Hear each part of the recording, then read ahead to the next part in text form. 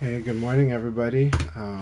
It's Chanchai, and yeah, we're here for Kai's League Open League. It's the last league session of the whole first quarter, and pretty excited. Just got back a few days ago from my trip to China and Hong Kong. That was an amazing trip, and I'm gonna correct some settings, join Kai's room, and we'll have some good times. Be just a moment.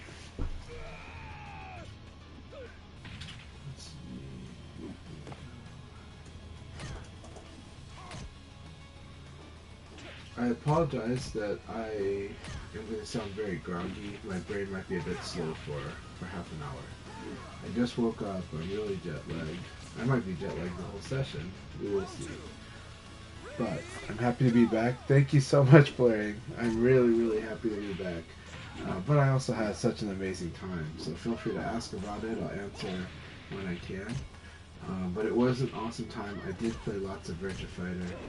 So, yeah, I just had a great time, and I'm glad I got to play a lot of really high quality Virtua Fighter as well, and made a lot of new friends. So I am still gonna write reports for Shanghai, and which I'm in the process of, and also write a report about the Hong Kong session as well. I've already written a report about Beijing. Beijing was really awesome. And I do think Beijing had like the strongest player out of all the players I fought. But Shanghai is a very exciting story to talk about, and so is Hong Kong. And they all had incredibly strong players. So, and I can talk a lot about the type of players, what they were very strong at, and their background. So it's gonna be fun talking about those. All right, so let's get to Kai's channel here. First, I'll do.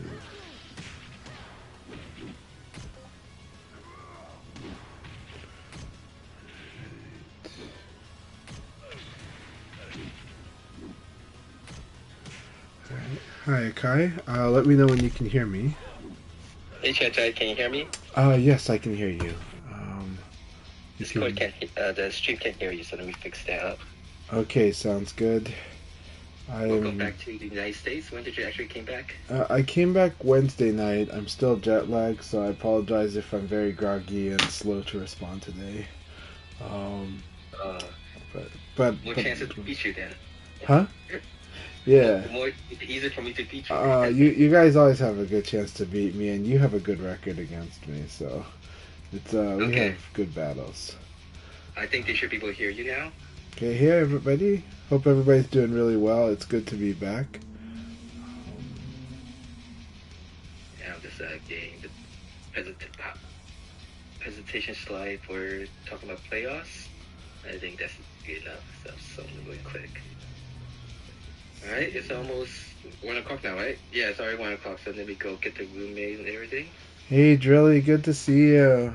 Miss you guys so much. I had an amazing time in China and Hong Kong, and I can talk about that if anyone has questions. But really wonderful to see everybody today. And Drilly, I'm so happy that you're active in the chat. So. And since you've been gone, we now have weatherkids.org as the advertisement, as you can see on the stream. Change our future now, which is an actual legitimate advertisement now. Yeah, they do look pretty funny, but yeah. Well, I did get to see Weather Kids right when I started up VF, and I thought that was hilarious. Um, but it's okay. What was it? Well, because it was on Jeffrey's stage, I kind of joked privately that it's like Weather Kids versus Demon Shark. The matchup is real. Mm. So let's see here.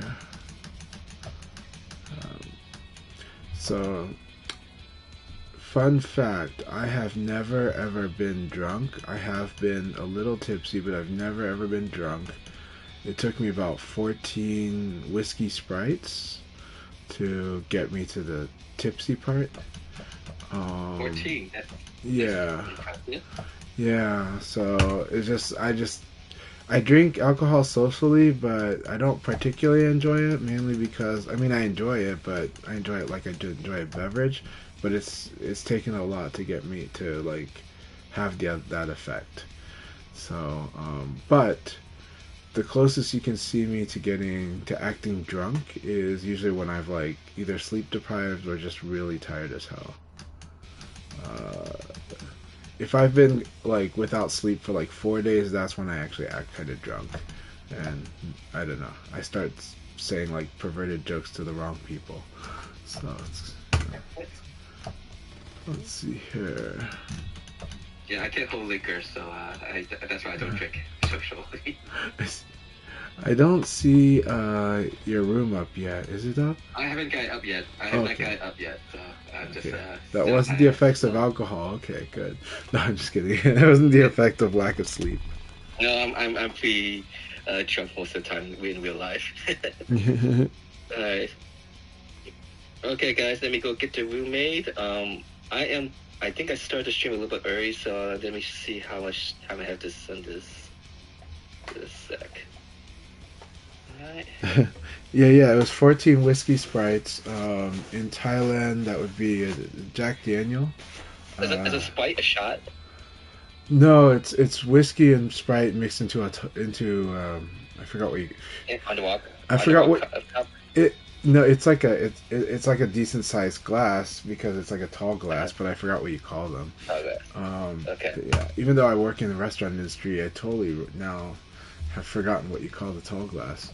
I think you call it a tall glass, but you know, it's like a narrow tall glass. I can't say it's eight. It's about 8 ounces. Yeah, an 8 ounce glass. Yeah. So in Thailand, I don't know the ratio though of the Sprite. I can tell you though that other people get in Thailand. A lot of people get drunk really fast. So yeah. And it's a situation where you know everybody keeps buying you a drink, especially when you're the foreigner, when you're the guy from out of town. So yeah. It's like I can, you know, strong memory of everything, of like all conversations and everything happens. The effect of tipsy that I felt was just the delayed, you know, basically lag, right? So you get the visual lag, so you get the blurriness, and you get the and you know that you're speaking at a slower, but you still really remember pretty much everything, and you're in control of everything. Though you also know that you're a little more excitable in the sense that like you know like you can get rambly, or each person's different, right? But everything is, you know, really under full control. You know, it's like normal. So yeah, so that was what I was feeling, and that's only happened to me twice. Yeah, at least from alcohol. Yeah. I found out that I can't hold liquor because I was working at my parents' restaurant helping out, and once somebody ordered like a Russian, like Russian or something, I think, and I made the mistake of making it a white Russian. Oh boy! And so then so my which is basically this one that has milk. Basically, that's the only difference. And so. I brought it back in, and I told my parents, "Oh, I made the drink wrong." They say, "Don't waste it. Go drink it up when it's lunchtime break or something." I said, "Okay." And then this was the first time I actually drank alcohol too. I see. And so I just chug it down. You know, on the first. I think it was like vodka, one shot of vodka, one shot of rum. Yeah. And basically, I dropped it and fell asleep on the bar counter. I see. Yeah. So that's when I said, okay, I should not be drinking. It's a good story. Though I would say though, at least in Oregon, it's illegal for service workers to drink. So they look the other way though on straw samples. But technically, at least in Oregon, you're not supposed to drink any alcohol at work. So, but no one's looking, and it's and it happens a lot at a lot of places. So.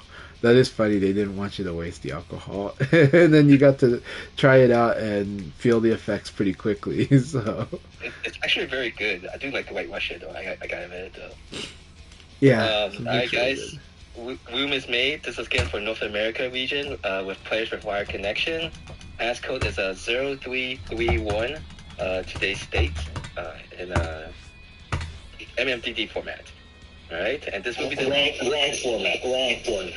Okay. Wrong form, yes. Correct form would be nice. Yes.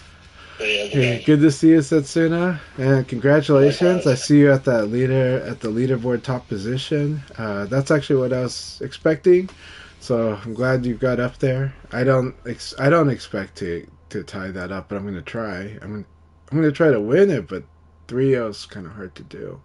It's really hard to do, especially when I'm feeling the way. I mean, maybe if I played Shun today. But also shout outs to Nelly. Nelly went onto my stream and said salute. So Nelly, it was really awesome. I had a really fun sparring session. I joined in Assassin's session last night, so I got to have matches with Assassin and Nelly, and that was a lot of fun. Was still feeling jet lagged, but had a great time and was trying to focus on certain options. And Nelly's Vanessa is always amazing and strong. But I did get to fight another really strong monster, Vanessa, while I was in China, in the Shanghai region, and it was a player who only plays in the arcade. They never play console or PC. So yeah. Hey, Drilly, yes. So that was a lot of fun. Yeah, many stories to tell later, but we are here at Akai's League, and we're happy to talk about everything here. So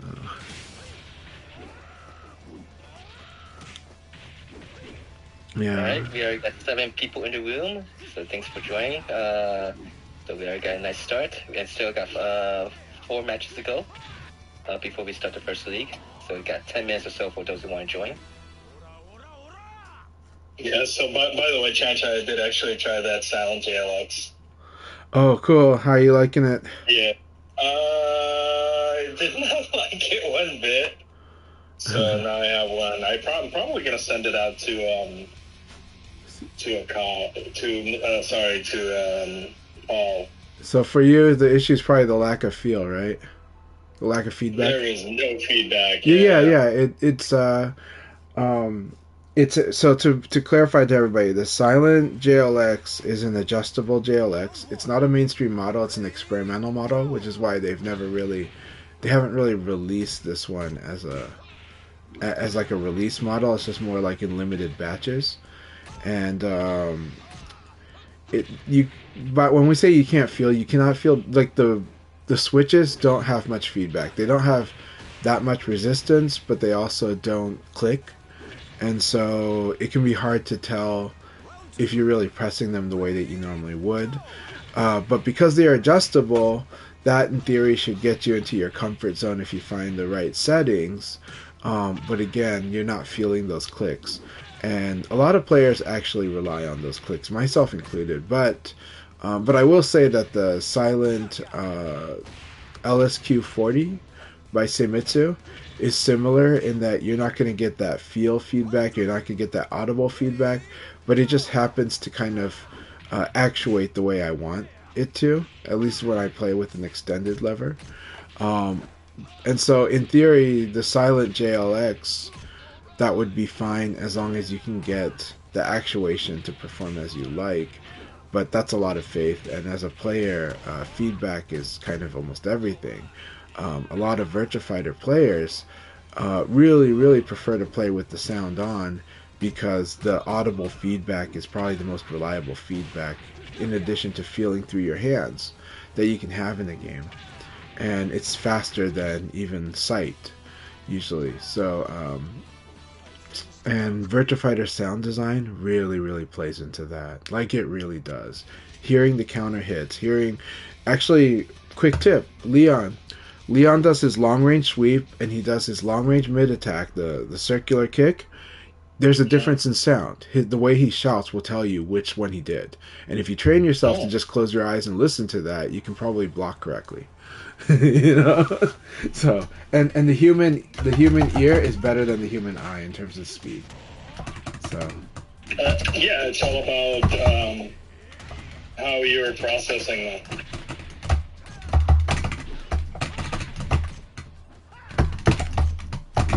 Alright, 3 more matches to go. Okay. It's okay. And, Satsuna's gonna wake me up here. No, I woke up numbers at Summer Jam. That was not fun.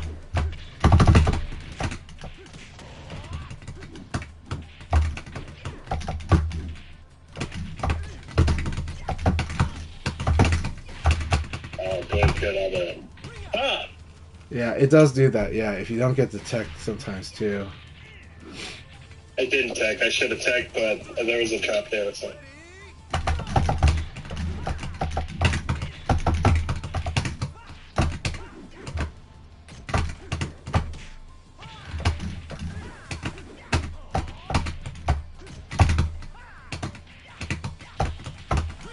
Oh, nice. Thanks. This PK is not guaranteed, for the record. So.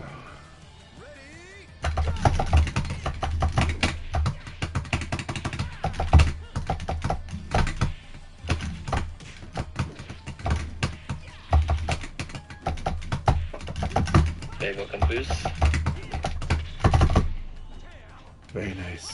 So, most likely spend most likely time in between the first and second league to go over the Yes. ideas of the playoffs.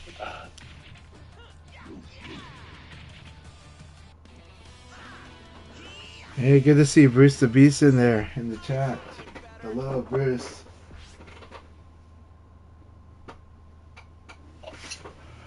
Anything the Chinese VF player Nelly asked me a question. How many games left?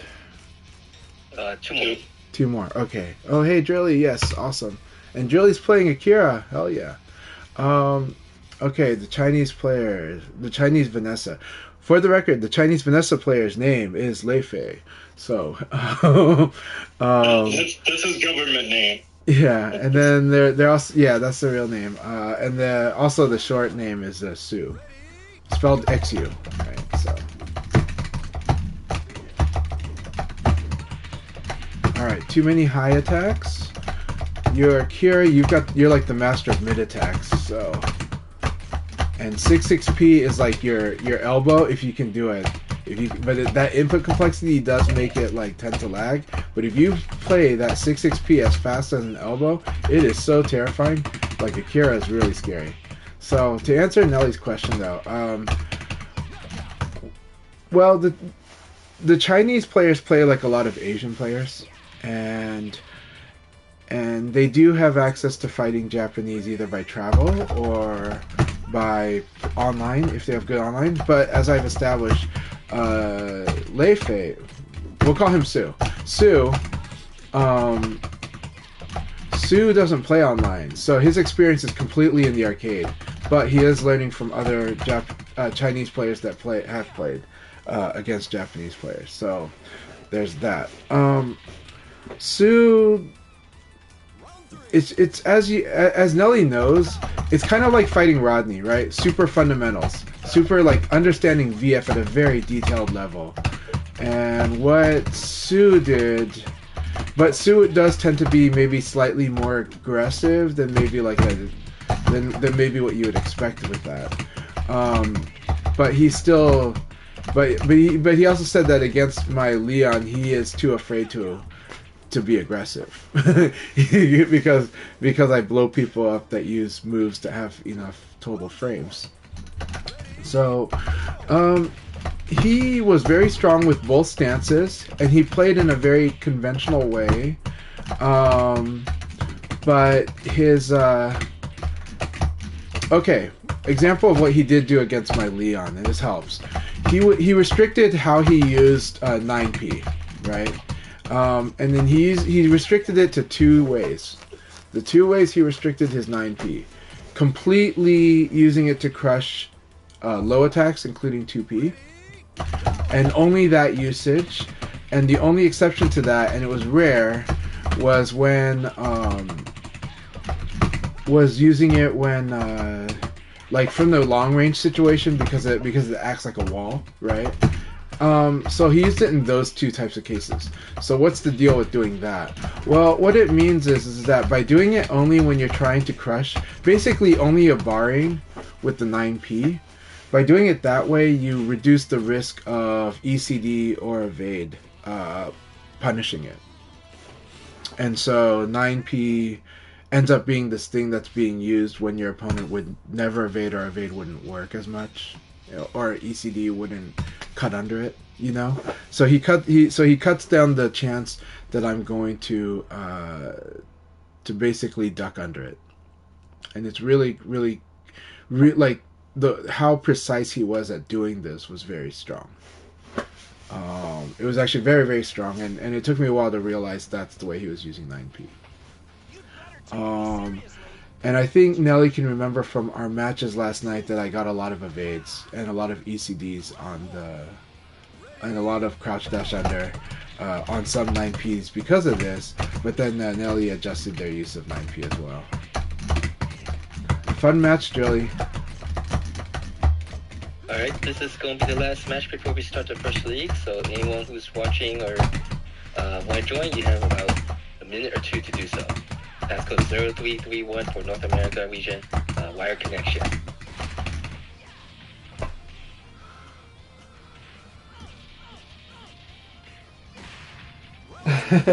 Yeah, K-Lever doesn't okay, so fun notes from my chat. Drilly mentions that they've been using Korean lever on Tekken 8, and I love Korean lever on Tekken, but for me personally, my hands aren't that big. They're like just slightly above average size, so I cannot palm a basketball, right? That's a good measure. Like, can you palm a basketball? Your hand size might be kind of a little large, you know. I mean, I could palm a basketball, but it's not comfortable. It's not like it's like barely holding on, and it would be swiped pretty easily in basketball if I did that. So they mentioned that on VF they just switched back to pad, and I kind of understand that. I do think Japanese levers are super amazing on Virtua Fighter for like the for a more average hand size, right? Then I think Japanese lever I way prefer. What's the deal with Korean lever when playing on Virtua Fighter? Virtua Fighter just likes really fast directions and fast neutrals. It doesn't need to be the most precise because Virtua Fighter's input buffer is actually quite forgiving. It's built for a certain amount of like mistakes are tolerable. Whereas Tekken's is not really. Tekken, for like one frame, you push the wrong input, it will throw things off.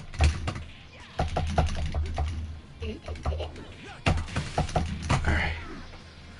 Good games, Tiggy. Alright guys, we're going to start the league now with 10 players. Got Joshua Peckman joining the last round. Let's see, I think I got everyone listed here. Alright. Let's go start it up. Good luck everyone, have fun. Have fun. Thank you. 10 players, 9 rounds total, so this will take about 30 minutes. Let me go. Alright. So, now it's just us in the chat. We're not interfering with Akai's game. The JLX is really, really good. That is like the cheapest, really strong option you can get too. At less than $30, the JLX is an amazing value and plays Virtua Fighter and Street Fighter and a lot of 2D fighters amazingly well. Probably my highest recommendation. It is better than the JLF. I would say that the JLF... Oh, good. Here we go. Alright. Let's go, JPAC. Very good. Very good.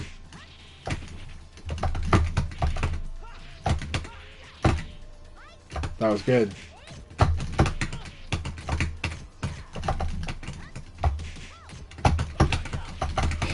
Alright. Good round.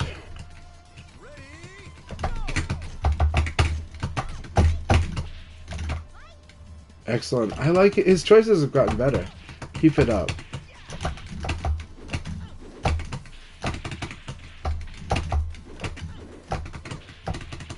So this trick is always going to be really mean, right?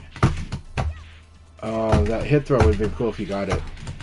Would have been cool if you got the hit throw. It's keep working on it. It's hard. That hit throw, the reason that one was hard because it hit really late, right? It hit like at the edge of his hit frames, and because it hit at the edge of his hit frames, it means that you have to like wait to input that hit throw, like the throw part. Oh, that's good. This is helping me with my buffer. Right now, I am having trouble buffering a bit, so. Alright. Good game, JPack. Good game. Thank you for the trade. Thank you for the match. Thank you for helping wake me up. I appreciate it very much. Yeah, the JLX is really good. I would say, how does it compare to the Sanwa lever I recommend a lot, which is the JLF with an auto V5 mod? I like the auto V5 mod a little more, but that is like a super lever that when combined is like $25 plus $30. It's like $55. Still a good value. But the JLX at $30 plays almost as good as that. And is so good. And you will feel like your inputs more cleanly, and the neutral handling is better, and it's just much more stable. Alright, let's see how we're doing. Very good, J-Thor. That's it. This is the way.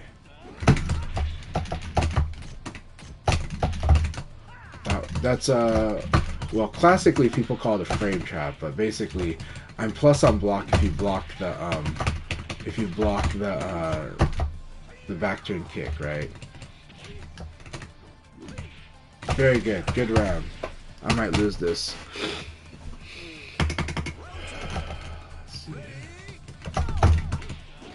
I like that. Yes.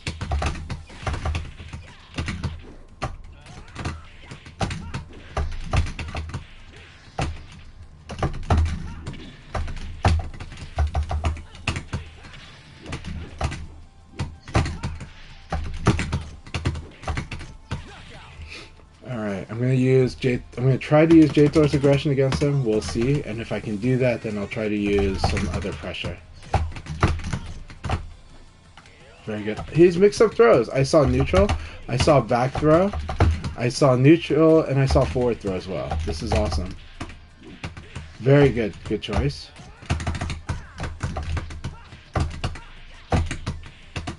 Alright, good. I got the side lock. So, being aggressive against Leon when he forces you in the side turn is a bad idea. Very good.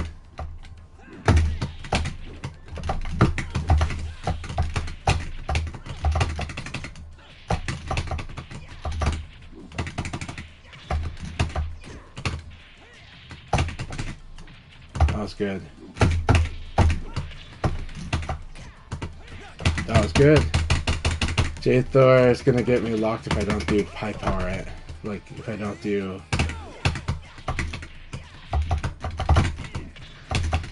Yay. So glad I got those. Okay.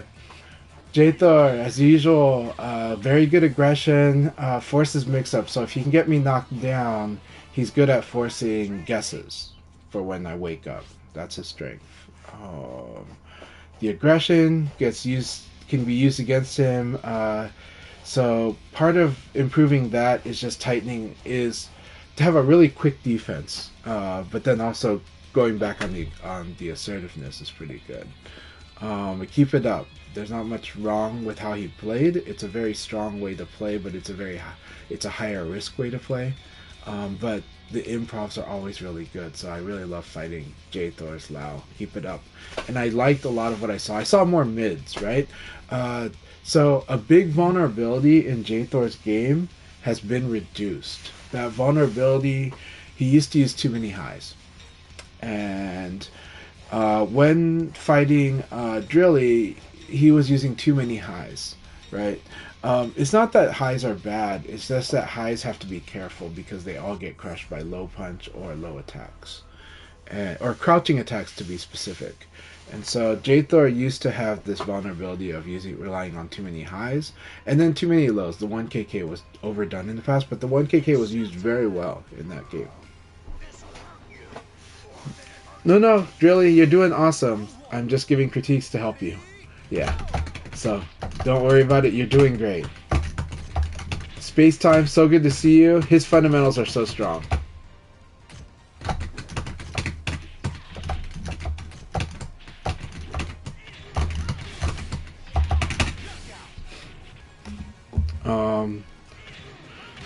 Yeah.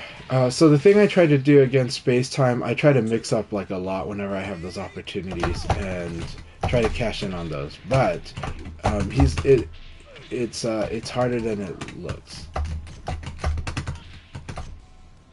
and he can do very fast fundamentals.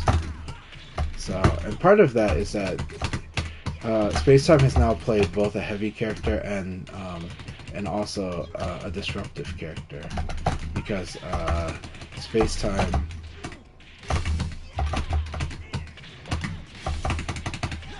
Got it. Okay, Space Time also used to play Pi, and their Pi is very good, and it's a very similar Pi style as Akai's actually. And so their Jeffrey has helped them kind of in certain ways.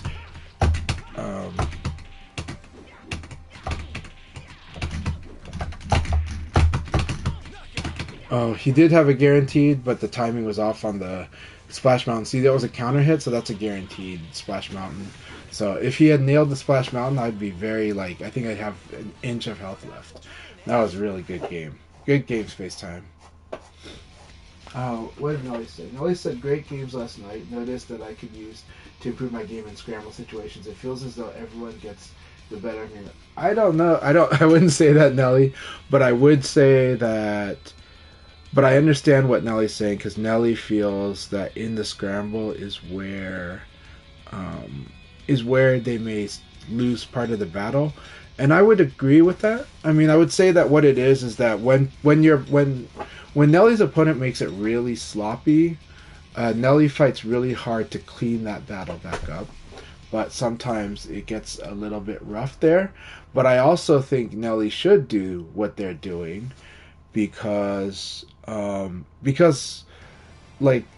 happens at the high, that maintains the way they're able to dictate battle, and so I do think it's just more of I think they're already so strong at cleaning up a lot of the slop from the opponent's side, and I'm a very sloppy opponent, right? I'm the type of opponent that can really make a fight dirty. So hard. I mean, that's the best I can describe it. It's probably a hard way to describe it. It's hard to understand what I'm saying,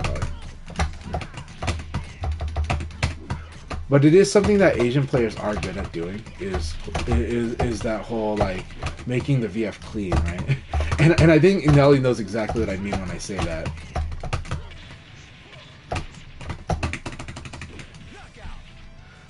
Good round. I'm glad that I'm able to weave certain stuff in this fight with Bruce.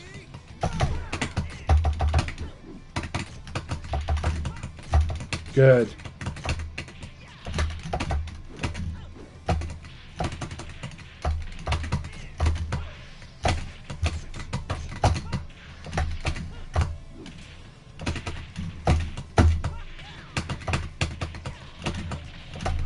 But I think maybe what Nelly also aspires to do is what Denkai's really good at. Denkai is so scary. Denkai is the person who can correct everyone's rhythm, because Denkai feels people's rhythm way too well. It is so scary. It's what I've heard people describe Tekken, Pakistani Tekken players. That's kind of like Denkai, right? Which is Pakistani Tekken players.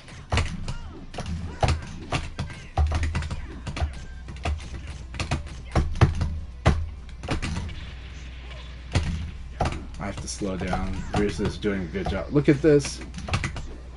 That was so good. That was so good. He knew exactly what I was going to do. He knew exactly what I was going to do there. He knew I was going to go for throw. So good.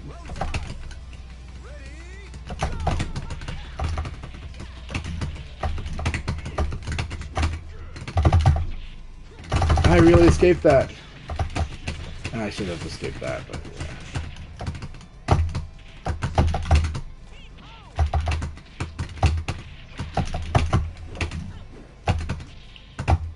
That was such a good move.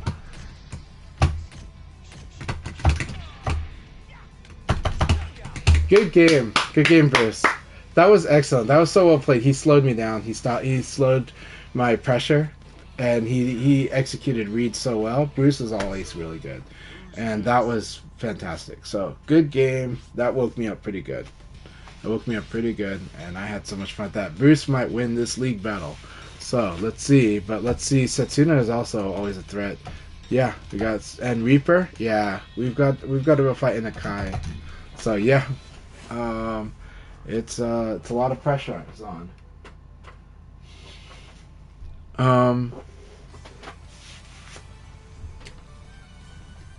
But Nelly is good at correction because Nelly is a very smart intellectual player. I like the way Nelly plays because Nelly plays their opponent. Nelly is quite interactive. Alright? Not everybody is.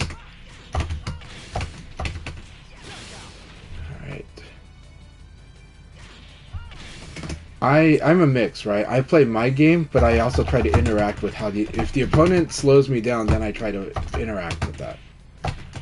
And that can be good or bad. And players that have played me enough, that's why they start doing that to me in reverse, right? They start realizing, oh, okay, Chanchai is now reading me, and now he's going to try to go for this. He's trying to break that thing. And now... Then the thing is this, when your opponent realizes you're reading them, so the more you read your opponent, the more you can be conditioned if you're not careful. And so you need to be fighting that conditioning, right? And that's what's awesome about, VF, and also awesome about a game like Under Night In-Birth is there's a lot of this whole, is my opponent, like there's a lot of playing your opponent more than anything else. And when that happens... Good game, Jelly. Good game. And so when that happens, some factors to think about is strongly, is my opponent interacting with me? And this changes in the match, right? Like I just said, if you want to know how I play, it's very non-interactive at first because I want to see how you react to that game. And then I'll start trying to react to like how you deal with it. Now, sometimes I'm not as in control of my responses as like Nelly's very in control of their responses, and so sometimes that process can be a little sloppy on my end, and so sometimes you might see me, it might be harder to read because you're not sure when I'm interacting or not. But this is an important thing depending on the style of play you want to play. So what is non-interactive, right? Non-interactive play is kind of like a lot of set play without really responding to what the opponent's doing directly, but forcing your game on them. Non-interactive is like when I'm doing the boxing and I'm doing kind of automatic responses for a while. But I am doing direct response to what you're doing, but again, it's a little more Tekken-like. Where it's like, these are the things you should do, or like, this is like your general answers, right? But then interactive play is really where you start to really try to crush your opponent's options very directly. Not what people typically do, but what your opponent specifically is doing, right? That's interactive play. Yomi play can be done in either ways, really, but mostly Yomi is interactive play, and fast reactions with a lot of forced play is usually non-interactive, and very defensive play, that one's harder to categorize. But yeah, so interactivity matters, but a good way to say interactivity, because I call it interactivity, and not everybody understands what that means, right? There was a really awesome Under Night In-Birth player, game designer too, who broke it down, and they called it "My opponent is thinking of me." Yes or no? Or how much my opponent is thinking of me on that scale, and that really sums it up. That's probably the best way to tell people, like, how much is what my opponent's doing is based on they're responding to what I'm doing, right? I call that interactivity. But this is a great way for everyone to understand what that means, right? How much is my opponent actually thinking of me with their play, right? And then I think the other dimension on their graph was aspect. And I will tell you, if you were to graph me, it's kind of all over not all over the place, but it's like I'm doing both. Like I'm switching between whether I'm being interactive or not. Yes, that's a very good way to do it. It's a really good way to put it. Adaptive and reactive. Yeah.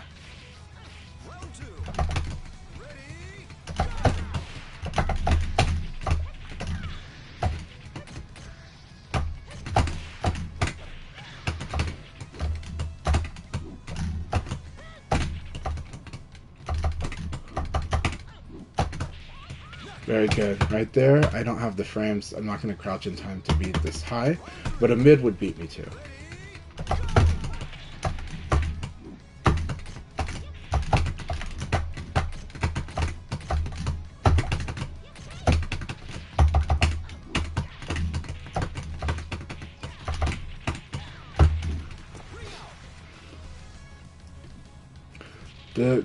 You really do want to tech roll whenever you've got like well, it can be it goes both ways.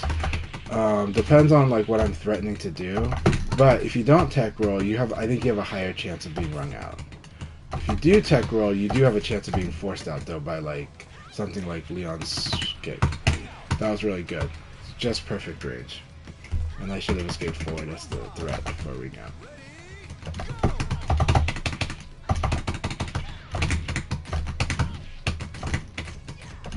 Good.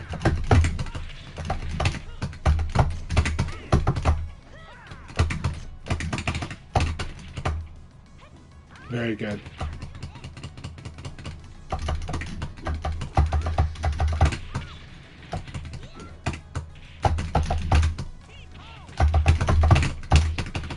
Yeah, got it. Good game, Akai. Always a really good game.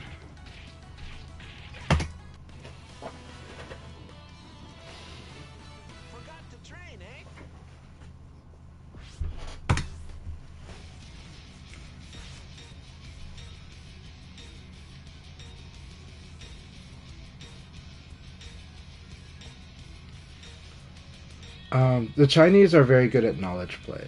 Out of all the Chinese I fought, I think there's only one that is like the super aggressive type like me. That was a Brad player of all things. Normally Brad doesn't play this way, but it's a Brad player named Simon, and Simon was really fun to fight, and he has a very aggressive personality too. He's got a very low patience personality, so opposite of mine. It's a lot of fun, lots and lots of fun. I think he loves fighting me a lot because we both did this. Very good. I thought I escaped it, but not in time.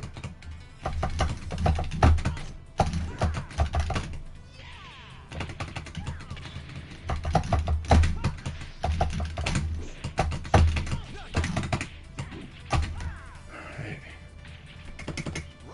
Zaytigi has a good balance.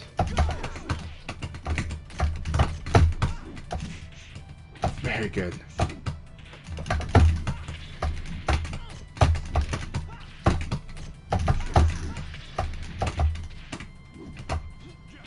Very good. Good choice.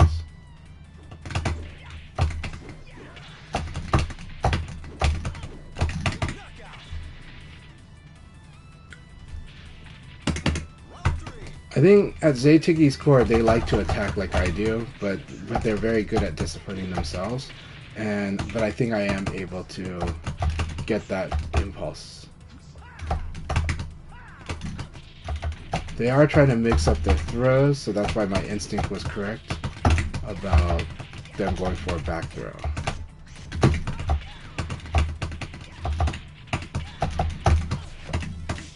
That was so brilliant! Good round! Good round!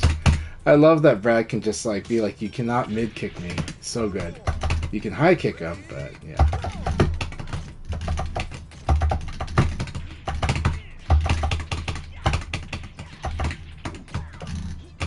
No, I put myself at real high risk here. Oh, we got it. Good game. Good game. Very fun game, Zaytigi. Always fun. I love fighting Zaytigi a lot. There's a lot of cool solutions they come up with, and I think they remind me of me in many ways. So it's good. I have to use a grip.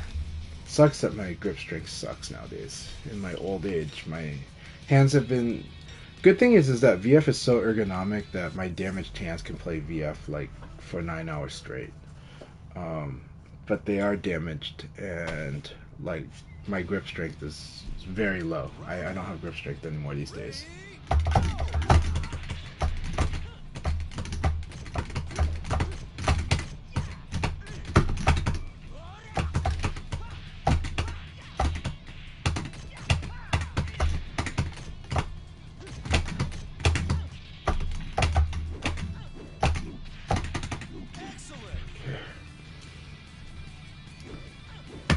I think gotcha is a very good tag for Setsuna. That's like how I would describe the way his Akira works.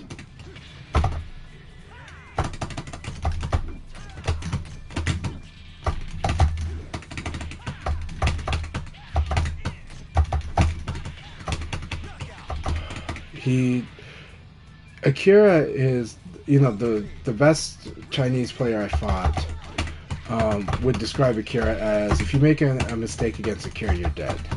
And that's true. And, like, he's gonna make you feel it.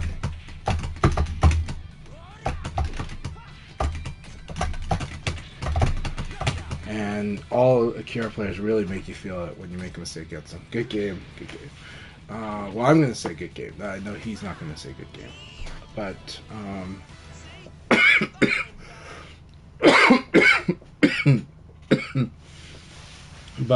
Setsuna always scares me because they are very good at making these very targeted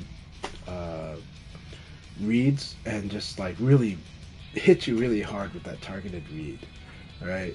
Setsuna's that player that like kind of is like holding on to that like sucker punch and just knows and will find a certain spot on you where they're gonna sucker punch you really hard. It's really scary. And it's scary because you can easily get sucked into the rhythm of thinking, I've got this game, I've got this round, I've got this round, and suddenly you get sucker punched. And it's like a sucker punch in boxing. It sucks. And right? And that could like destroy boxers' careers because that's where they get glass jaws from, like that one fighter that was really good at finding that spot. And I think, in the history of boxing, many boxers have lost their careers to sucker punches, to people that can really sucker punch them good.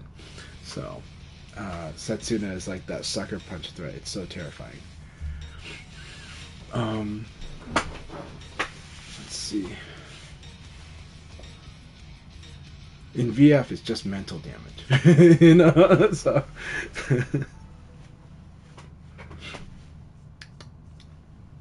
Because once you get that sucker punch in, then you're kind of scrambling for the solution, and his game has some of that built in.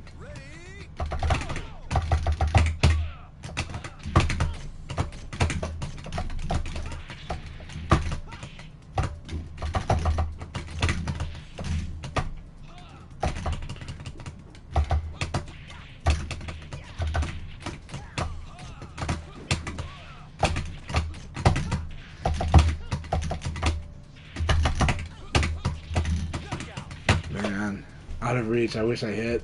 It would be so great if that hit. No, too greedy.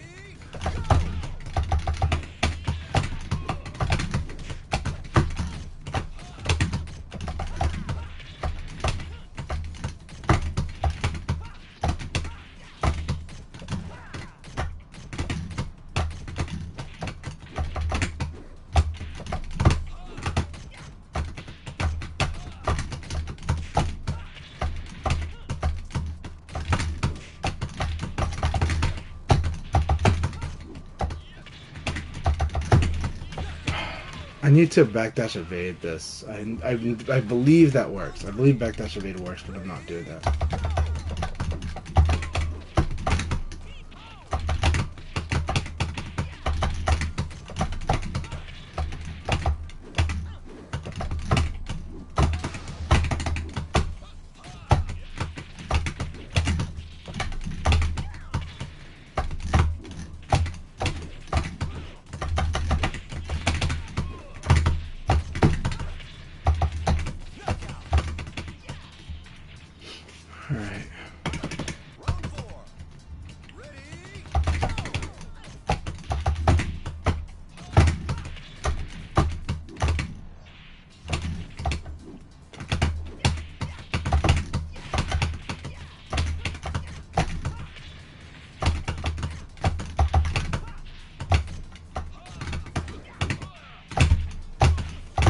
This sequence. Oh, that's it. That was good. Good game. Good game, Reaper. That was so much fun. Really fun game, Reaper. I had a blast with that. Reaper plays in mostly moral style these days, but he will call out things that he thinks are Abari. So he's always going to check for the Abari, and it's really good. So it means he's going to do like... So against me, I think he assumes I'm going to deviate from the frames by about 2 frames. And so he actually targets punishment that way. And I got to work on that. No problem, Drilly. I'm glad you made it even for just the one session. So this was an awesome one. Reaper, congratulations on taking first. That is awesome. Drilly, I'm really glad you joined us today. And I had a blast having you in here. And please keep on doing it, and welcome back to VF, man. But at the same time, don't blame me for enjoying Tekken. Let's keep practicing. School's back in session.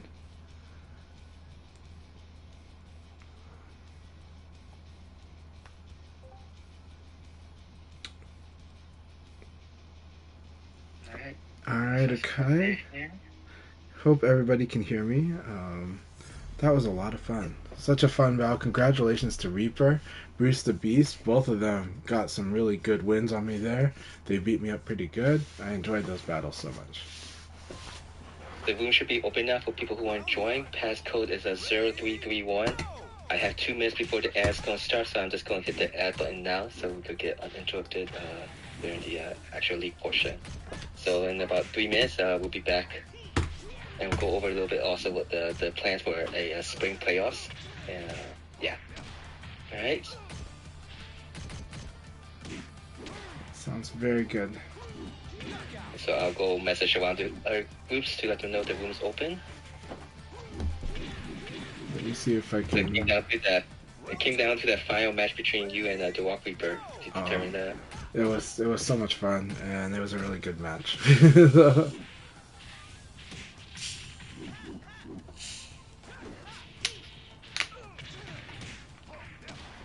To respond to J Thor's chat message, VF3 is such an awesome game, so yeah. And yes, Tekken 8 is a very clean game. I really like it a lot. VF3, love it a lot. One of the best. And but of course, this game is always going to be my favorite. It's just way too much fun. Silverbolt, thank you very much. It's good to be back, and it's good to see you, man. I hope you've been doing really well.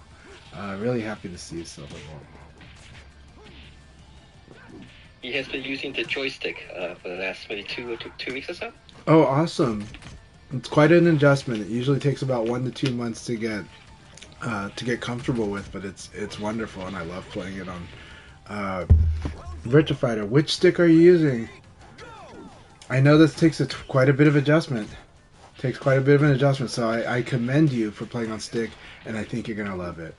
But I do anyways. That's my bias. Oh, Giga Phoenix is in here. I love fighting Giga Phoenix. They're very strong. They are a very smart player the way they play. It interacts in some very scary ways.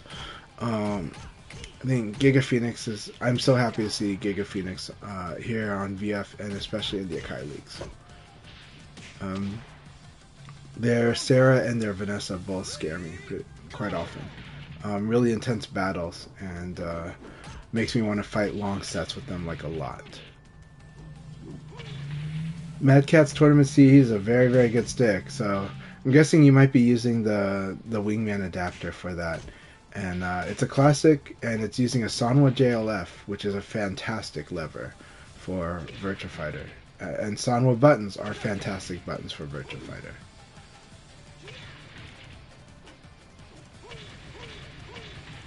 And Virtua Fighter has a very unique feel, so it's not going to feel the same as Street Fighter when you're playing on a stick, but it feels great. So, especially when you get used to its handling.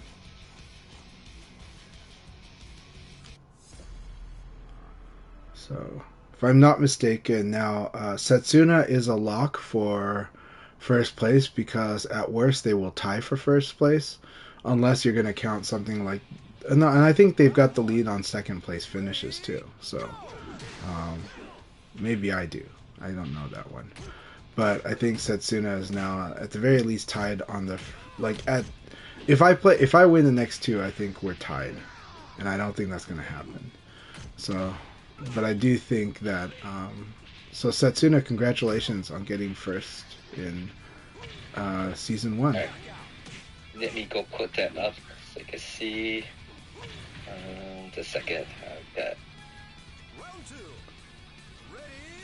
That's one. Good to see you, Silverbolt. Welcome to the room. I'm gonna do the break thing because I need to get caffeine. So right now, Cessna, because the Walker win that, Hey guys. yeah, Cessna is guaranteed to get first in the leaderboard now because he has 16. If you win the next two Chanchai, the tiebreaker will be how many second place finishes they have, Gotcha. and Cessna has 16, and you have 14. Yep. Congratulations, Setsuna. Congratulations, You have Setsuna. locked the first season. Congratulations, Thank you, guys. Setsuna. I gotta thank the Rock Reaper because I wasn't able to beat Chanchai this time around. Oh, Sorry. no, it's really good. It was a lot of fun.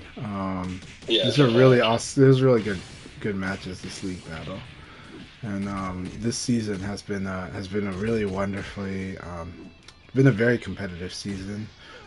It might not look it, but within each league battle, it's been pretty competitive, and we've had a really good mix of players competing this season. So I love it. It's unfortunate that Bannock's internet situation changed because I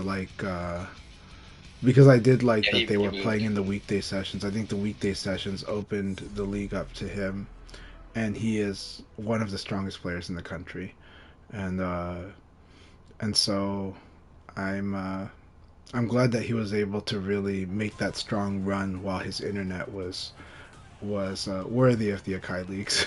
So I hope his internet situation will improve because I think he's always willing to play.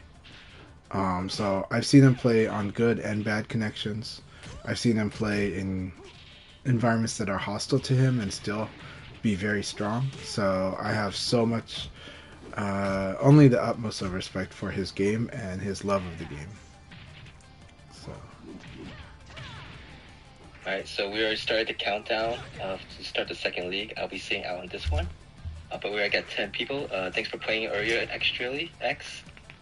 Joining us this second league, we have Silverbolt and GigaPhoenix. Let me just do some quick things, and then I was going to go over just a little bit of plans. If we get enough people interested in doing it, we'll do a playoffs after every quarter. So this is basically, like, for example, let me just do something really quick here, and I'll go over that soon. Sorry, that's it. Alright, let me just put this. I'm sorry. Where's the studio mode? It does slice up.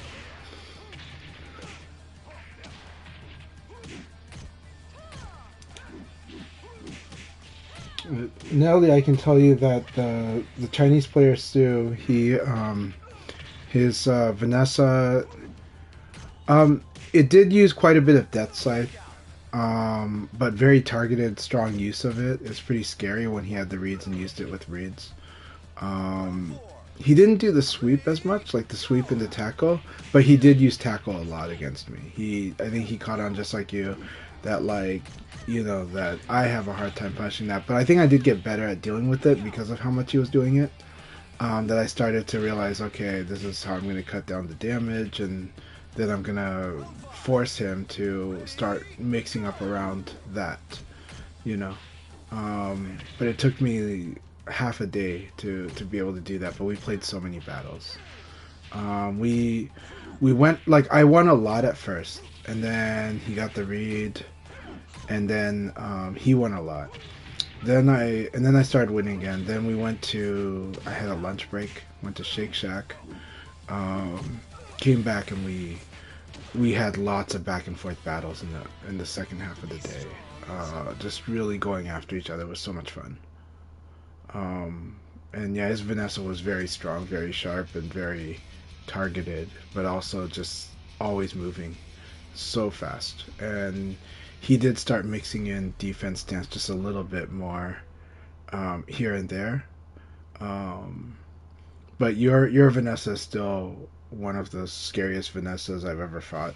You know, of course I haven't fought Shark much, and so and I'm not going to compare anyone to Shark, um, but Nellie's Vanessa is still one of the best Vanessas I've ever fought. And Sue's Vanessa is now also one of the best Vanessas I've ever fought. Yeah. All right. I'm just gonna take the time now just go over the plans. Hopefully, we could get this going. If not, we could just do open league sessions as is. So the open league session is going to stay the same. The playoffs is going to be done outside of the actual, what we've been doing right now.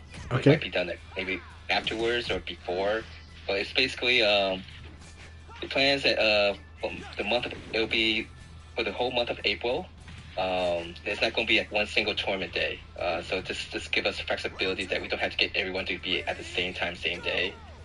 And if needed, we'll go make it pass into May if we need to do so. People that can participate, those who have participated in Open League and finished in the top 25%. So I don't know who's. So for example, today the Walk Reaper won, so he already qualified. He already won 3 times too, so he had qualified to participate in the playoffs. Bruce, because it was a 10-player league, finishing second is also putting us in the top 25%. So if he wants to, he could participate in the playoffs. Awesome. But those who play in the open leagues, if you don't want to participate in the playoffs, that is perfectly fine. It's just something extra that for those who do want to and have the time, it's intended for you. But we want to keep the open league session as is. If some free time to play, play so. Do come and play. You not need to play in the playoffs if you don't want to. All right. But I'll be messaging people after the leagues. So basically before the next weekend session, whoever do want to participate will say yes and kind of tell me so tell me yes so that I could then make up a bracket. So basically I will make a bracket at the next weekend. Like whoever say so, who finish like lower on the ladder board, we'll just randomly put them in the position in the bracket. And the benefit of finishing in the top position in the ladder board will give them a little leeway on they get to choose which bracket they want to be in. And of course, everything can be adjusted as needed. Well, let's see. Go to the next slide here. And so the idea is that when we do get the bracket made, I will talk to each person, or each 2 players to figure out find a time that works for both of them to compete. At most, it's going to be 30 minutes of your time. Most likely it's just like a best out of 3 or best out of 2 match. Most of the time it's just take 10 to 15 minutes if we get this working well. But the idea is to make this as comfortable or flexible as possible so that if you really want to participate, just find one time that works is the main obligation. I don't think it necessarily needs to be streamed live, but I do want to record it so that we have a record and we could put into a nice presentation of some sort for people. Just as a record, hey, to celebrate, that we're doing something that hopefully is of interest to you guys and the people who's interested in who watches the streams at Virtual Fire. But yeah, also again, the idea right now I think is maybe 2 players will be a best out of 2. And with the first match would be random, stage random. Second match, the loser gets to choose the stage. That would be standard stuff. But that's basically the gist of it. Let me go put that to full game scene. Welcome, Kokonos. 3 more matches to go. So yeah, most part when I talk, I'm not sure how many people are actually interested or not. So that's why I'm gonna message people to see if there is actual interest and if we could hopefully we could get at least 8 people to say so that at least make us a nice little bracket that we can do a playoffs of some sort.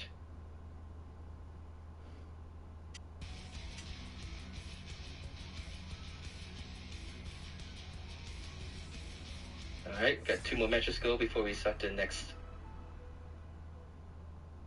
second league. And the main thing I think the players is kind of nice is that, those who can participate a lot during the league sessions, that's great because we need people to keep that can consistently show up and play. But those who can't, I think that might be a nice thing to kind of have so that you can participate also this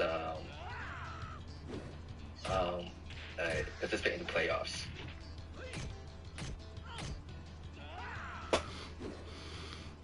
It sounds really good. Sounds like a lot of fun too. So I'm looking forward to that. I commented in the chat that Zaytigi's Leon is really good. I like the combo damage. He's trying to strategically punish. He's trying to punish Jthor's Abare, and I think it's really cool that Jthor did not play into it. But that's what the 6K is trying to fish out, like reckless attacks. So I thought it was really cool that Jthor was not playing into that. You teach him well. Yeah. Oh no, Jthor's. I think the league taught Jthor about this balance on offense, defense. And I like that Jthor is much more selective in using the 1KK these days. It's really good to do that, to be that selective with it. So his accuracy has gone way up on the 1KK. It has. It's definitely gotten a lot better since he started league. I think so. And I think in my chat, he's game for the playoffs. Just need to find out when.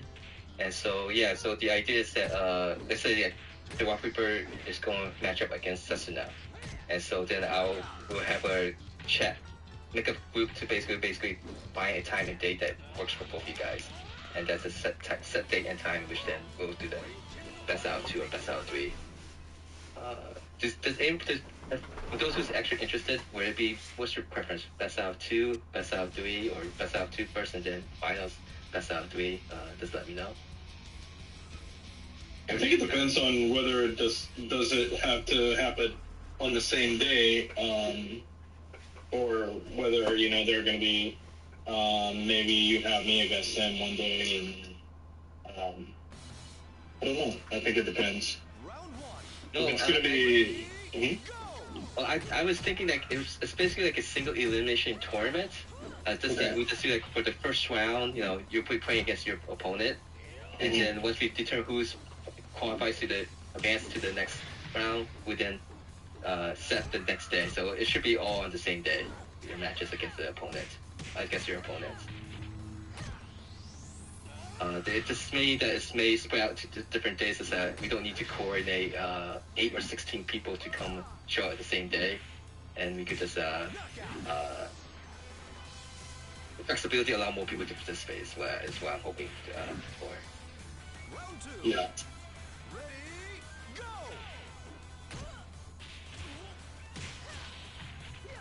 I think if we're going for a tournament type, it should be best of 2 and then best of 3 as we progress. Okay. I think this is the last match before we begin. Let's see. Yeah, this is the last match before we begin the second league. We got 11 players. So anyone want to join last minute? It's really fun watching this battle. Go ahead. You want us to record matches so you can show everything on the same day. So we don't actually have to stream it, so that makes it even give us more flexibility that it doesn't necessarily need to be streamed.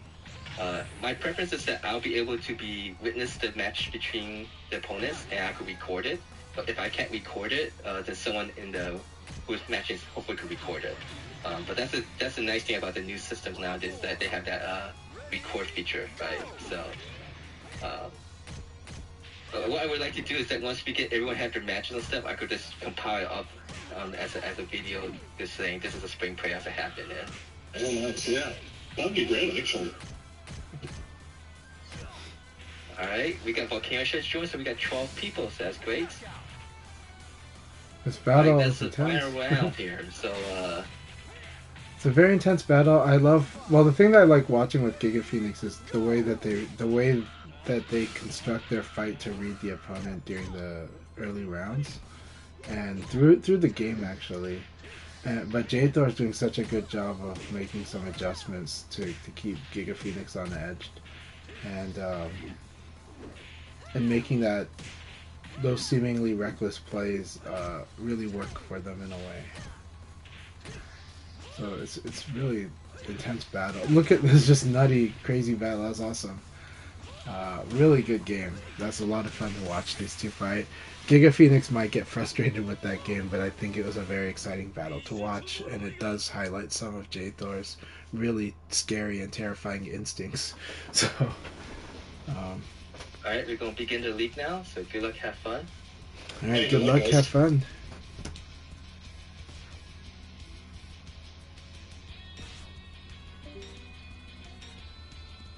But yeah, but Giga Phoenix is a very no, that's exactly the thing.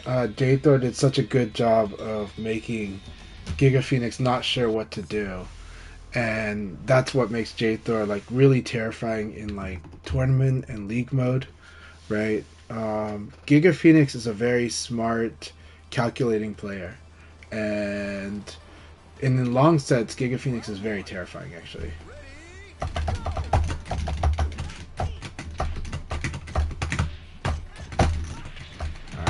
Try to finish that more.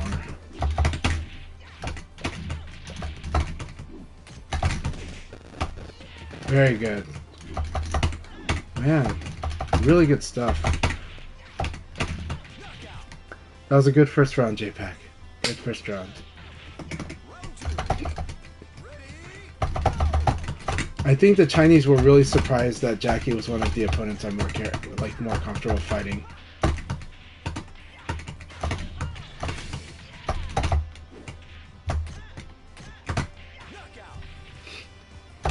Let's do this. 4K is actually what I need to do, but yeah.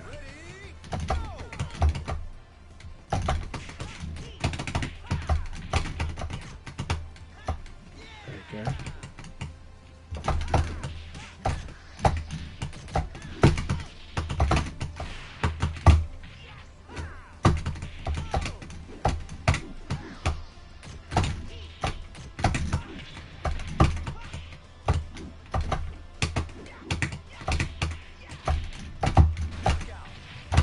Good game, JPEG. Good game.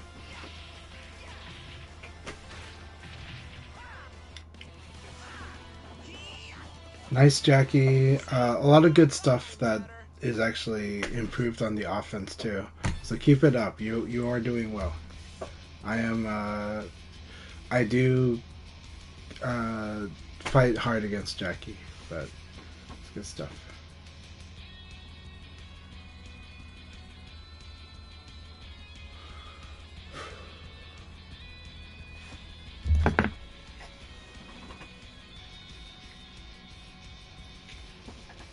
Yeah, Jade Thor did such a good job of keeping Giga Phoenix off balance and making sure that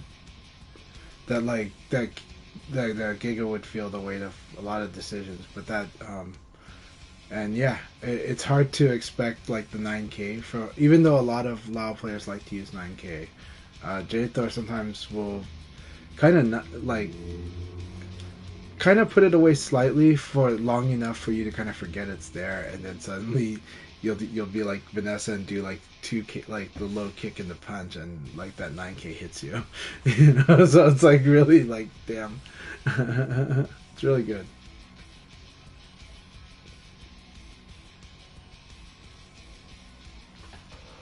The really scary flex is when the Vanessa does something like a 3P, like the most short range move to hit that thing. But that's too much of a flex because that can whiff very easily in that situation. And if it whiffs, that's really terrible. So. But 3P, that uppercut is way too hard to punish. It's so fast and so low on total frames.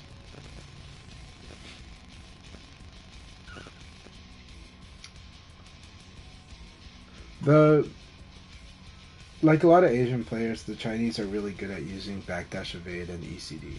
Very, very good at using it, and CD and crouch dash. Their confirms off of backdash evade is really, really, really, really good.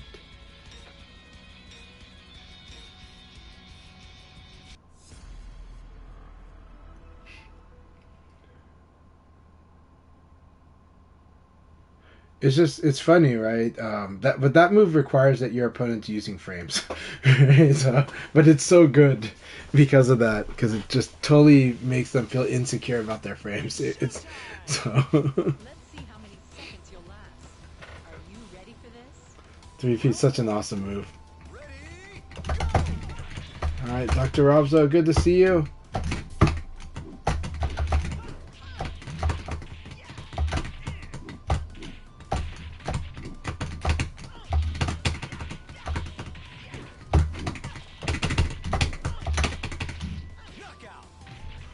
I almost wrung myself. I thought I was wrung out here.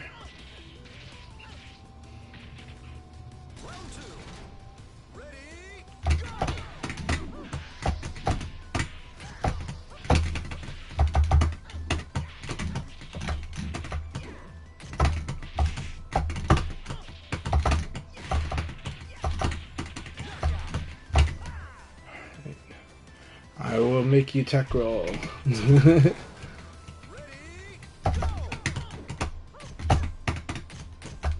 That was punishable.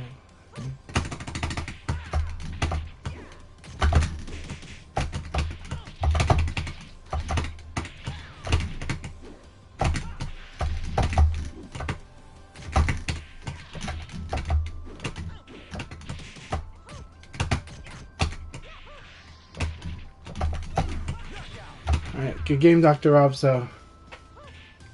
Always good to have you here. Hope you've been doing very well.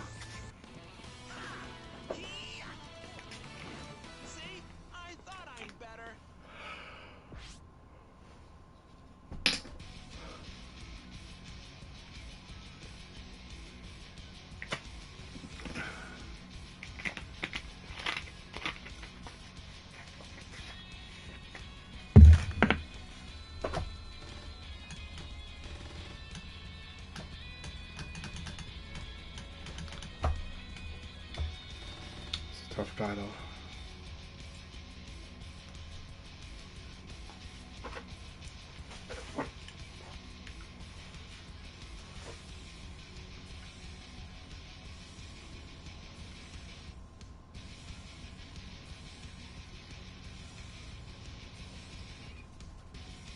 Nala, so good to see you as well. Really good to have Nala in the chat.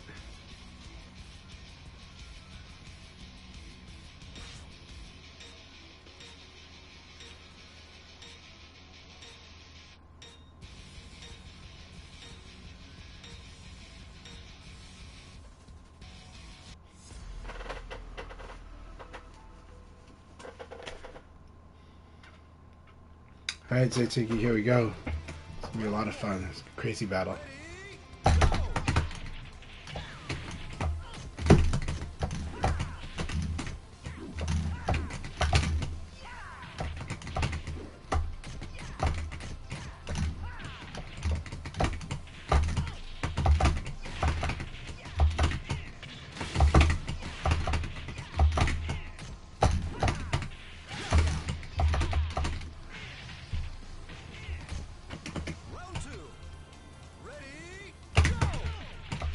That's good.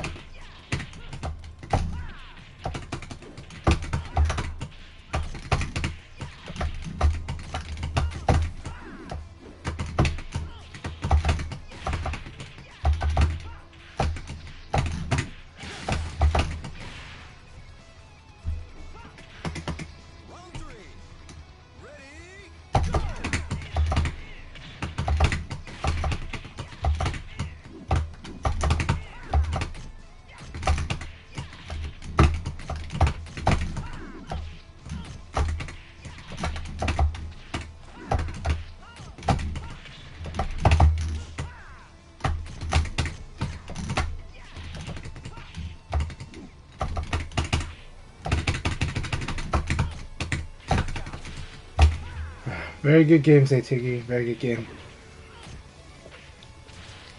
That Leon is getting stronger and stronger. I love the combo damage, like I said, and I like a lot of the stuff you're going for.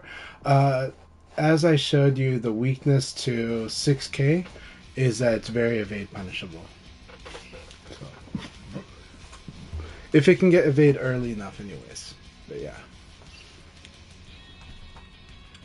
But it's a very, very good move.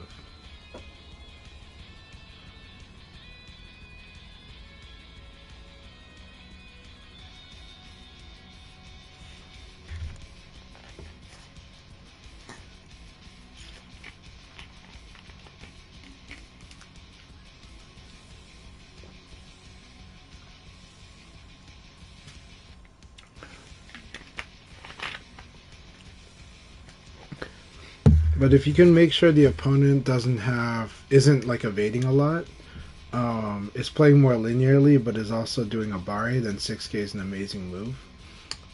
It is very good near the wall. If you get a stagger, it's still a very good move to go for.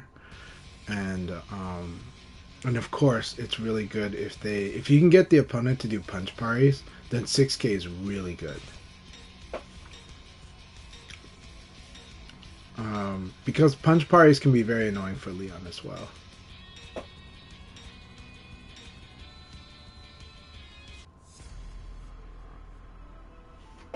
Like, I hate when John players get good at doing punch par against Leon. It's very obnoxious.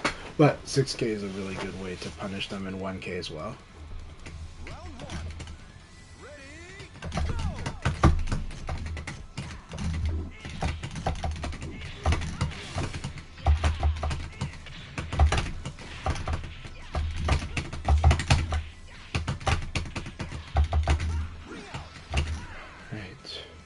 I'm gonna try really hard, because if I let Space-Time get into this battle, he's actually very, very scary.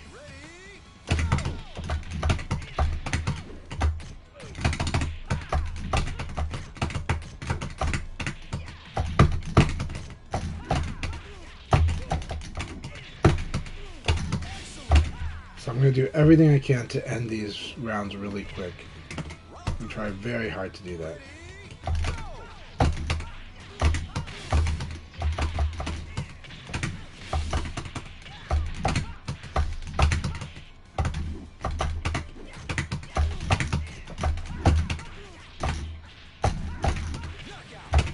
Good game. I did everything I could to make it a really fast game. So good, good stuff. But Space-Time really is a really scary threat. When they get in there, they do some very surprising things. Jeffrey that's what's scary about Jeffrey. I'm glad I got the proper guard punish against Jeffrey there. I did a KK when he did a 6PP. I think it was a 6PP. And it's something I've been working on. It's just I am trying hard to improve my guard punish, but I have to rewire my brain on like the way that I approach the fight. Yeah.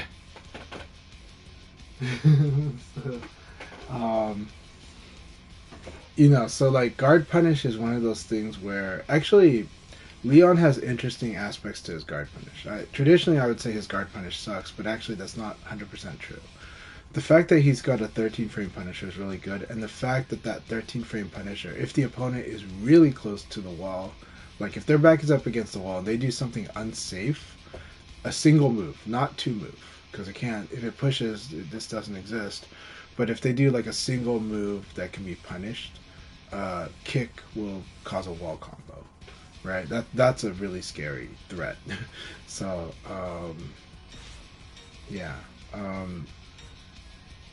To have that as your 13 frame Punisher be like the wall combo starter is a very scary thing, and something that Leon does have, and I wish I could do more.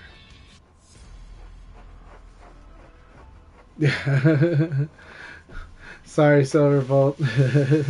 Keep it up. Hang in there, my friend. It's worth it. It is worth it. I am gonna play very hard on you as always, but.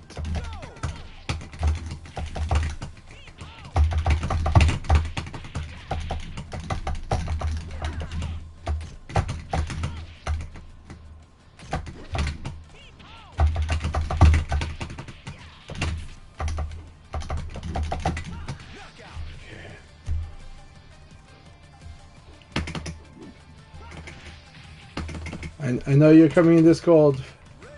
We're with you, buddy.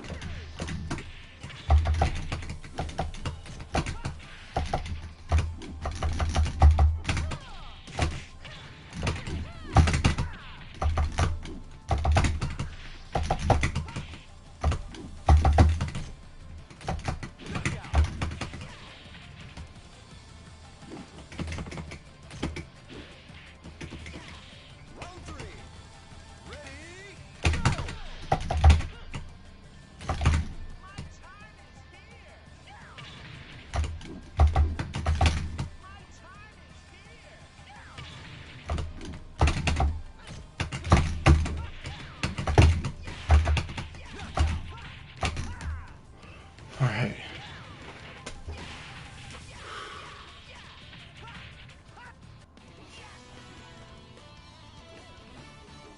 What a knucklehead.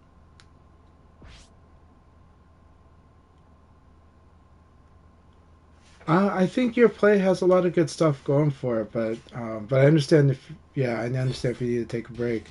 But I'm really happy that you joined us, JPack, and we like everybody is very scared of VF, but you are too. But I understand if you need to tap out, man. But I'm glad you joined us, and VF is hard. That's why we love it.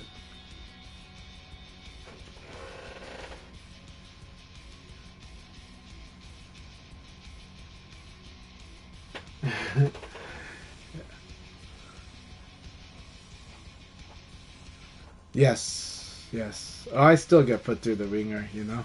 So sometimes Nelly puts me through the ringer. So I still get put through the ringer a lot by a lot of players. So it's good stuff. I've been put through the ringer by Nala as well. So yeah.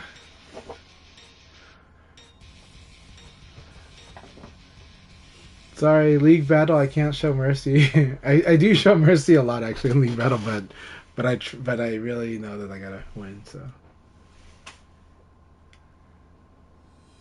Round one. Ready, go!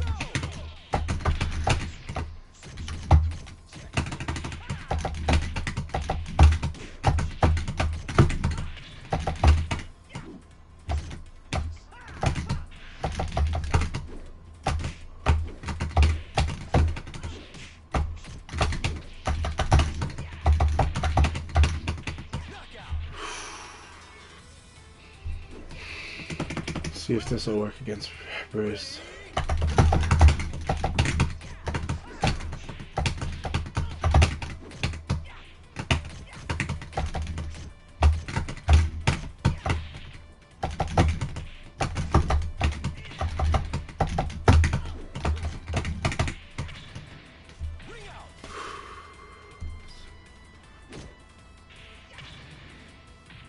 I think that is what I try to do.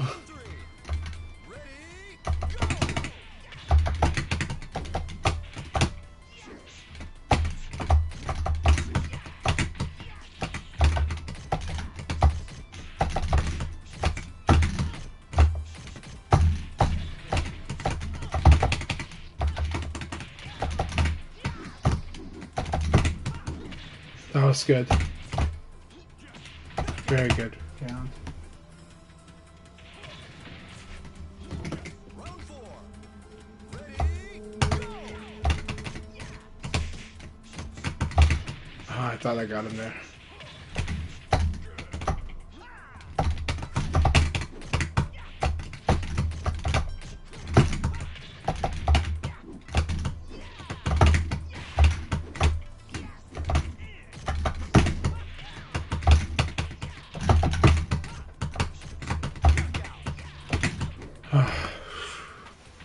So look at Bruce.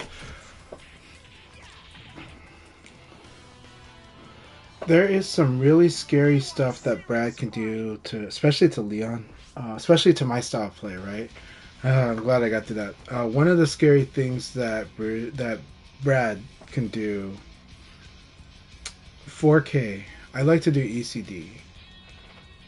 If Brad does like 4K into like ducking hook, and I ECD after that 4K, I think that hook like sets me up for like Half-Life combo.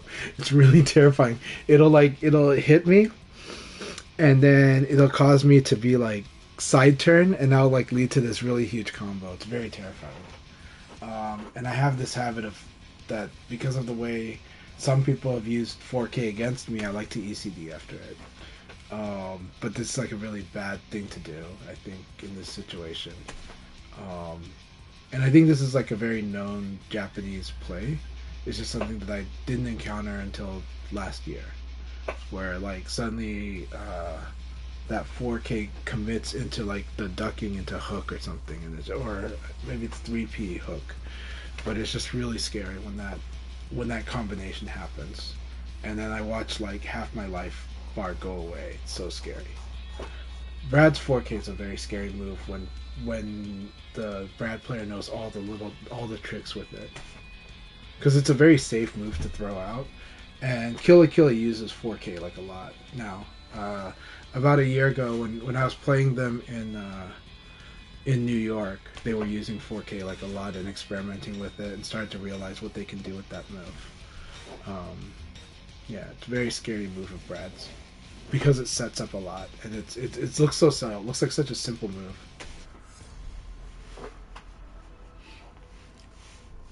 I am trying to put up a lot of like drills for people to do. There's stuff that's like general situations that'll help them. Yeah.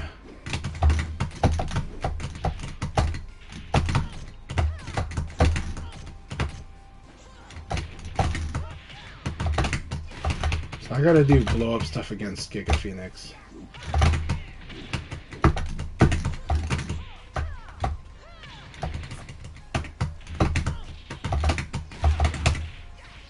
I'm gonna try to do blow up stuff because I want to make them afraid to do stuff.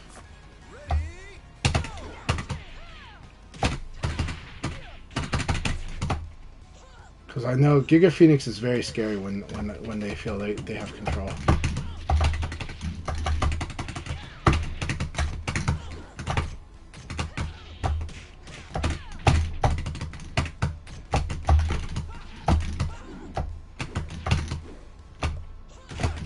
Almost. I tried to 8K this, but I was too slow.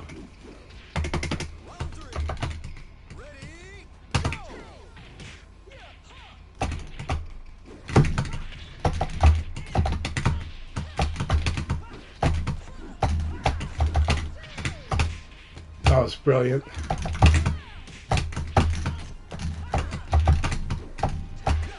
Really good use of sweep. Sweep is a very good thing to do against Leon. Her sweep is really good.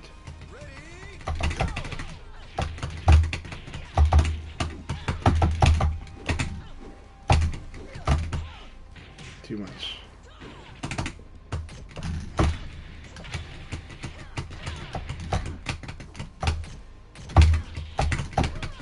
I'm gonna lose. Good game, good game. So like I said, Giga Phoenix is always a huge threat for me, especially they're a very smart player. And they can do targeted reads, but they can also do, once they get the feel for the opponent, they know me. Once they get a feel for the opponent, they do some really, really scary plays. It's really good stuff. Sorry about that. But yeah, awesome battle.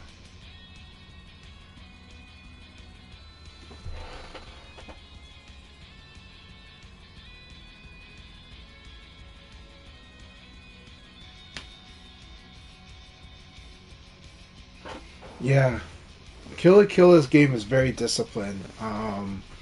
They don't like, they're like Gentleman Thief. They don't like forcing themselves into a guess if they don't have to. So sometimes like they'll get like Nitaku and they'll just defend, because it's low risk to do that, right? It's like, well, if the opponent does the attack option, I'll be tough on them. And if they do, especially if they're the type that's going to reverse Nitaku, and then if they do the defend option, we're okay. If we're both defending, right? And so Kill la Kill and GT are the type that won't always do, that will sometimes will just simply just crouching guard. When even when they're like +8, you know, well, more likely when they're +6. When they're +8, they'll usually do something. But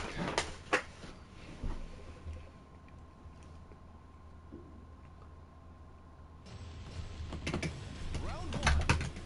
Ready, go!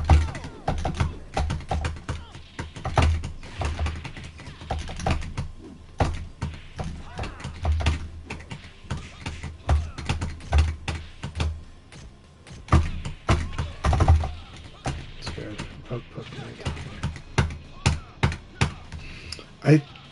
I was just too slow on some stuff that I wanted to do there.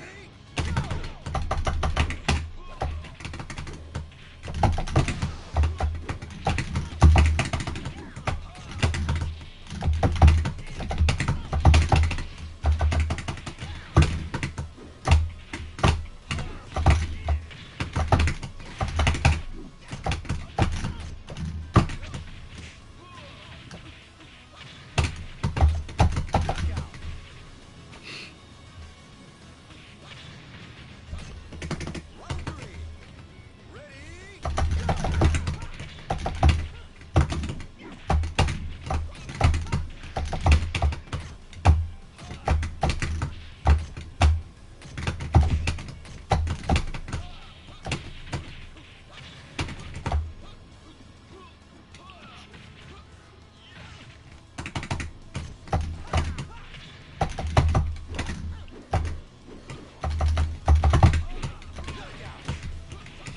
This long range thing I gotta master against Reaper. round five.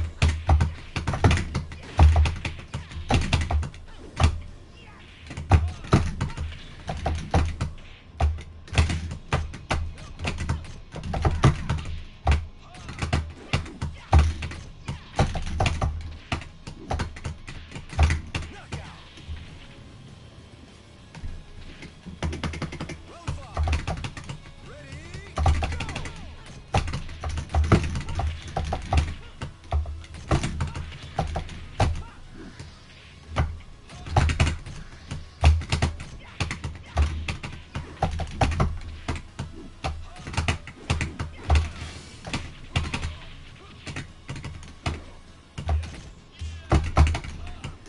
Can't attack there. That's annoying.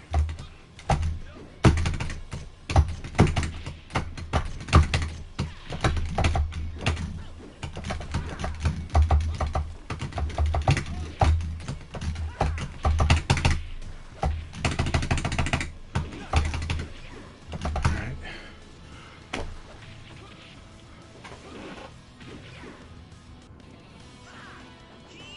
Yeah, I'm trying to jab, but lately I've missed it. Usually I kind of beat it, but yeah. Usually I do backdash 4-6P plus K because it's good against L Blaze, but lately I've been missing that.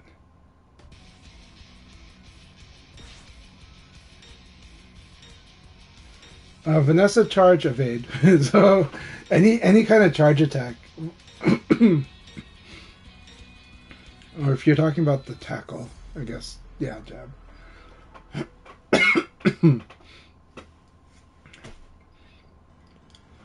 Alright, here we go, Setsuna. Ready, go!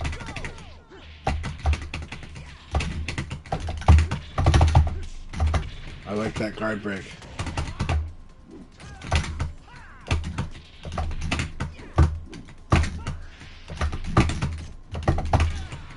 That's right, beats evade. So here, okay, that's why he uses 1P here. Okay, jab will not work against that.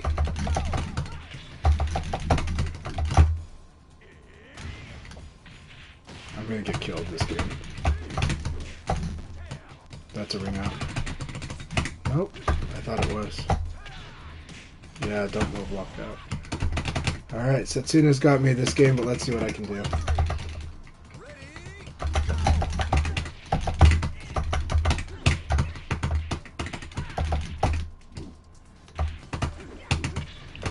that. That's it. Good game. Good game, Setsuna. The DLC is really good. Actually, it's the shoulder ram, but yeah, really good stuff. Good game. Shoulder ram is a really good thing to use against it because of my tendency to use high jab and also ECD. Really good stuff. Let's see here. This is everybody 7 now. Setsuna's got 8-1. He's in the position to win this all. And even if we tied, I think he wins. Yeah, he wins it all. So, but Bruce can take it. Giga Phoenix can. It's hard. No, yeah, Bruce is in the best position to overtake Setsuna. There's still 2 more battles.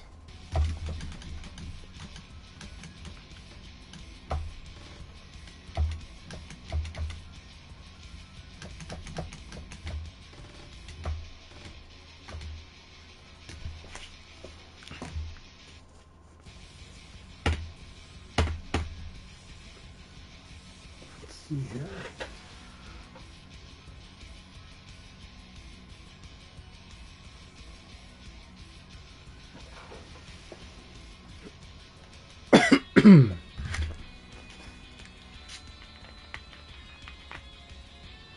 Well, with 2 games, I could do this, but this is really hard. Setsuna has to lose. I don't think he will. So let's see how this goes.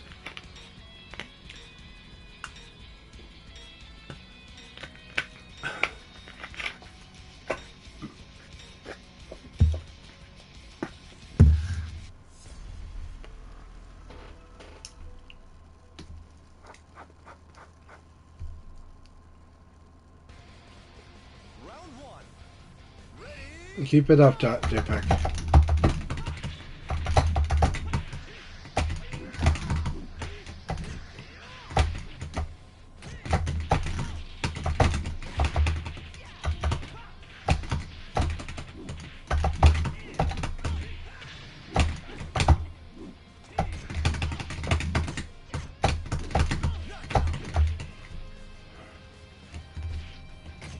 Round 2. Ready?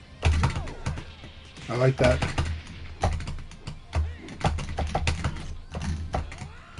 That's really good.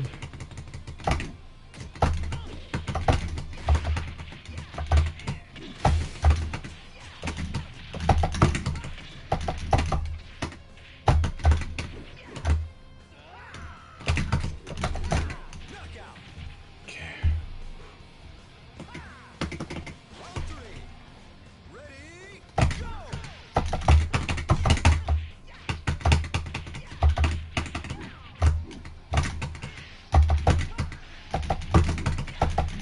Excellent.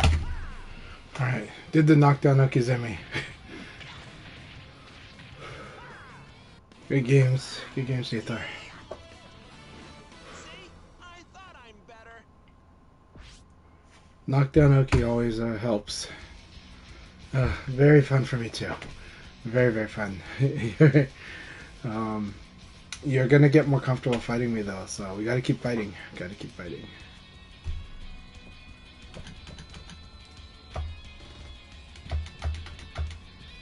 Let's see, Bruce the Beast is a tough customer. Should be an intense battle between Setsuna and Bruce, but Bruce will be in a good position if he wins this fight. Yeah, forcing the low mid. When you make low mid a good mix-up, it's good. However, to offset that, master your punishment of Leon's lows. Right there, Leon has good lows, but the good lows are very punishable. So if you make sure that you punish the lows, then you can kind of go for those more, and suddenly the threat of the low mid can get mitigated by the fact that you can punish especially the low, but sometimes punish the mid too. But really the lows are, a lot of the good lows are very punishable. So yeah. especially sweep. If you take Leon's sweep away from him, it's pretty scary. Yeah. If you take his 1K away from him, it's scary, but his 1K is supposed to be used as a counter hit tool. It's not really actually good as a low, except for the fact that he makes you think about it because it's a good counter hit option that happens to be low. But the problem with lows is they can be crushed. So yeah.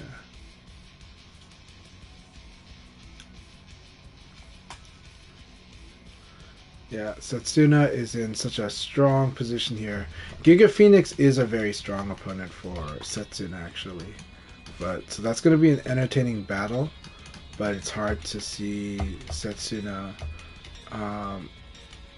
losing this. I would have to 3-0, and Giga Phoenix would have to 3-0 Setsuna, and I think we would be tied. So Setsuna's pretty much got this one. So Volcano Shed, I think, is going to take at least one round, no matter the result. It's going to take at least one round for me. But we'll see. I'm going to try really hard to do what I can here. That was good.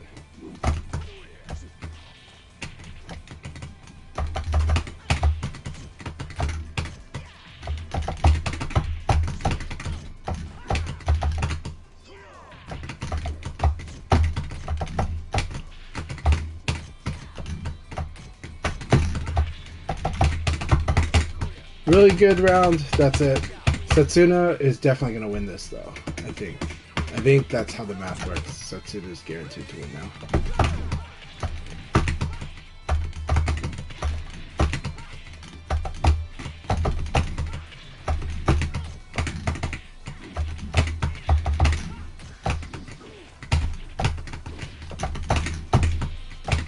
Okay, let's delay attack.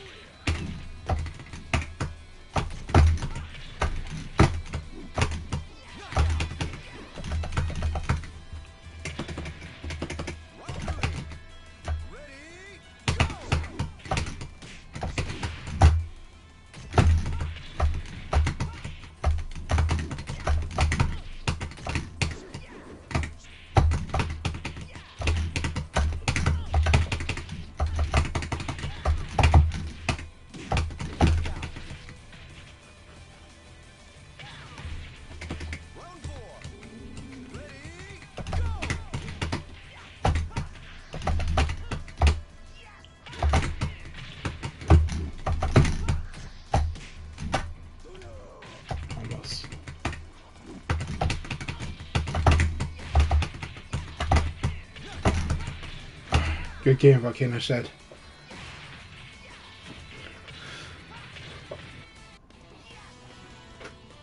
Volcano Shed has been doing an amazing job studying more and more characters, and their Kage is always very, very good. I just love fighting against Kage a lot, so good stuff. Setsuna has... Let's see, Setsuna is still in the battle, so very good stuff. They've definitely guaranteed win regardless, and this is an awesome battle. Well, I mean, they'd have to lose by quite a bit of a differential, actually. But let's see. I still have my foot in the door. No, Giga Phoenix would... no. Giga Phoenix is like pretty much going to be second in that case. There's no flukes in VF. They're all good. Really good stuff. That was an awesome one. Congratulations, Setsuna. That is a powerful performance.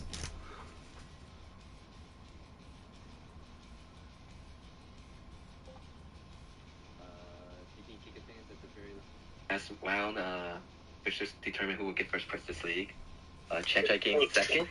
That's pretty tight. That was an awesome performance, Setsuna. Congratulations on an awesome, dominant win there. That's really, it's a room of monsters, and congratulations. That's really good. Yeah. Thank you, man. Thank you. I was scared that last round. Jesus. Yeah. I knew that Giga Phoenix was going to give you hell, so I was like, Giga Phoenix is going to give Setsuna hell. Like, these two are the types that have very scary targeted reads. And so, You know. Yeah, no, he did. He did. The thing about Giga Phoenix is they're a very scary opponent. Like they have very good Yomi application, and so Yeah. if they tend to know you, that it's very scary because they have very targeted reads, and then they can also pressure you. They're more confident. The more the more they fight you, the scarier they are. Yeah, for sure. For sure. Alright. Okay. Alright, thanks for playing Joshua Pac-Man, Kirk Konos. Hey, welcome to Tristahan. I'm going to 3-minute ad break here, so we get 1 hour uninterrupted stream. But if, like, for example, that was a 12-player league, so if we do get the playoffs going, Chan and Setsuna already had that first place finish, so they already qualified for the playoffs. But Giga Phoenix, this is the first time participating this year, and since top 25% of our 12 players is the top 3, Giga Phoenix will get to qualify if he wants to play in the playoffs. So that's how the thing. That's the idea that we're going to go with the playoffs. Sounds awesome. We'll want to put an ad break here and post around to let people know, and we'll be back. Let's see. Giga Phoenix, that was awesome. You're a boss. I always like watching Giga Phoenix play, and I like fighting them too. Their flow, their counter flow is very good. Their Vanessa's scary for that. Their Sarah's scary too for this too. So.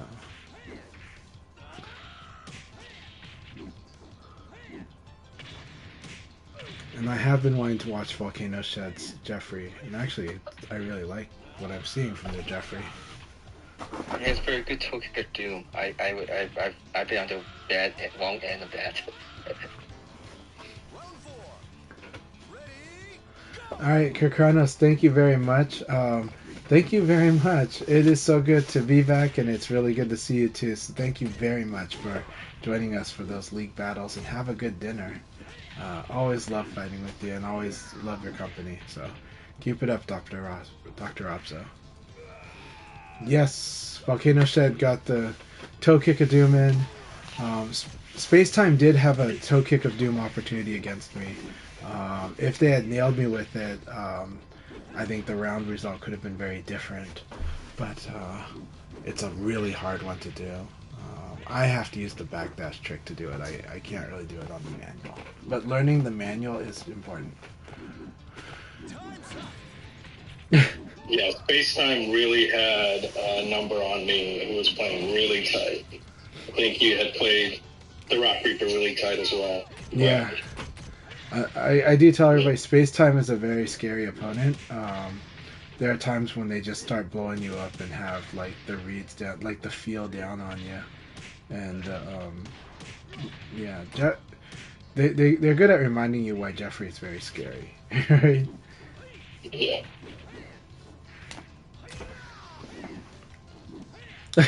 What is it? Volcano Shed really going for that toe kick of Doom.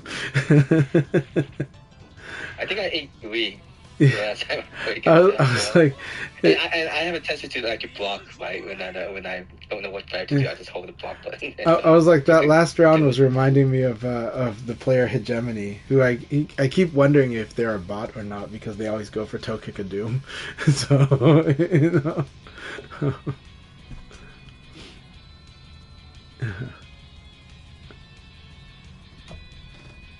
I get this 30 second stuff in the ads, and once that's over with, I'll start the countdown 5 matches. Zaytigi and Elblaze is always a fun combination. This is going to be a very fun match to watch. J-Thor versus Zaytigi's Elblaze.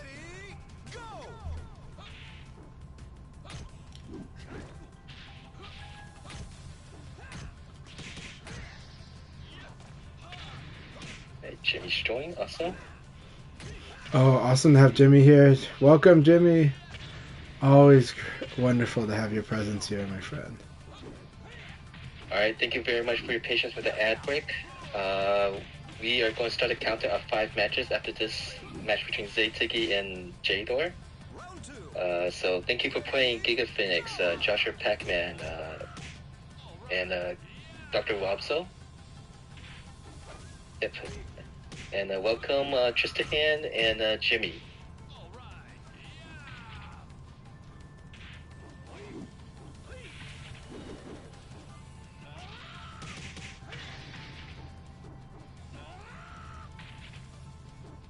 And for those who are watching the stream and want to participate, passcode to the room, which should be viewable in the lobby now, 0331, today's date.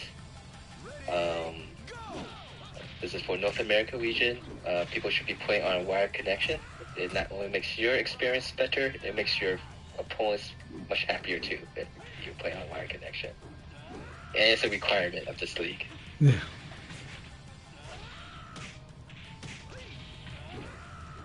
I think if he had done the bound combo, it would have rung out.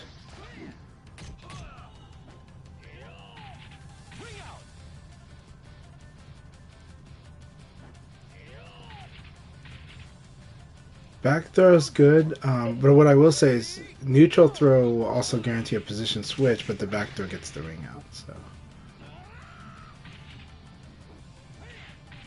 let's see.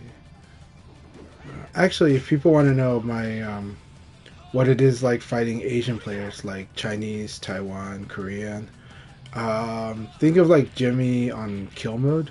When Jimmy's trying to kill everybody, that's kind of what it's like. So it's very similar. They're students of, basically high knowledge and very strong direct application. Now, when we fight Jimmy in the States, I think a lot of times Jimmy is in student mode, meaning Jimmy's working on certain like key. They're trying to win, but they're working on mastering key situations in the online matches, and so. They're either applying reads or they're applying technique and working on it. And so that's why I call it student mode. Tricky will play in this mode as well a lot. But Jimmy's version of it is kind of how a lot of players in general play in Asia. But like Jimmy's kill mode, when they're actively trying to really kill the opponent, that is what it is like fighting against a lot of the Asian players. So I'll just take a brief amount of time just to guys go over what events are upcoming events and stuff. So this weekend we just had the Tokyo Bay Area Cup Volume 2. Team that had I think Yawa Lao, Shiwa, and Kashin won. And so it looks like the Cushing generation players seem to be in a momentum here, and apparently the Hokuiku Cup 5 vs 5. That was the first time Shiwa won a 5-on-5 team tournament. Yes. And Hashin say that it's been a very long time, like over 10 years, in which he has won a 3-on-3 team tournament. So maybe this might be the good trend for them that when Detroit comes, they will have a stronger. They look like their favorite to win Detroit. Yeah, and the replays are on Game Newton, right? On the Game Newton channel. The Tokyo Bay Area Cup is Game Newton. Hokuiku Cup, that is through the Tokai account. Okay. Which I could post a link later on if you want it. Yeah, Yasuki is strong. That's Jimmy's flying. Yasuki was on the team that Shiwa was on the Hokuiku 5 vs 5 team. He's given the nickname the president of the Jackie players. But I always like his team for B-Tribe, which is always is Majin Ika. I think it's like a family of devils or something like that. The demon family or something like that, how you translate it. But mainly because Yasuki is always team up with Tsuchikumo.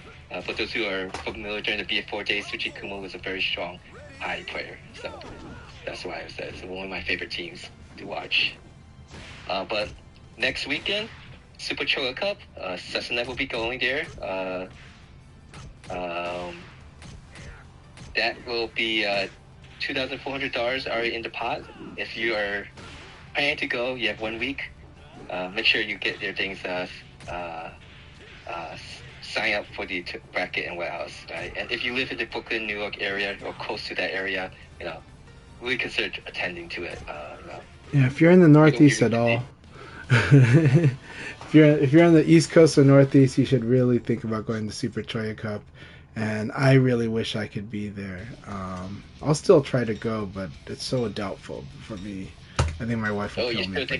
You still think you're planning to attend? Well, I don't think my wife will allow it. So, I think I actually have the means now, but I think my wife will kill me if I go. Don't get in trouble for it, man. Yeah. Yeah, don't. We would love to have you But, there. but I really don't want to get in be there. I really want to be there.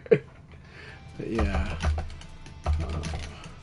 But yeah, of course, if personal life or whatever else, if it's not too much of a hassle, then of course, consider going. But everyone has, something going on in your life, so don't feel too guilty about not being able to go.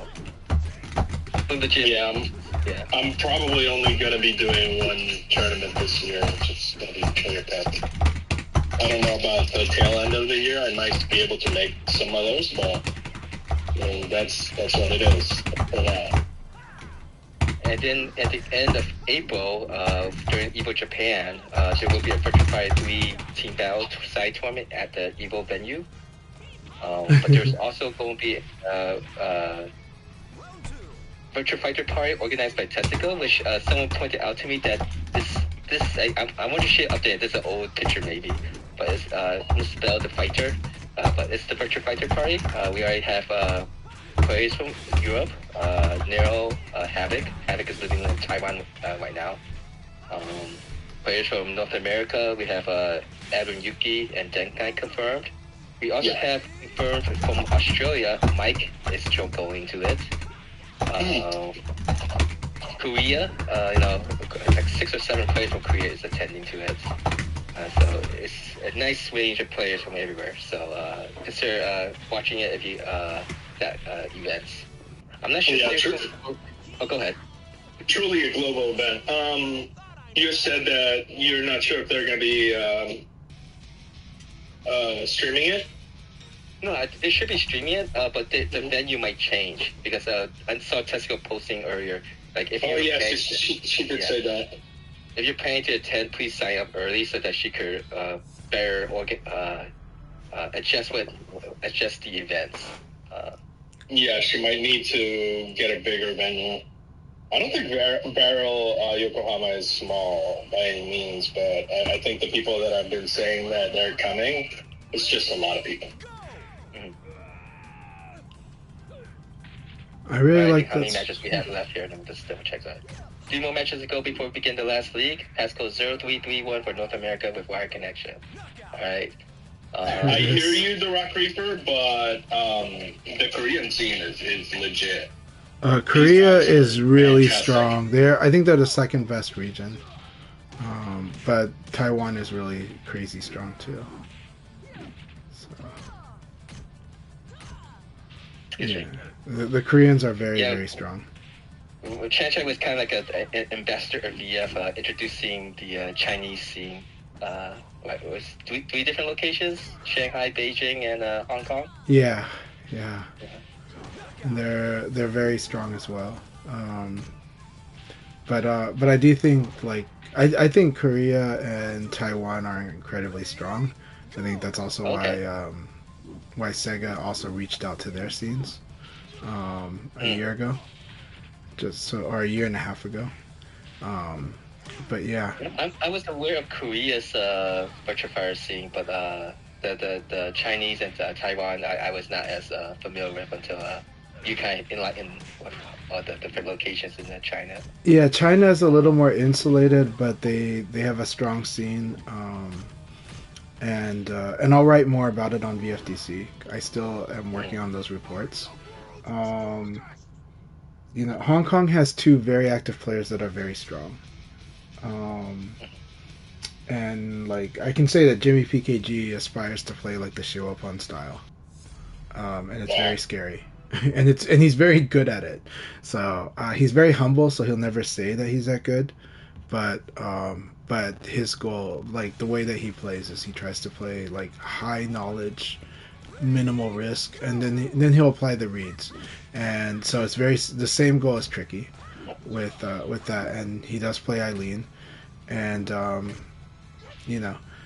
Tricky has probably scarier mix-up capability, but Jimmy's application of the Shiwa style is incredibly strong and is really scary. Who does Jimmy use? Eileen, yeah. So once he starts knowing habits of your high and lows, then it's very scary because Eileen is very good at crushing. And so but he won't always go for it, but he can. And you know, her ability to.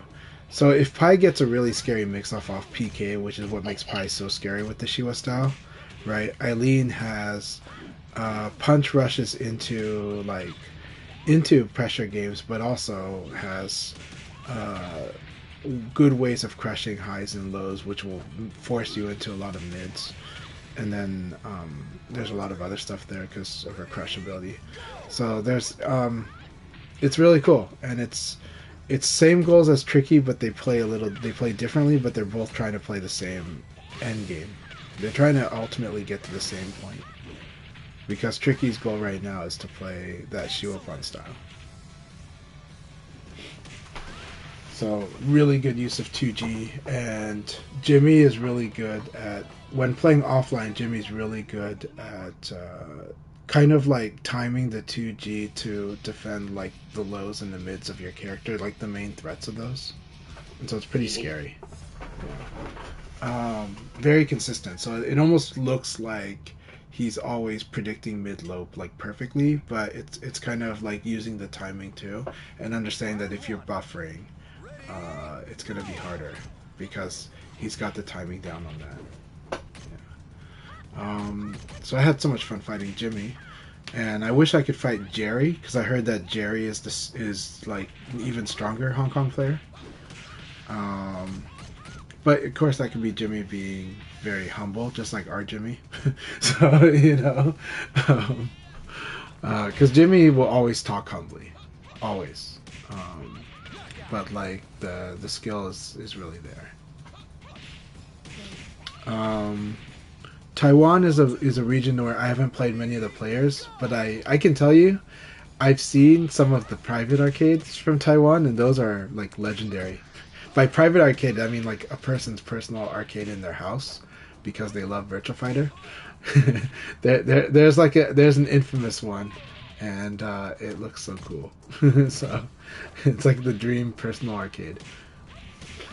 So I'm just going to interrupt this really quickly, since this is the last match before we begin the league. So last minute person want to join, passcode 0331. And this one more thing to mention is that in May we do have the Combo Breaker event. The Virtua Fighter 5 will be a side tournament organized by Dropkick. So that's Chicago area region, Midwest, big multi-player game event. So that's something also to consider to participate if you're interested in some offline VF. Alright, go ahead, continue. Alright, so really quick note. Hong Kong and China both had really active arcade-based Final Tune scenes. Virtua Fighter 4 Final Tuned. They played that game very actively in both China and in Hong Kong. And they had legendary fighters at that time. So there are like, supposedly, I don't know the names, but there were 3 legendary Chinese players. They have all retired. I think they play privately, but I think they're generally kind of retired from playing like visibly. But they're referenced quite often. And so, yeah, the 3 regions, there's Beijing, there's Shanghai, and actually Chengdu has a lot of strong players in fighting games in general, including Tekken. So Chengdu is a region that I hope to visit someday. Because I don't know anything about it, I've heard it's a very unique place. So Chengdu is like a crazy strong place for fighting games. Alright, is that the place that's like in the mountains? Oh, good luck, guys. Look. Right, good luck. Sorry to interrupt the chat here. Oh, no worries. Alright, here we go.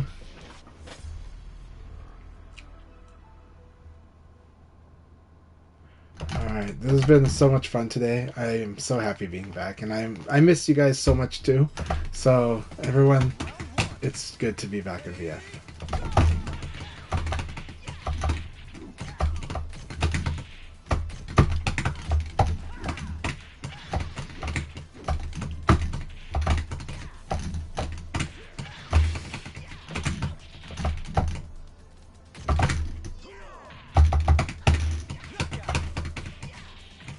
Gotta commit quick to throw. Throw can beat the backdash, so.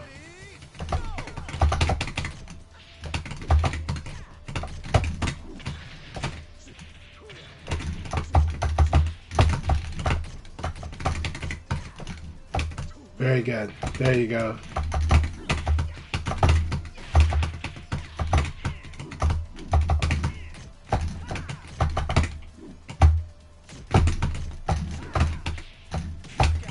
Very good round. Let's do this volcano shed. Very good round.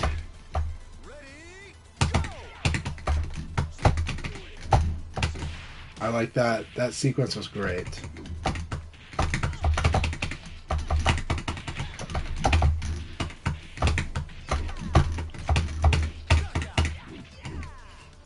The risk of the high attack there.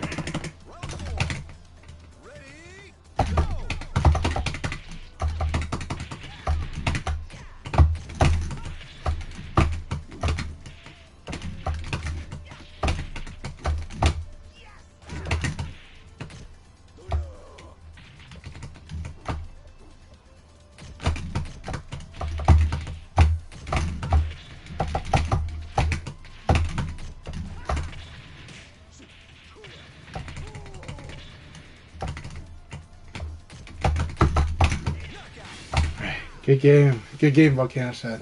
That was a lot of fun. So I'll try to mention it when back on the podcast, but so I mentioned that there's 3 legendary Chinese fighters who have retired. In the current generation, a very active player is Seta So, and I think he is to me, he was the strongest player I fought in China, and he is insanely strong. He is Japan strong. I'm not saying he's like top 50 Japan. But I'm saying he's really, really strong, and he's high knowledge, high passion for the game, high speed, and just really high application. He knows like everything. He doesn't stop studying VF. He loves VF. To him, VF is not like a cinematic martial art. He thinks VF is like an actual martial art, and it is his martial art. And it is so much fun fighting him.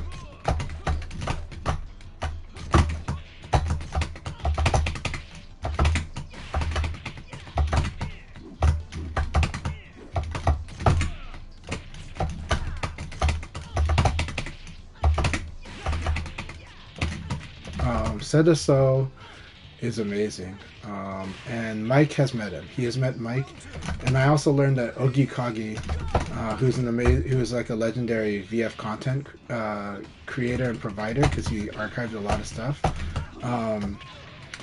Ogi Kage is actually originally from Beijing.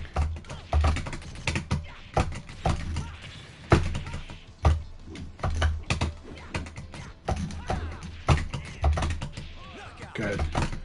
Maytigi is very smart. He's applying reads very well. Alright, let's do this.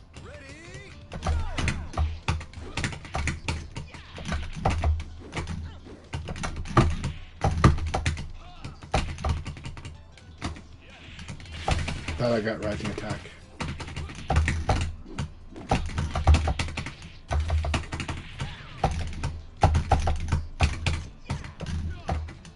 Nice.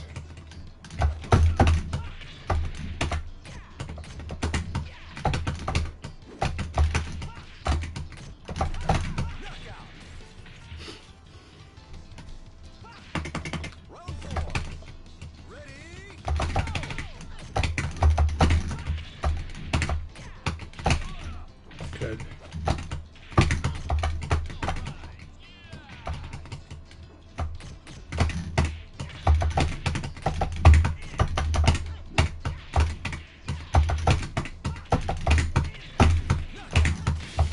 Good games, ATG. That was a lot of fun.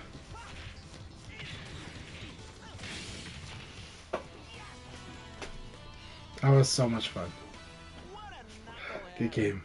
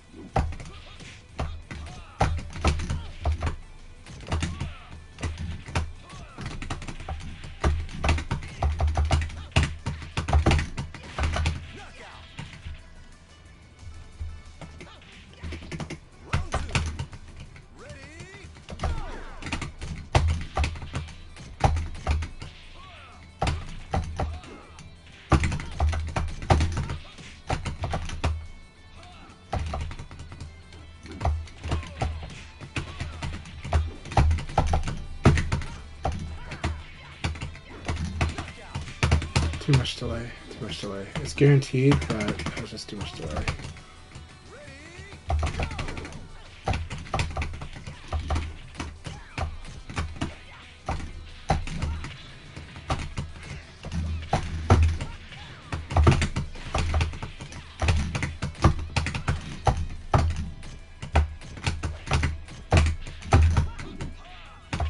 That was good.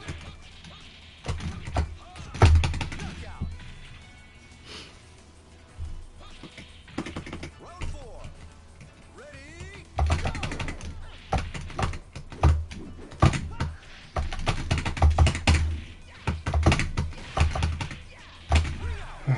Good game, Reaper.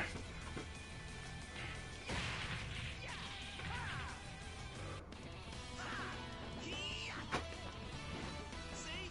I thought I'm better.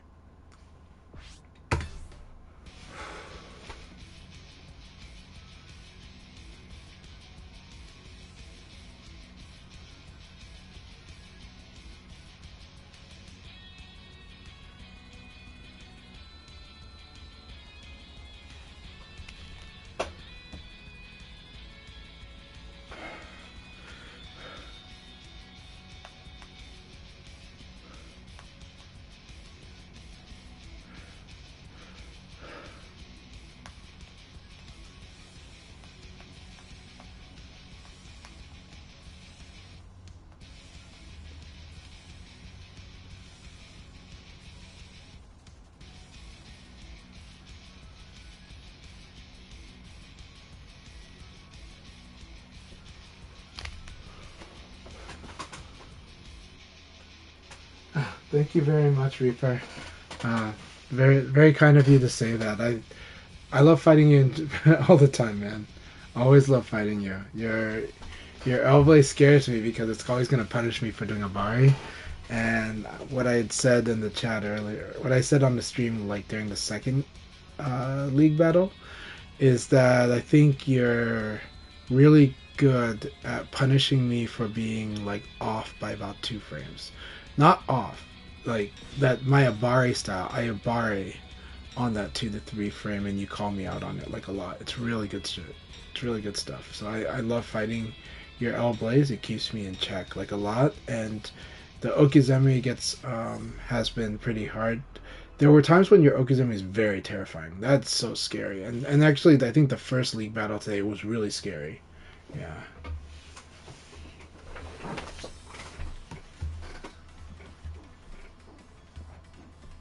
It's showtime. A win's a win, and in VF you take your wins. Yes. So this is gonna be a scary battle. So.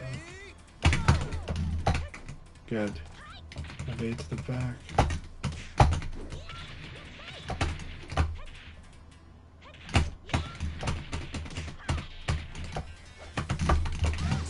Very good.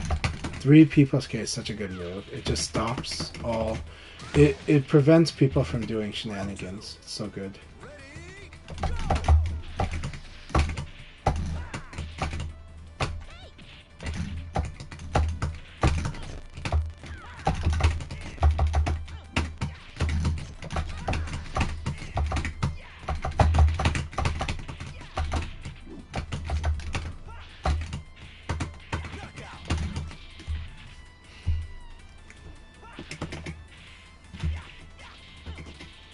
Round 3.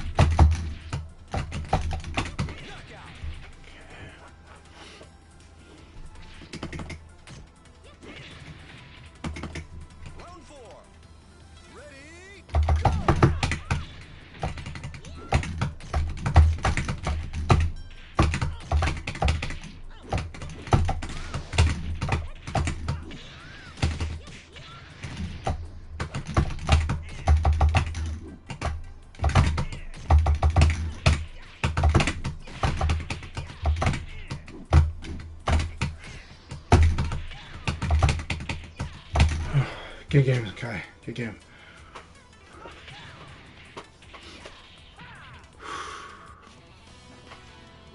It was very intense.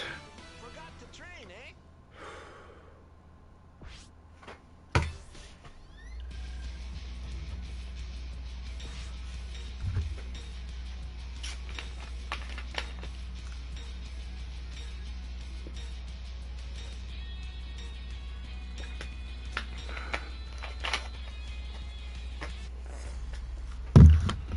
Alright, space-time, here we go. Space-time is very, very scary. He gets lots of, like, close wins on a lot of people for good reason. I'll be celebrating tonight. And I will be training with him more soon. We're going to be working more on this Jeffrey as well.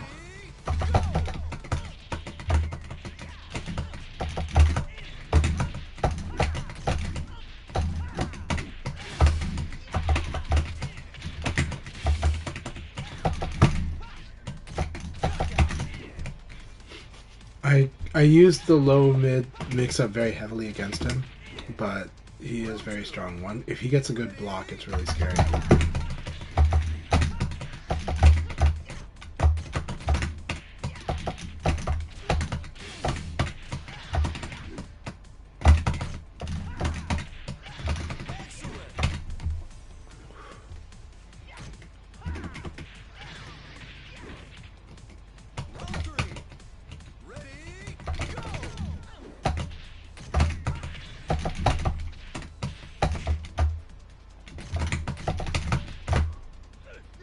Very good.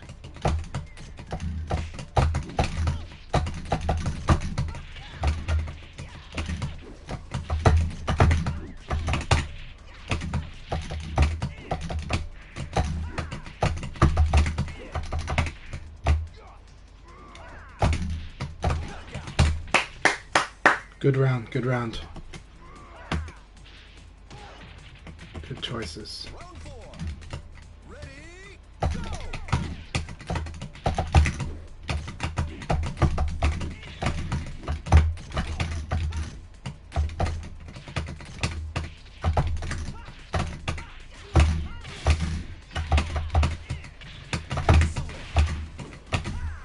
Good game. Good game, Space-Time. So, right now, if you want to know the option, well, I'll say it after the league battle. There's an option that's good against me in my side turn game because it's a hole I'm not happy filling and I need to fill it.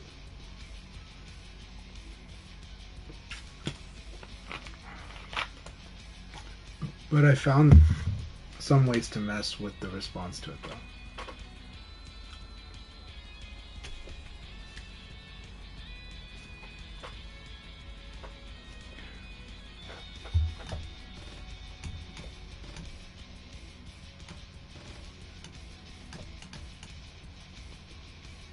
Yep, dub is a dub.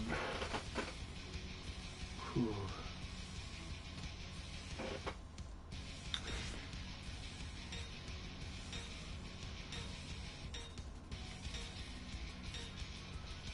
Congratulations, J-Thor.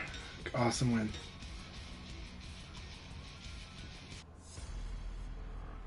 Alright, our last battle was so scary. Let's see how this battle goes. I shouldn't give him so much credit because I know that boosts his confidence, but it's a lot of fun fighting J-Thor.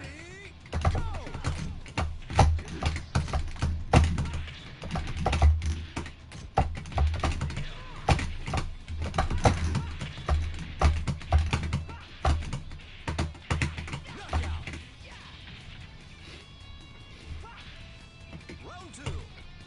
Ready,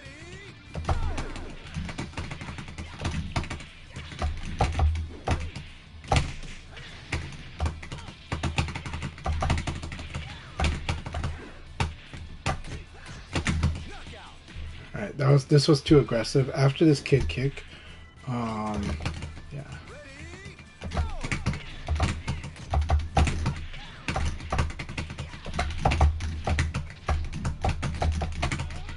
That was good.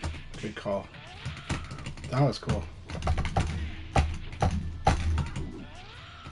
I like this backdash. Ah, that's so cool.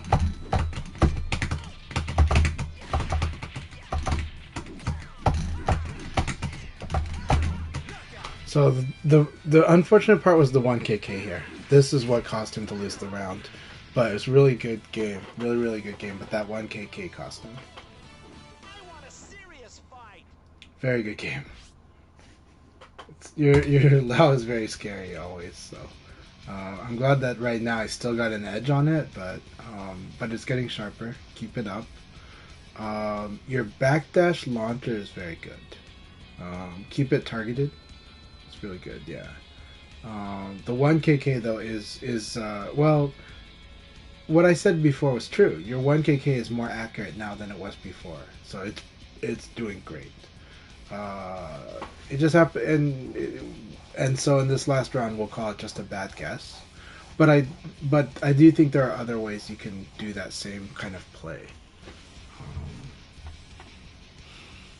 So it was like a low in as a counter to the evade situation. Yeah.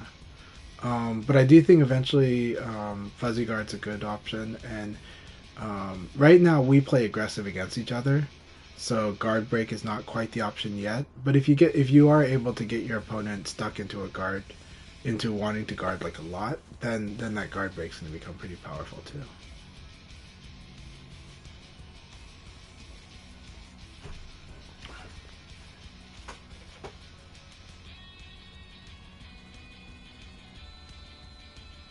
Alright, who's next?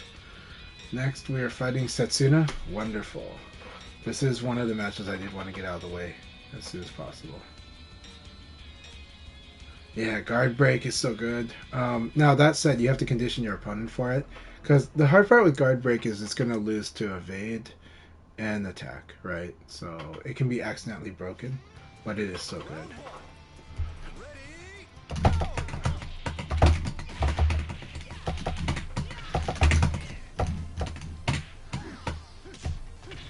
Yep, guard break it is.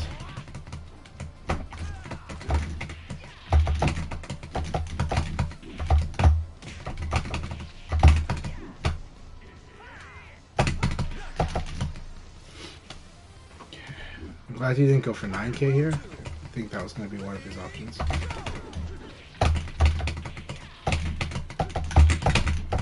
Very good.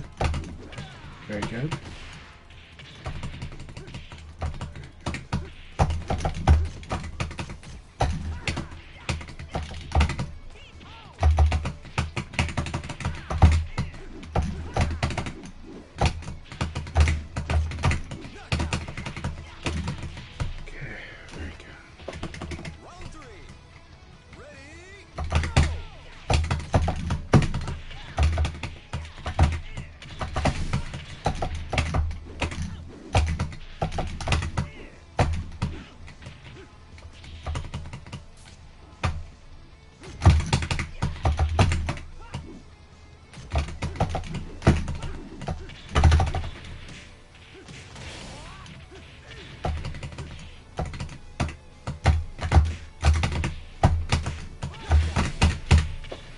Very good round.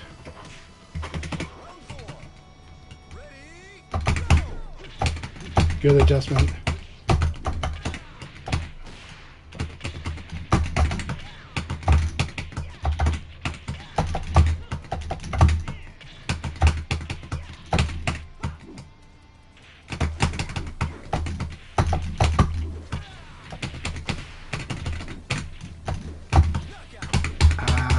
That was good. That was such a good round. This is an awesome battle between us here.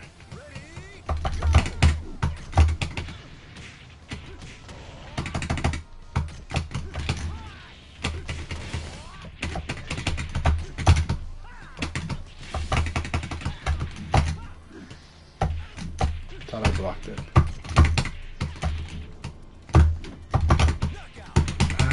Good game, good game, good game. I keep thinking that like this will work at this time, but it won't. It's like you gotta wait longer. That kick is a little slower, and there's a good delay, but I think I can punish it. Good game. Very good game, Sensei. That was a lot of fun.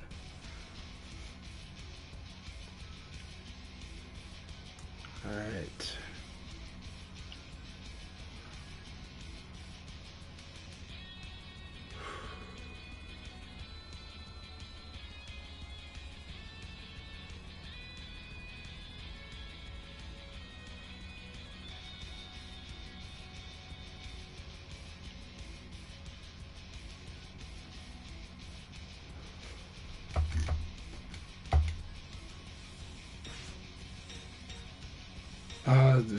It's insanely strong. Jimmy is one of the best players in the continent, and he is very, very scary. He teaches a lot, though. He likes teaching through his play. All right, Silverbolt, here we go.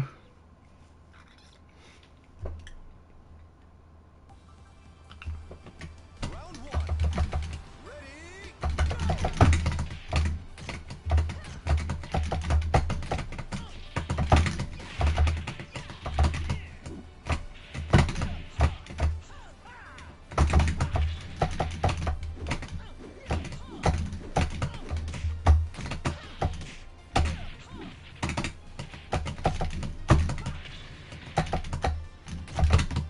go! Okay. Round two. Ready, go!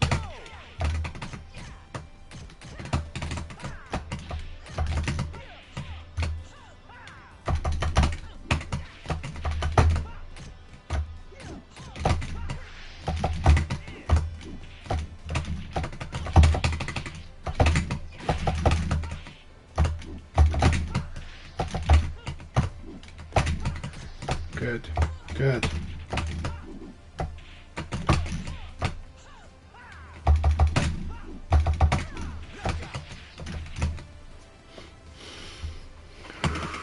three. Ready, go!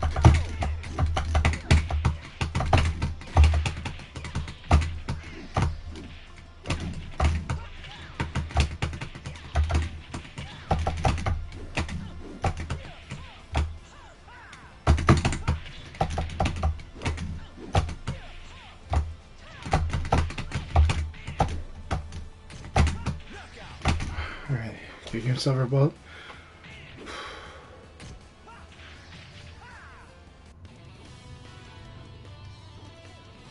I want a serious fight.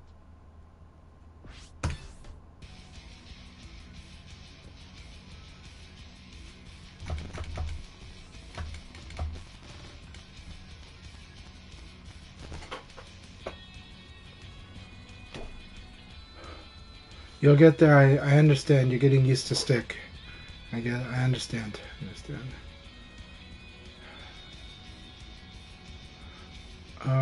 If possible, it is hard, but if you can feel the micro switches, it helps. But I understand.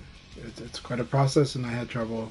Like in Shanghai, I had to get used to it too, because I was playing on arcade cabinet sticks that were beaten up. But okay, good. Yeah, good. Just process it. Yeah, processing is good. Processing is good. Congratulations on the win. That's really good. No, you have a very clever way of playing Jthar. I try to stay on top of it, but you do have a clever way of fighting. Oh man, the last match is gonna be with Jimmy, of course. So it's gonna be really intense. Alright, Twisted Hand, here we go. I like what I've seen of Twisted Hand's play already. Yep, a win's a win. It really is. It really is. Take the wins. Learn from every battle. Take the wins. Round one. Ready, go!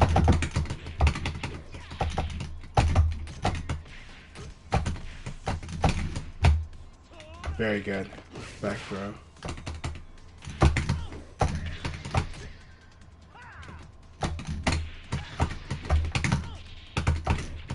Damn, that was good. Alright, we're going to do a lot of Leon pressure here. They're going to learn how to deal with Leon's pressure. Ready, go!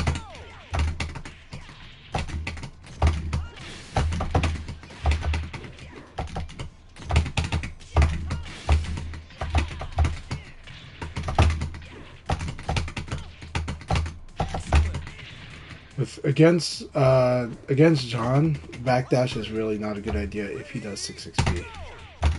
And so I don't do it as much against John.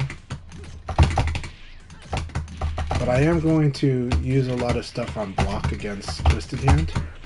So that is one of the... Twisted Hand has a lot of, like, general fighting game skill. And so a lot of stuff that I'm doing is going to be teaching them how to tighten up their exchange between offense and defense. And they're doing a good job. But right now, how quickly I'll do like block into counterattack is the strength against Twisted Hand right now. And they're finding the options. They're very... I feel a lot of skill coming from Twisted Hand. Just more of building the experience on tight options. And so that's what we're challenging each other on. Or that's what I'm challenging them on. So yeah. And of course my Leon can mix lows into the mix, and that makes it harder to... It can make it harder to defend.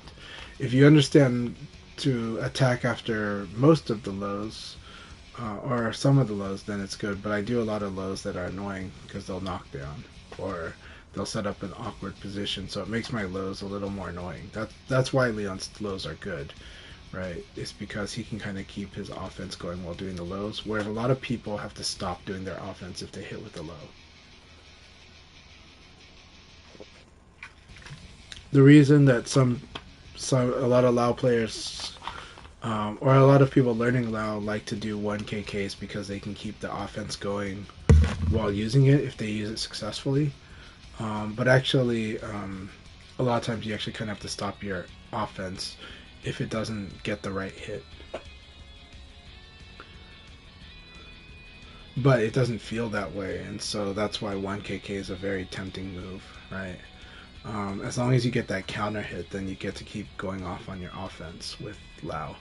But actually, you have to like defend if it only gets a normal hit. If you're fighting against somebody that's willing to attack after getting hit by a low attack, right? And so Vanessa players have to kind of either they get used to doing something like a sabaki or a sweep after hitting with some of their low attacks, but again, you want to get good at defending if the opponent does like elbow after getting hit by a low, you got to be careful of that. You got to understand, like, they have the frame advantage to do a mid, like an elbow, after a lot of lows hit them.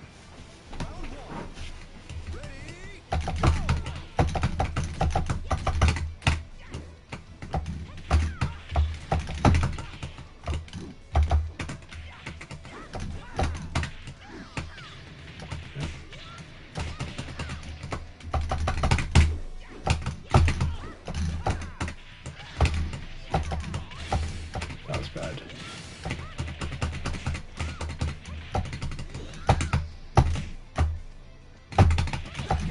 That was a really good choice there. Good round, Jimmy. I love fighting Jimmy so much.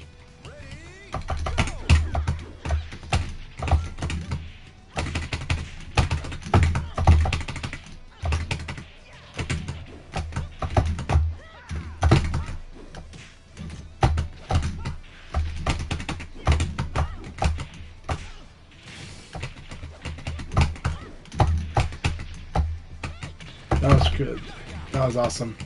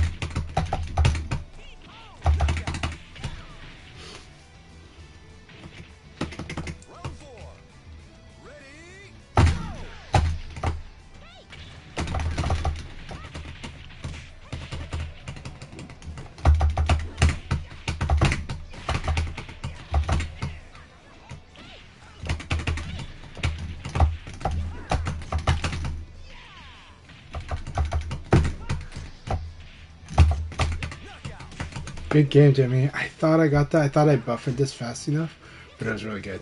Good game. So, because a single swallow kick is actually like a minus, it's quite a bit minus. So the elbow there should work, but I was too slow. It was a really good game. Excellent battle, my friend. And that's a wrap for me. Everyone else gets a round. So Jimmy is gonna chance for a 9-1. So congratulations, Jimmy. Keep it up and see if he can win that all. He should. And this is a lot of fun. So I'll get to watch that last battle. So I've played all my matches. I think I'm a lock for second place if Jimmy wins.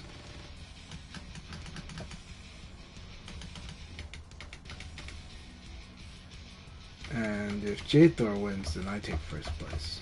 But Jimmy is so incredibly strong. Alright, good luck everyone. Let's see which battle we watch.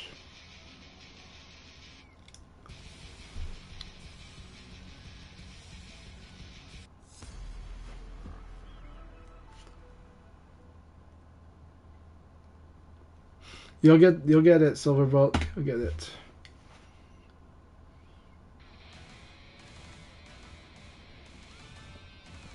What are you waiting for? Come get some. Just focus on your. Round one. Ready, go!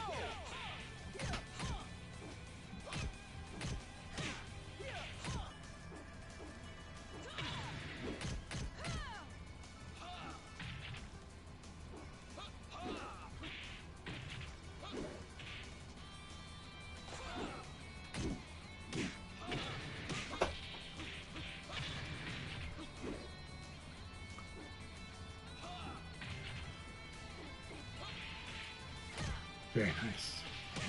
That was an exciting first round. Vanessa can definitely pose a lot of challenges to the way Zaytiki likes to fight.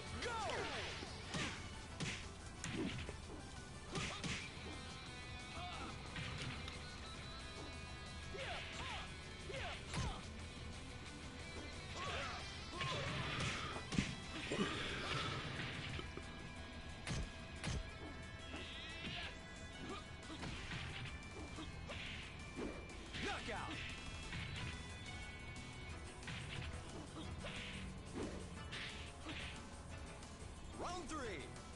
Ready, go!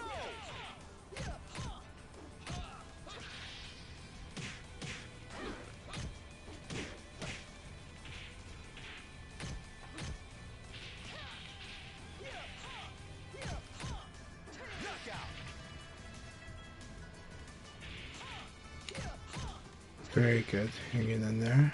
Round four. Ready, go! Very good for people's K. Unfortunate on the conversion. Oh, very nice.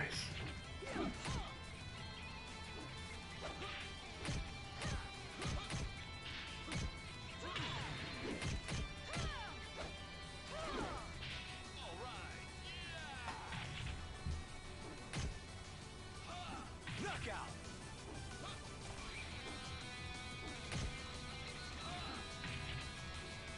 Round five. Ready, go!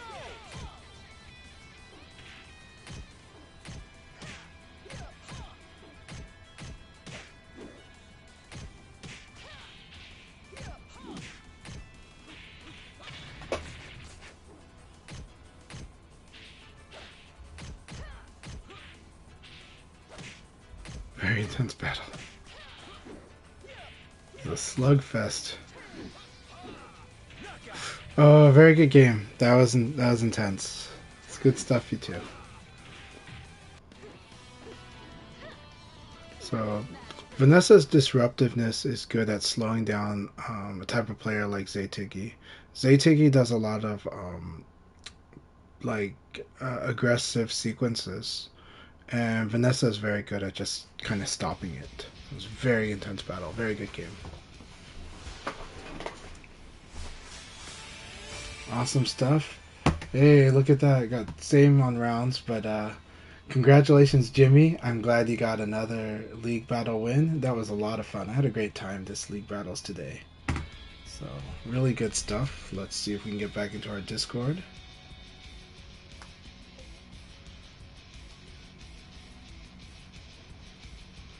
Alright. Oh, there you are. Okay, so yeah. So that concludes the league portion. Usually we do a team battle. I'm not sure if you guys still want to do that. I'm always up for it. Yeah. Yeah, let's do it. This was a really fun league battle. Man, what an awesome day and what a good finish to the season. So yeah, let's cap it with a team battle. Alright.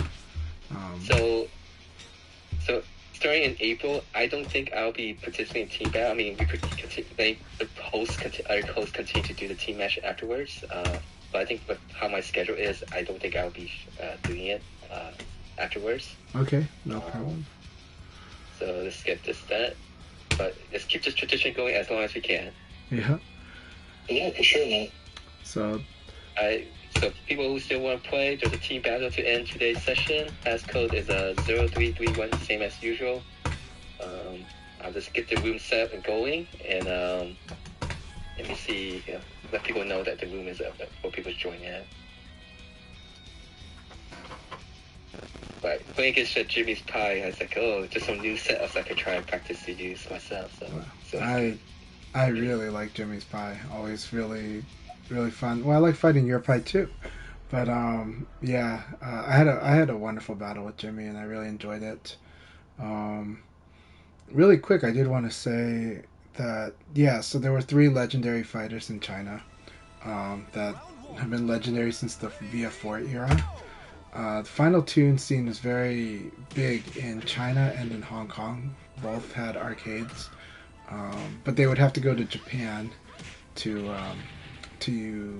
update their cards with update the names and costumes and special attacks. But the cards were usable, so their records would be, at least locally, be preserved. And so they're supposedly retired now. But one of Beijing's player, Seta So, is he was the strongest person I fought, and he is scary. He's Japan level. I'm not saying he's the best of Japan. I'm saying he plays at a very high level, very highly knowledgeable, very fast, very in control, and very passionate about VF. So, and Mike has met him. Mike met him in the 4 era in Japan, and so when Mike met Ogi Kage, he also met Seta, and Ogi Kage is actually from Beijing.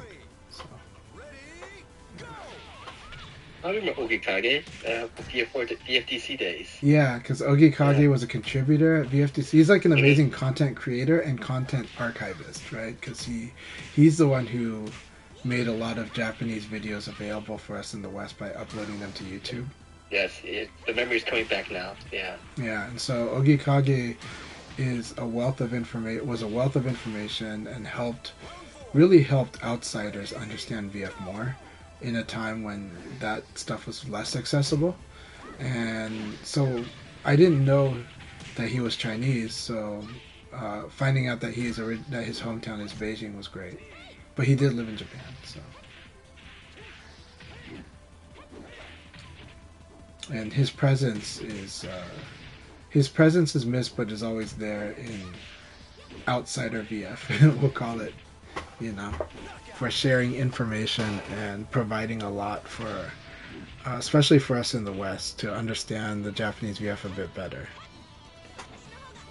Mike is another person that allows us to tap into that resource because of Mike's trips to Japan and experience playing in Japan. Alright, we got 8 people already. We'll just do 5 matches before starting the league. Let's see how much time it adds and when. Alright. I'm going to start the countdown at 5 matches while waiting the ads, so we could just get this moving. And are we stuck on the? Nope, we're not. Okay, I was worried about us jinxing it and the return of the patch bug. Yeah. It's such a horrible experience. It's still traumatizing. Traumatized. Still traumatized, even though You know, when people say that that this version is exactly the same as old, I'm like, well, this version has League Battle, and you can't. And League Battle is such an awesome mode. You know. I just hope that if they do, if there's a new game, that some form of the league persists. I think it will, and it Unless absolutely unless they should. find something that they can actually improve over the league how it is right now. I Especially if there's would some I would like improvement. the rooms to be able to switch modes in the room. Right? Yeah, instead of having exit and remake a room, yeah, I agree Yeah, with that. because all the modes are good. You know, the team battle mode's good. The league battle mode's good. Also, what do you call the mode where like the player one just stays always? Kumite? Yeah, Kumite mode's awesome because it's a good training tool. Like you have like a developing player play that, and everybody takes like fights them. It's great. Because I used to call those. Well, I used to just call those the gauntlet in offline sessions. Because if we had like an out of town guest, I would definitely throw a gauntlet and be like, okay, everybody gets to fight this guy. And when we have like when we're training a new player, I would have them do that too. You know, just so that they can gain lots of experience and have fun. You know, so. Alright, we got 9 players in here also. Let's make it even 10.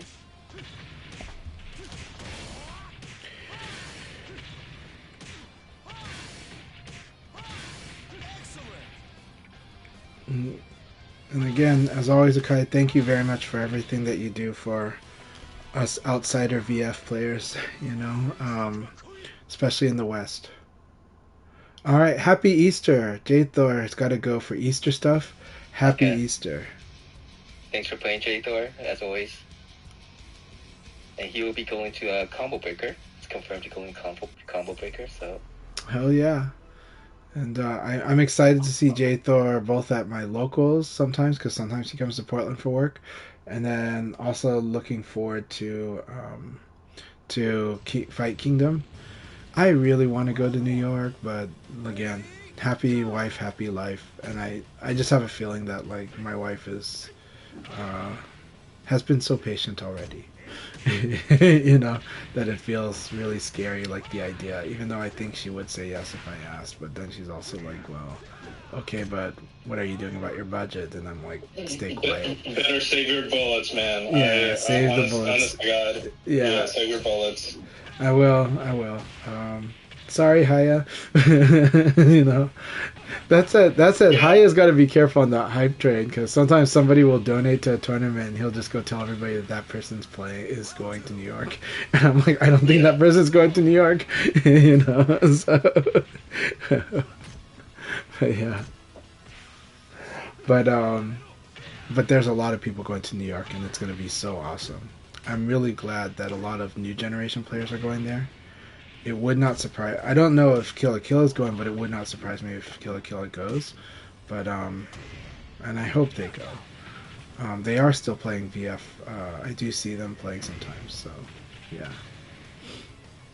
And if a Choa Cup, if you are pretty much 100% guaranteed you'll be going to the Choa Cup, register earlier than later is a very nice thing to do for organizers, so they can determine how much more. I think like higher like try and get money for food and stuff. So how many people is actually there would be helpful, I think. So on that topic, I privately bugged some players to like, you know, please register early for the international party, right, that Tetsuka's holding. Because we know some players are going, but they still haven't registered. It's like, I know that you traditionally don't register till last second, but please register, you know. Like, it really helps. Like, they're ordering food for you guys, you know. And Setsuko actually made a post like, please register early, you know. Some players just have the habit of, I'm not going to register till like the last day possible, and sometimes the day after. And it's like, hey, please register, yo. Can you let me? Yeah, no, that's some really bad manners. Yeah, I know they don't see it that way, but it's like, you want to save from people, you know, having leads on you. But yeah. And also because, especially offline events and stuff, you know, there's a cost to like renting venues and stuff and everything, and this just helps organizers a lot if you let people know as early as possible. But it is also true that like Asians will like if they know you're coming, they may study you. So like now that didn't really happen in my case, but in China, but it generally it does happen with Japan and Korea. So and I do think there is some of that. Like I do think some of our competitors that go to Japan do worry about like okay, like it's better to go in with them not researching me. And so, but once I register, quite a few of their players will actually start trying to look up videos and stuff. And so there's this like competitor mindset, and that's where it's not always meant to be bad manners, but it's meant to be a type of competitive edge, competitive surprise, like just kind of like keeping it fresh, you know. It's also you should be honored that they're going to scout you. Yeah, no, I do think it's an honor that they'll scout you, but it is it is a thing that they will do. I just happen to be one of those players like, well, I don't care because I'm just trying to get good VF in general, you know. But it's true that they do that. Not all, but it's true that some players do that, right? And so once you put it out there, once you're on the list, and they've like marked you as, oh, here's a player I don't know, let me go study them. Then as a competitor, you feel like the smart move is then to just register as late as possible. So. But just remember that Virtual Fire is somewhat needs the people to know that they're competing. So yeah. It's not one of those big tournaments where like Street Fighter or something where just a lot of people join, so it's guaranteed to happen these events and stuff. So yeah, just having people just register early, just to let people know, hey, there are people. It's just like just hosting these open league sessions and streaming it. That there's people playing this game, and quite a few people show up still play, right? Yeah. Happy Easter, Black Alert. Well, Hey, Black Alert, are you going to Chola Cup? I remember one time you mentioned that you'd be going. I think he said he might try. Okay. I mean, it's a lot of money now. Now Black Alert's over 2,400. That's unfortunate. Oh, that's sad. Yeah, that sucks. Well, hopefully, one less error to worry about. The Rock Reaper was wondering if it's a America versus Japan mindset. I would say no. In Japan, a lot of players, there are players that just specifically will not stream because they don't want to be downloaded. Because it is at the highest levels of play. Look, everybody does have certain weaknesses, and it's important to for a lot of players, it's important to preserve that. But then it depends on kind of the way you play and the confidence of your style. Like the way Tonkatsu is just so good that I think he doesn't care as much, but he also doesn't stream, right? But in the case of like Shiwapon is trying to play like the least like it's interactive in the sense like the way that fighting against a computer is interactive. But he's just trying to play the most perfect VF that is like the least risk possible with the highest information. And so Shiwapon is like doesn't really care then because their style of play has built in all the answers already, right? It doesn't really believe in holes, it believes in minimal risk. And so but in this game the risk reward situation is that if you're going for higher reward, well, there is a risk, and that can expose you for aggressive styles like mine, so for sure there are Japanese players that try not to be on the record and will probably like pull their card out and no longer play against somebody that looks like they're figuring them out. And so it's up to the player. And I think that's true in all games that have a lot of competitive players. So yeah. But I do think it's good manners to just at least just register. And like, in the case of Nero I think never archives their streams. And so and I think for this reason, But yeah, I think Tessico already put them the marked them into the bracket. Yeah, knowing that they're there. Nero, Akai, and Al. Yeah. But Yeah, then for some Americans, they also register late because they're not 100% sure if they're going to be there, and they don't like to register without being for sure there, right? Like they feel like it's a worse offense if like you register and then you don't show up. So, and I get that too. Especially this is long distance trip. But I think it's mostly catered toward those might be going to Evo Japan. I know they're going to Evo Japan. Might be interested in the Virtual Fire portion. But I think mostly Testicle is asking the Japanese seat. Yeah, that too. Yeah. If you really go, make sure you sign up. So. Yeah, but that international part is gonna be awesome. So awesome. Alright, this is the last match. I think we're gonna start the team battle with 8 players. Alright. Last time we did this polling, random. Let's try this again. It's great.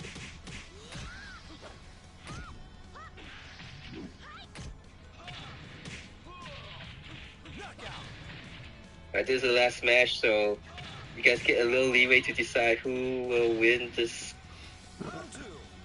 Really good to see Matthew again.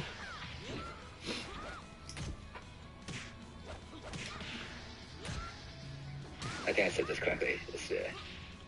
Alright, so those who might not be participating or who's actually participating in the team battle, go support your team and go put your hopium points in it if you want to. I'm not sure if is it actually shown on your chat? It's shown. I see it. Like last time, I just missed it. Okay. But yeah, now I have it up there, so now I will be able to vote for myself.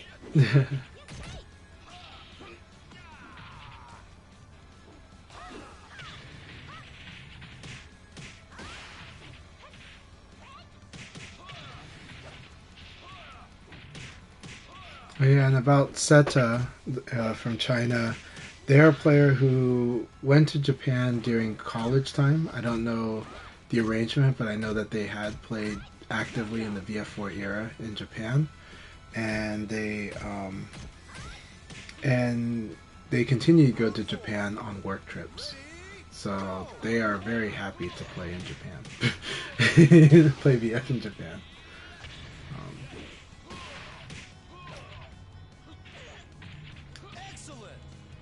Alright. Alright, we go begin the team battle here. I think I'll put myself a Spectre, right? Yeah. Alright, so it's 4 versus 4. It's randomly chosen. I'll put it in now. So. Do you want to give a shout out to Toronto VF, especially Black Alert and Humajon holding the fort in this era? Yeah, the next VF would be a completely new era for Toronto. Toronto had held a torch for a long time with many generations of with my generation and before of VF players. You guys can go ahead and fight. What are we doing here? What are we doing? Maybe an 8 or something? No, let it run back. I think so. We'll probably just missed it. Well, Twisted Hand also. So it started on Twisted Hand. Reaper, do not confirm. Do not confirm. Reaper. You have to confirm. Watch it like forfeit after like 4 after every team member like does it. You know, we'll be like, oh, they built in a forfeit. I bet. Yeah. Why am I betting on red team? Why is red team blue? Yeah. Oh my gosh, you bet on the wrong team. That's I'm an idiot. No, it's like I don't know, but we're gonna this was totally meant to mess me up. No, this is we've got a match fixing scandal in VF now. So, you know. No, it says red, but it's blue. This is match fixing. But only in color, match fixing. Okay. All right, Twisted Hand, you got this. This is actually watching these two fights going to be very exciting. This should be a very exciting battle between these two. I don't know Twisted Hand very well. I swear that the name is familiar, but the way. Go ahead. He told me that he's been playing. He has played Fortune Fire Showdown. Yes. Fire Showdown did. Then I took a break and just. Played a little bit at the beginning, I think, of the show. Well, that makes sense because there's a lot of inherent skills in their play.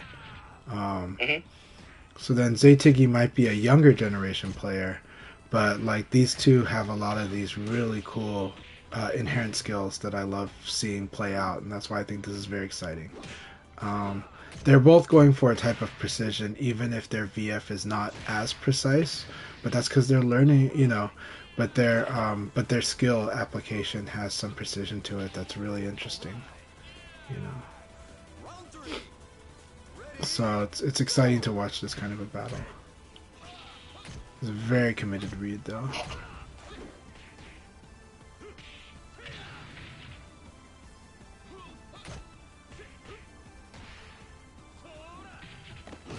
Thanks for the follow, champion.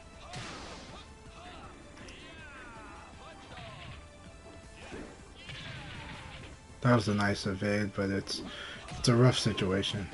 Look at those evades. Really nice application of evades. I'm going to step away from the stream here. Just take care of some stuff in the house. Hope I'll be back before the team bout ends. But, all right. So, some advice for people when you're fighting a strong opponent who is doing side turn stuff against you. Generally, it's going to be a higher low guard call if you're on the defensive, if they've got the advantage on you. They're less likely to throw you unless they do like a delayed throw mix-up. So you want to do guard throw escape to the side throw, because then you just negate a lot of throw option from them unless they delay. A really important thing to understand is sometimes you can get into a non-guaranteed but almost guaranteed, a situation where jab will hit you if you try to block, and jab will hit you if basically you try to block or evade you because you can't. And so there are times when you need to do down and guard. You need to hit 2G sometimes to avoid these situations. You will learn sometimes when you get hit by like a purple, you're probably in the situation where the jab might not be guaranteed, but you can't guard it because you can't do a standing guard. And so a crouching guard or a crouching attack might be the option there. But a crouching attack is very, very risky. So sometimes you just want to do 2G, 5G when you get forced into side turn, especially. When someone does an attack that forces you into side turn and it was a counter hit, there's a decent chance that the answer, especially if they're doing a high jab after that and not a mid consistently, then the answer may be a crouching guard. Just for a moment, and then back into a standing guard. So that's something to understand in the forced side turn games. And it's very true when you fight Leon.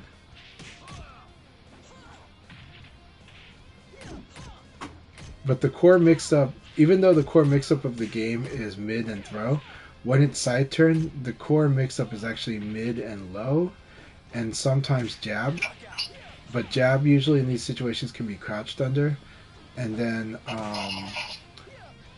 but then you have other things too, like half circulars get thrown into the mix, and then delay throw. Oh, nice little escape.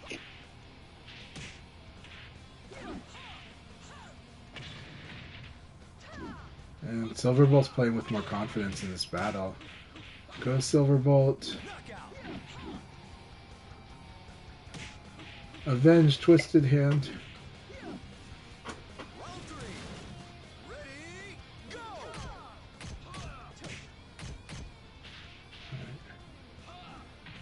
So, something I have to work on, I need to do a big punish whenever I block the elbow kick of Hellblaze. Use very, very minus.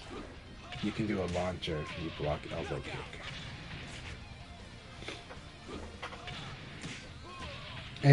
Almost any elbow knee in the game, you can do a launcher.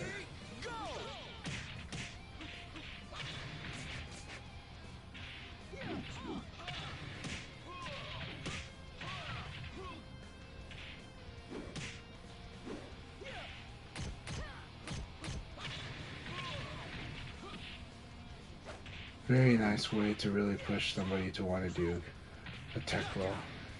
Good battle. Wow, look at Silverbolt. Very good. Go Silverbolt. Go red. Hey Jimmy, can you just let it lapse, and that way you'll be general?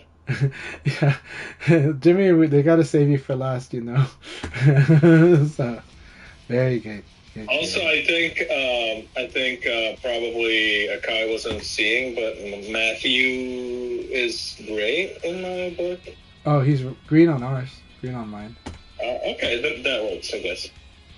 I might just not be able to see it, but I'll watch this stream. All right, go Matthew. Except I'm cheering for Silverbolt. Go Silverbolt. I will not betray you. Silverball has gotten strong. Silverbolt is. It's the power of playing on stick. Just kidding. I couldn't spectate. I'm just gonna watch it on stream.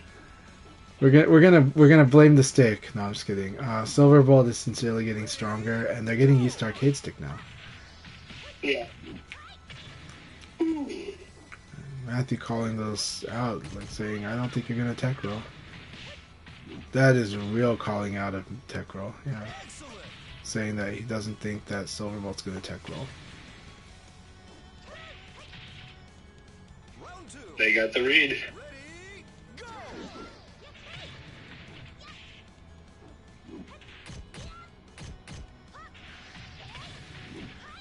So that was the correct response. It was just slightly slow, but it is hard to punish Pi's 3PP 6P because you have to, like, almost despite it being minus 13, you have like she recovers so fast that you got to do it right away.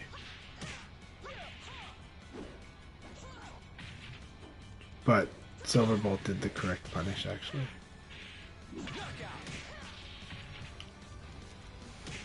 He was reading a crouch there with that look. Ooh. Very nice high elbow. Yeah. Caught like probably a 9K attempt. Yeah. Very good use of uppercut. Very good use of 1P. Look at Matthew's pie is it's pretty scary. Very nice. Really calling out. Yeah, that's really like if you don't tech roll, I'm gonna be hitting on the ground like a lot. Good battle. Silverbolt. That was almost guaranteed. Yeah. Let's go, Matthew.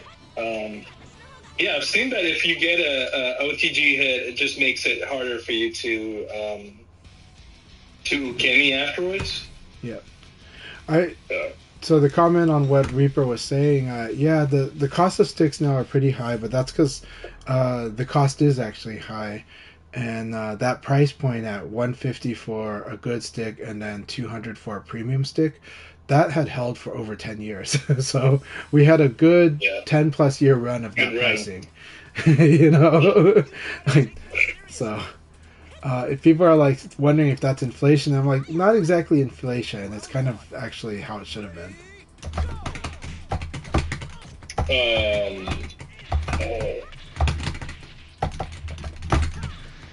Man, Matthew goes all out. All right, here we go.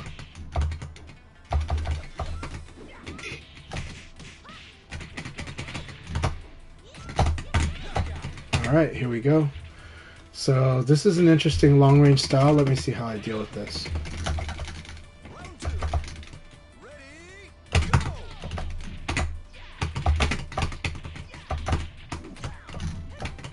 Very good throw option.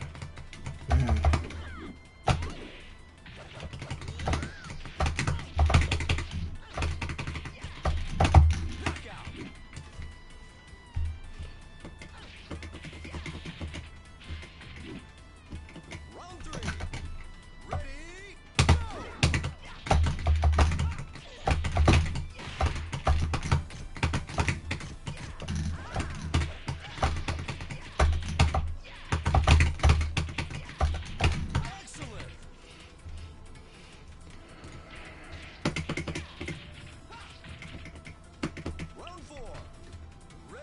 Yeah, that strong mid was throw punishable.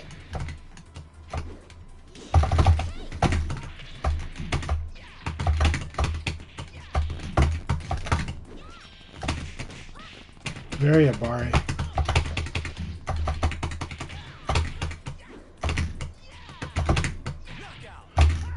Good game, Matthew.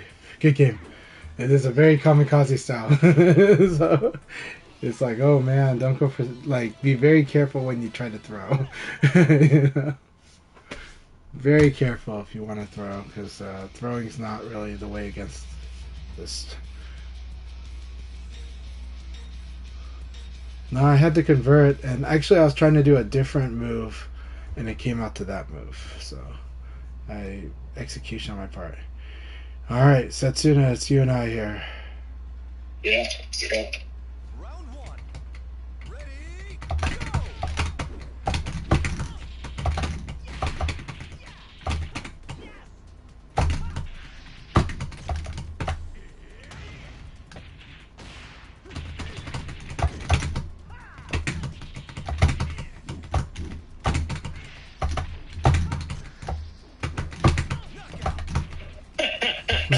That was good. Thanks. I should have punished that. I was like, I didn't get punished good. So,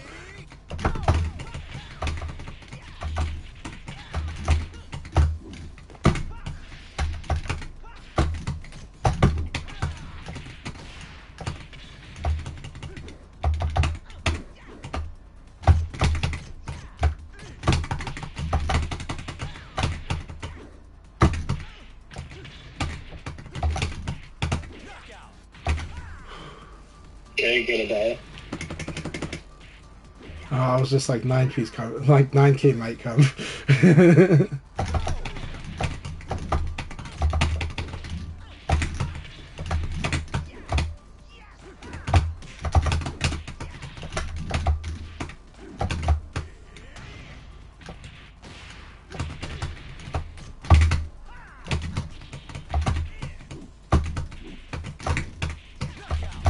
Whew.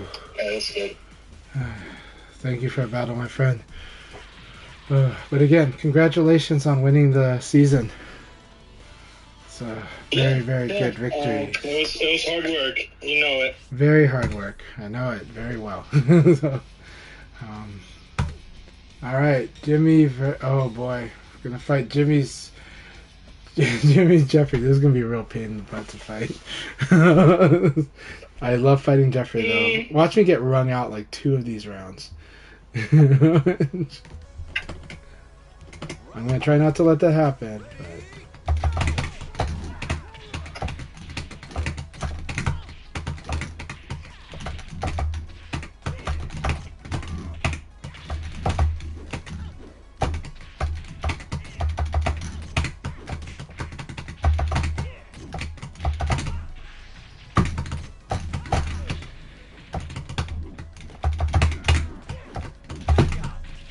Okay.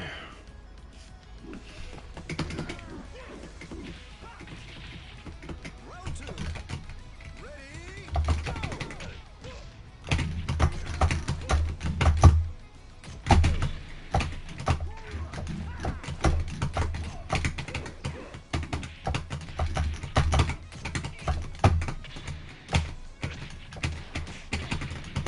Esta yo creo que sí que la empezó a hacer.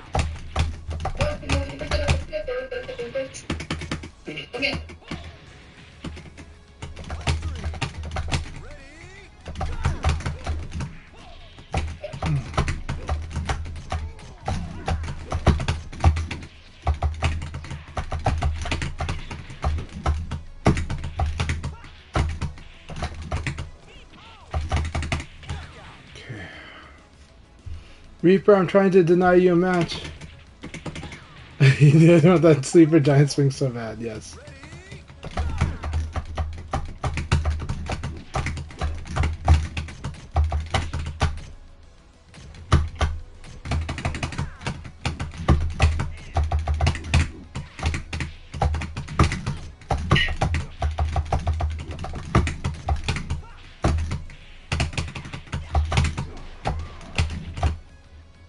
I love that. That's so cool.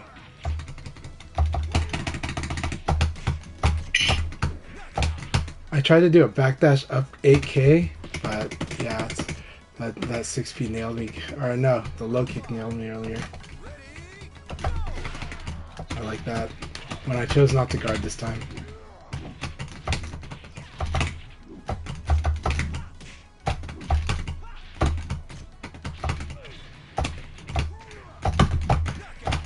Good game. Good game. All right, Reaper, it's up to you. Yeah, Jimmy's gonna be scary no matter what he chooses to play. No, that's really good. He's using the lows to counter the.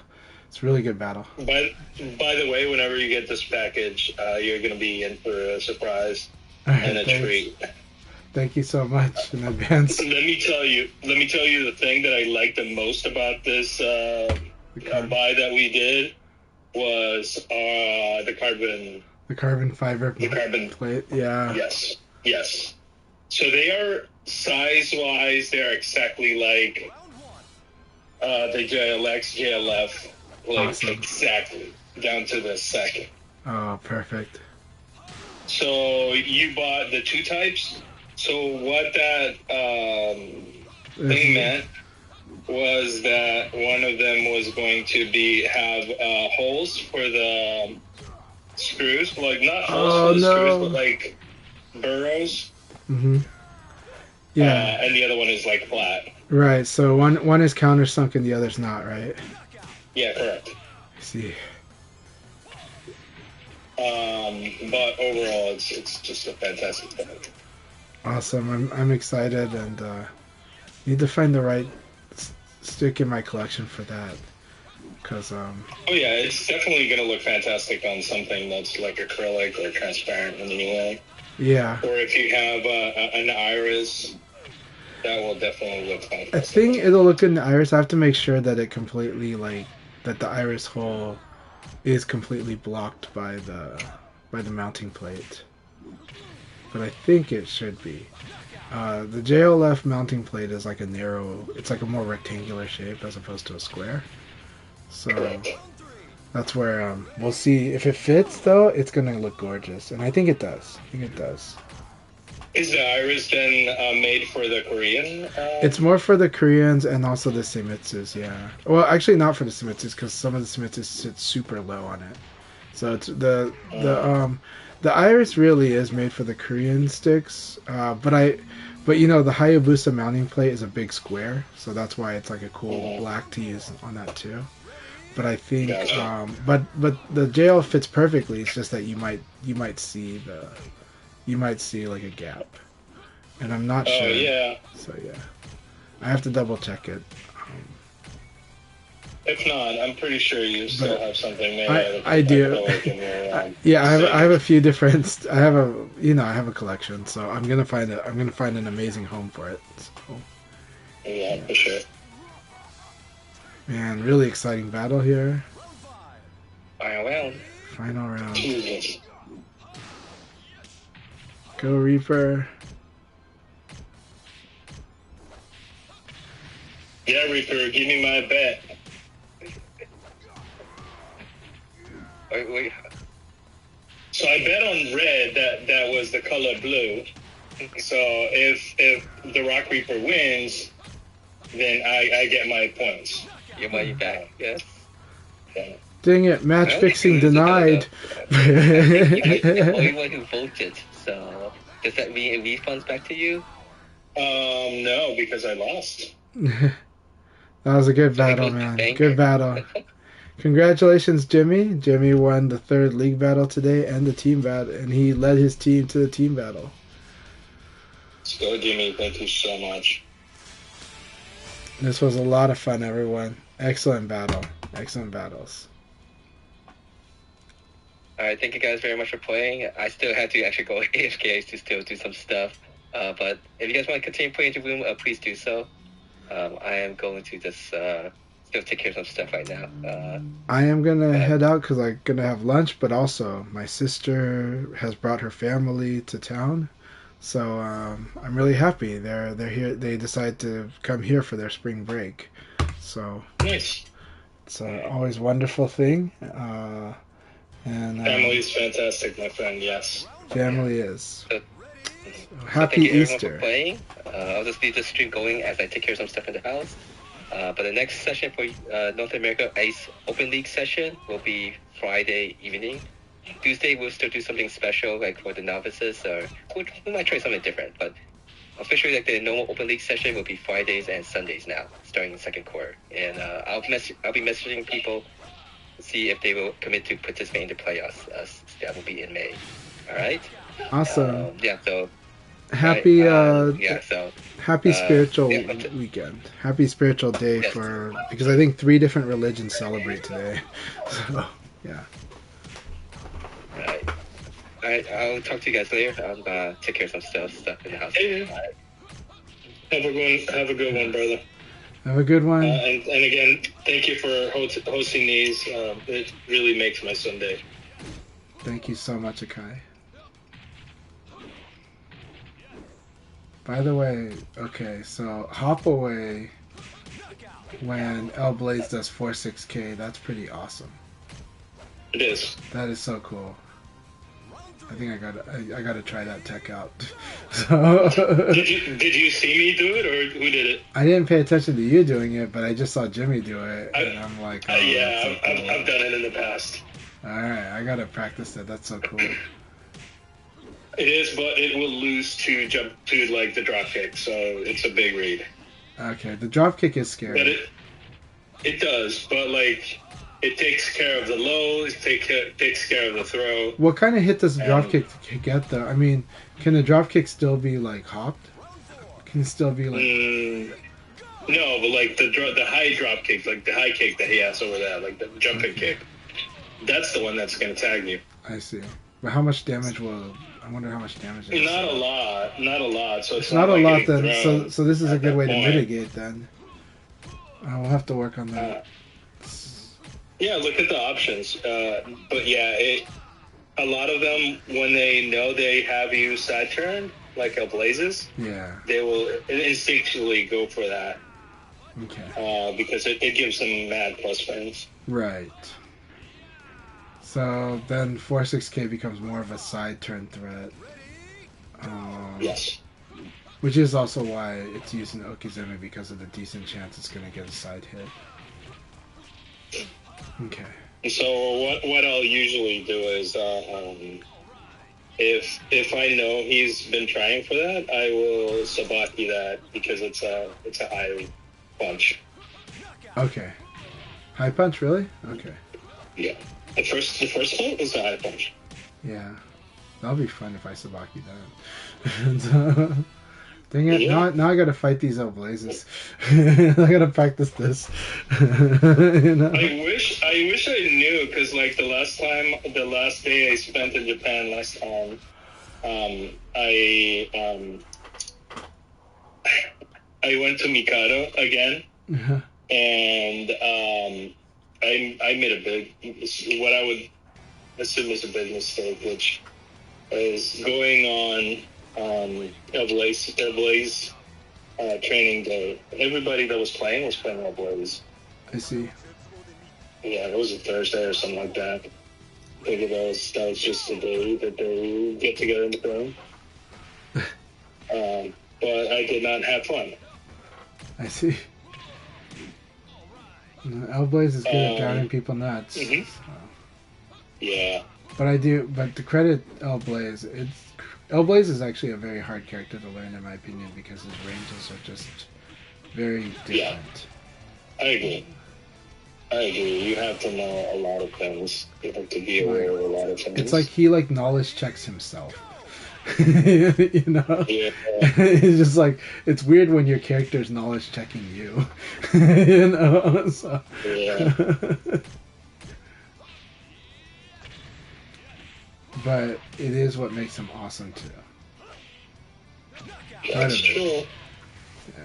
But yeah, finally getting to play the Rock Reaper in person was really good. I don't think I mentioned to him just how thankful I was for that day. I'm so glad you guys made that happen. Yeah, it was a pretty amazing day. Looked like you, Reaper, and Particero had an amazing time.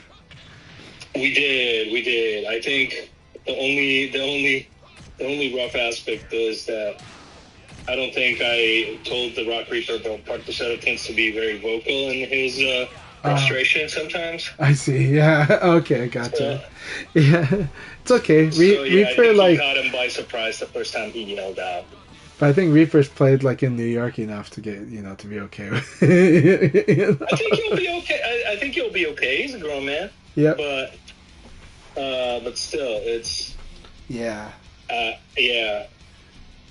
I will Once you say. meet Cartucero, you'll know he's I will say it's harder. It is kind of harder a in wild Portland. person. So Yeah, I it's hard. already. It's natural instinct to be wary when you see him, raise his voice. Gotcha. Yeah. This is for real. I would be worried if he had not been taken aback by it. Yeah. See, but yeah, I'm really in love with these carbon plates. I'm glad to hear that too. And and again, we'll make it clear to the audience that this is not your first carbon plates. You did get to try. You have used the awesome train ones, but the train ones have a thickness, plates, which I think were also made in a different way. Yeah. I think they were made for a different audience as well. Yeah. So they were made in the way of Korean plates. Yeah. And they were also double thickness. Right. Which I think basically is, I don't know. I think it made my throw it for affects... the movement. It made it shorter. Yeah. So it was odd. It felt like I was missing part of my throw inside of the stick, which is, I don't know, to each their own, I guess. But I didn't like it too much. I don't like to mess with that aspect of the lever. Yeah. But yeah, I am. However, I think as I'm getting older, I think I'm getting more set in my ways. So I think I'm definitely not gonna even try to get used to that silent lever. Yeah. No, I understand. I think, ultimately, I think what Dennis at 201 did was basically put the JLF PCB onto a JLX. So, because he really likes those JLF. Out of a JLX.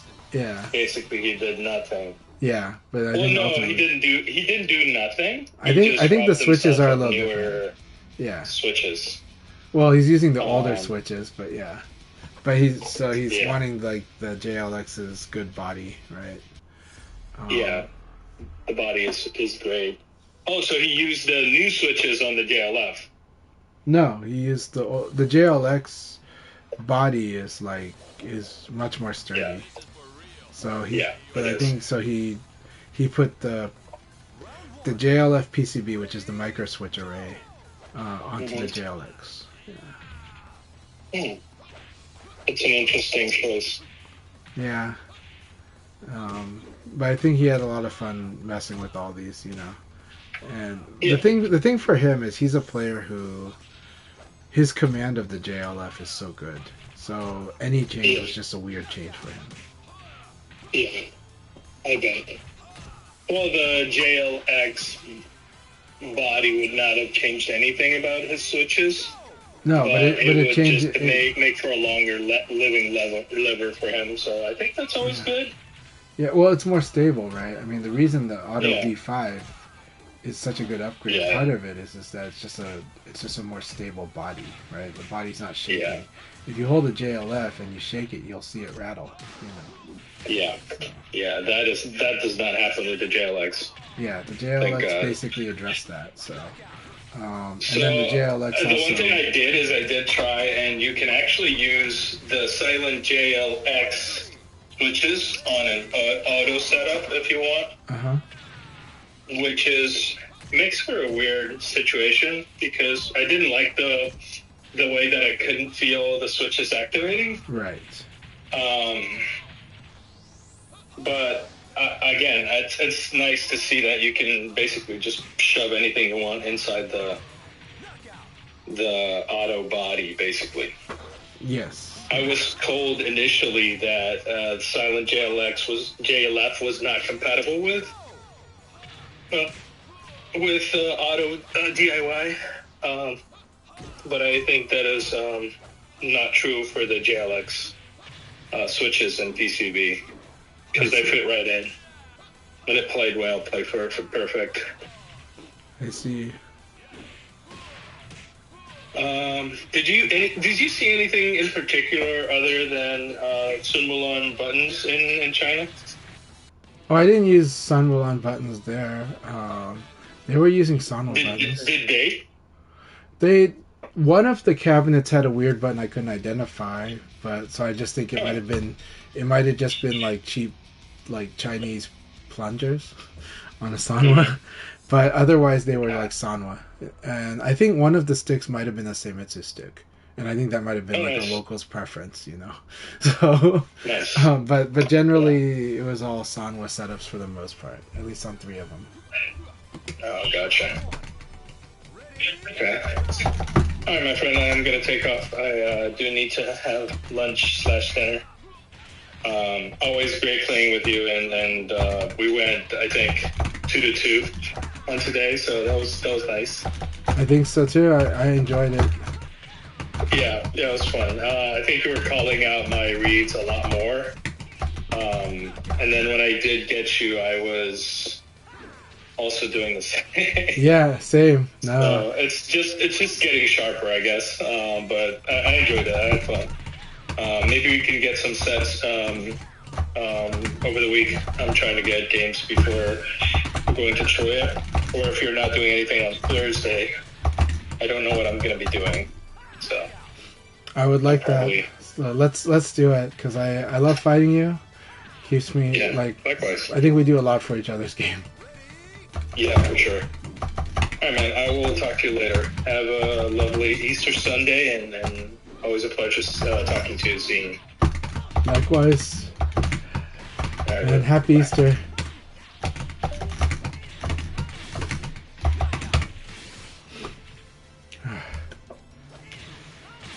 Man, good games. Is Haddonfield? You're Matthew, right? Are you Matthew? But man, good games. Really good pie. Very scary. That aggressiveness is very scary, and but that's what I like to do to people too. So good games, man. Good games. Thank you very much. I had a great time. Good games report. Yeah. I'm glad I got those choices right, but yeah.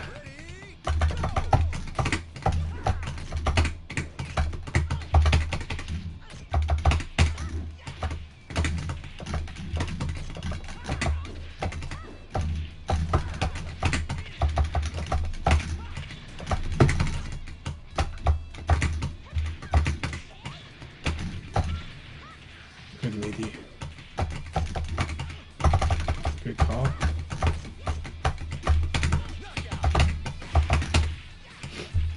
Alright. I love Leon's uppercut for that situation, but it's tough.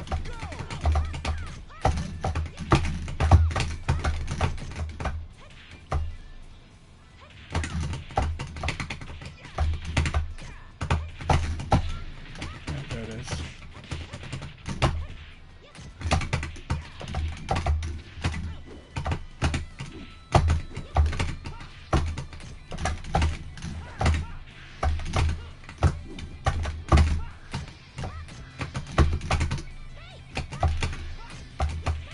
Very good. 9KK is punish.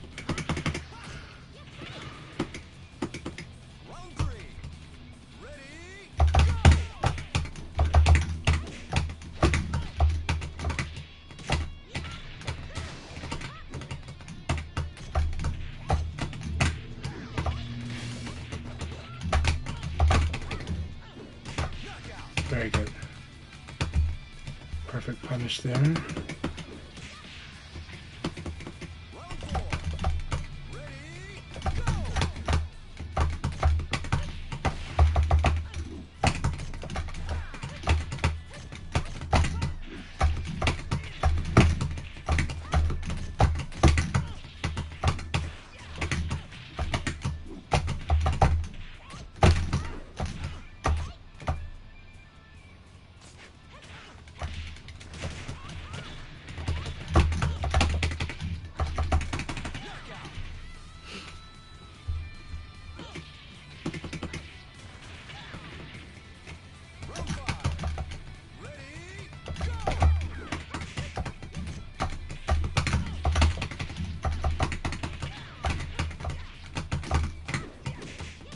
I should be ring out. Nope.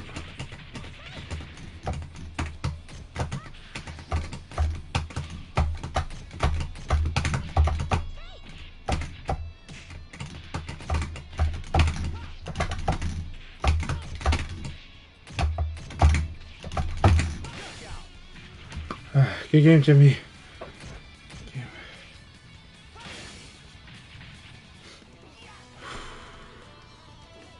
It's a lot of fun. A lot of fun working on that style of play.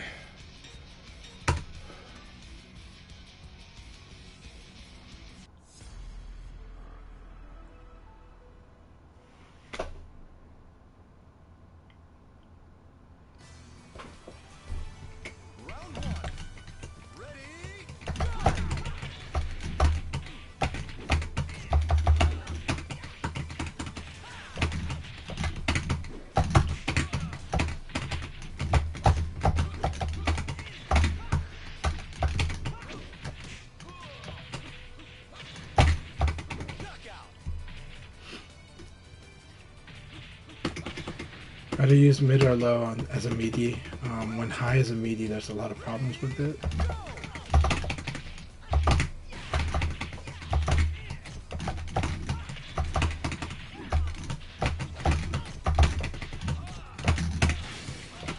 That's good.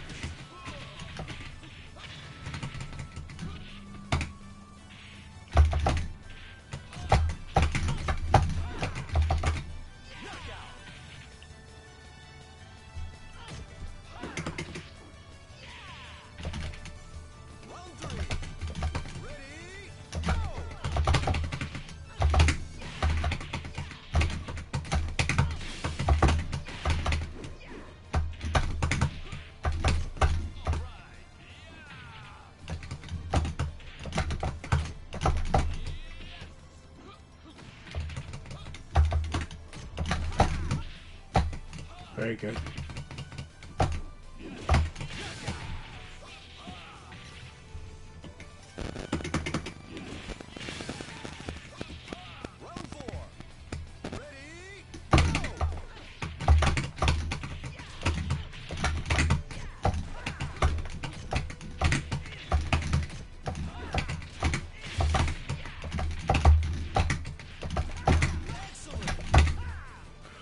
Good games, Tiggy. That was a lot of fun.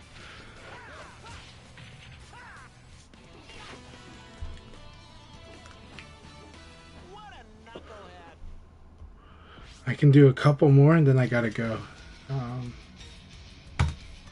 This is so much fun.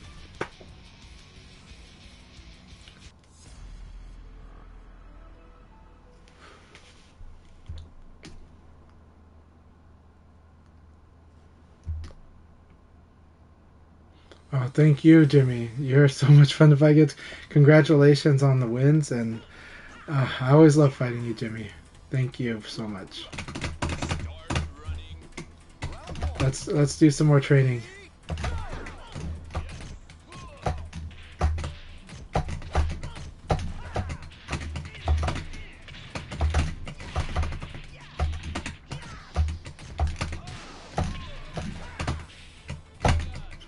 That jab one, okay.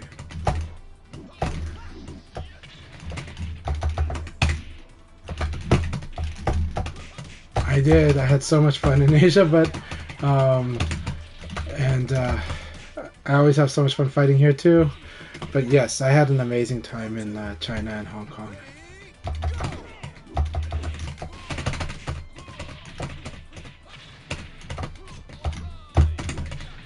That's the call out. I wanted to see this call out, so that's the call out. And I can't kick this. I wanted to see if I can kick that.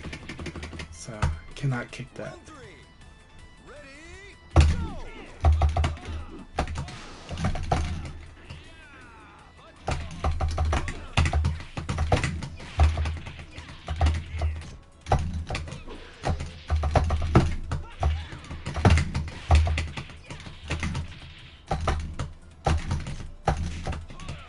Man, I cannot evade.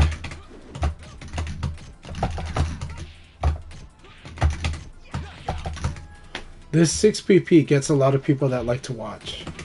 So, like, Yeah, like it gets a lot of people that like to watch.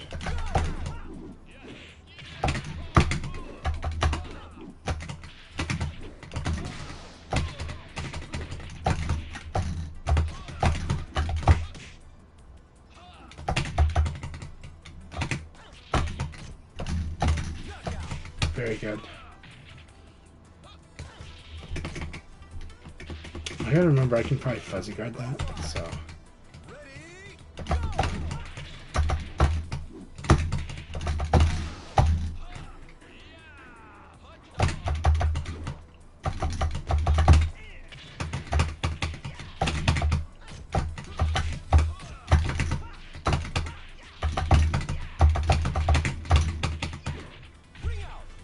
Good game, Reaper. Game.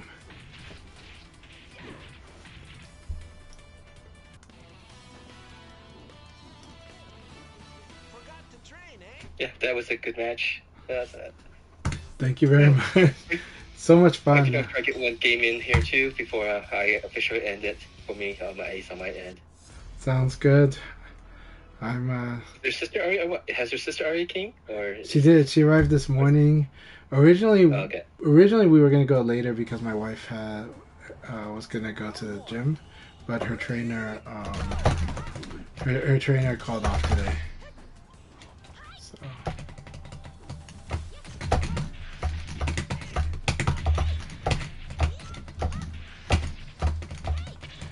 Man, I love that Okizeme.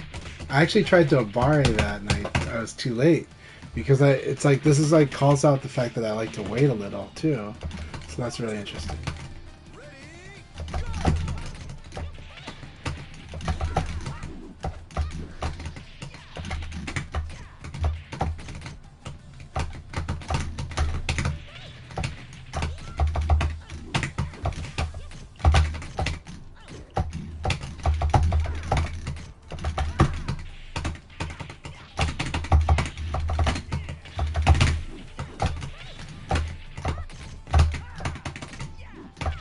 Good reaction. Jimmy's reactions are nuts.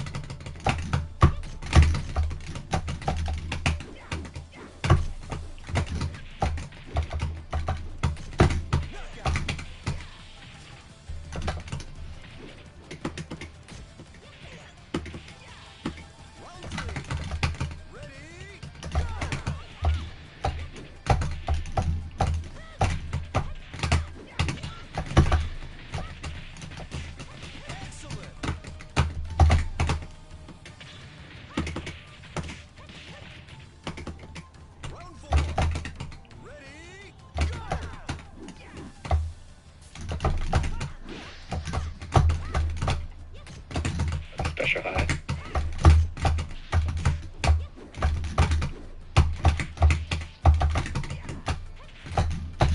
I tried to evade that.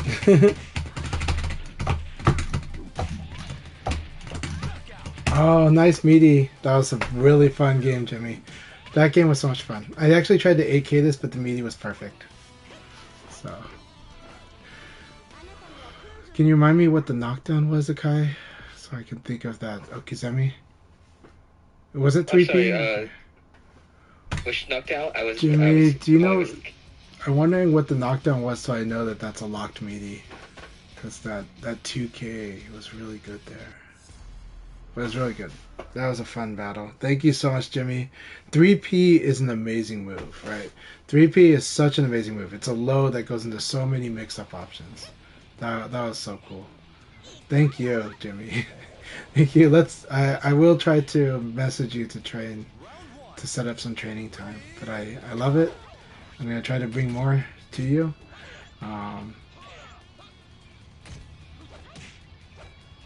Jimmy's main is Akira, if I recall. I think Jimmy's main is actually Akira. But they play every character. they aim for mastery of the game. So Jimmy's aim is to master the game.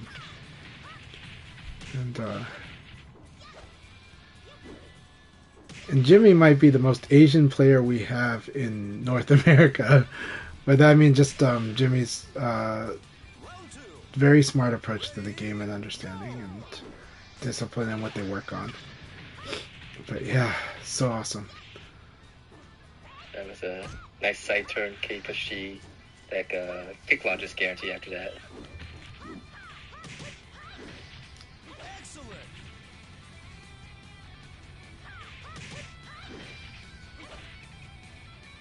Round 3. Ready, go. Oh, a lot of characters. Yeah. Man.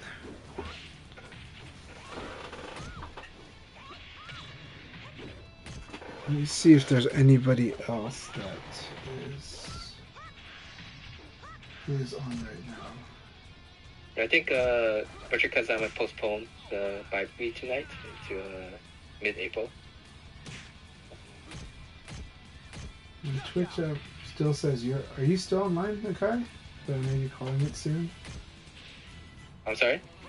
Are you still online? No, you're not. But the Twitch app tells me like you're online, so I was like, huh. Okay. Yeah, I should be online. Okay, cool. But I'm just gonna play one match and can call it at night. That's it. Let's see what we got here. I think I see Shijosa streaming Street Fighter. Shidosha is streaming? Okay. Mm-hmm. Well, I always like to help. Shidosha is awesome and has done a lot for our community too, so... no, I don't see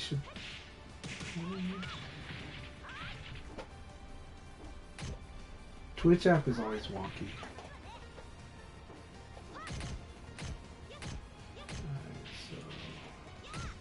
That we punish. That was not even punished, but yay.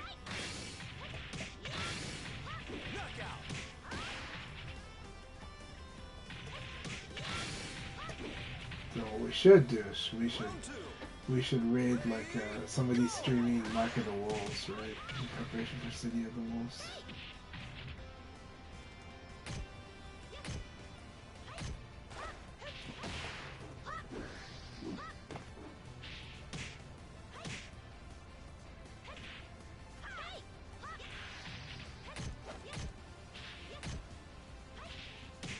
What hurt?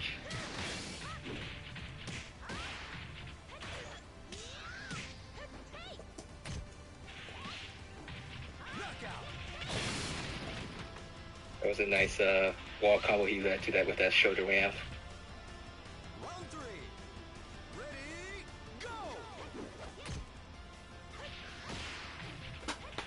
People don't stream that much King of Fighters 15 anymore. I wish they did. Let's see.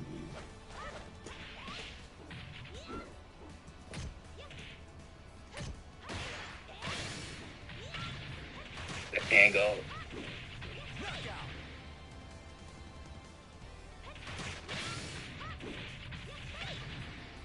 Round 4. Ready, go.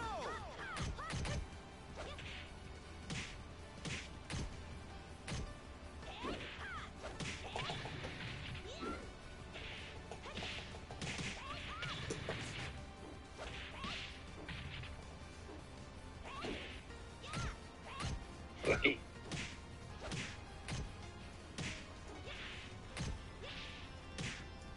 Knockout.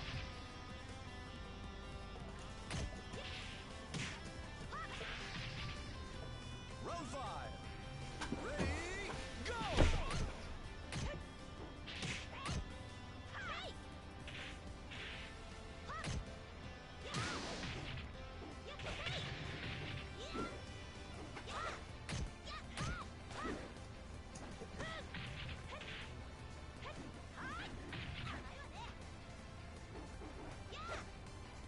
Yes.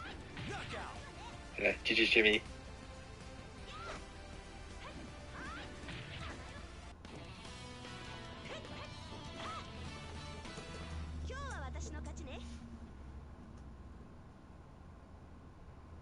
I have to look at how you do all those wall combos. It's like I would not have expected the shoulder ramp to basically from distance push me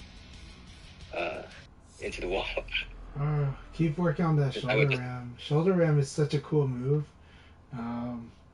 Seto, I think Seto Pi against me and showed me some situations where Pi can really shoulder in people. So it's really scary.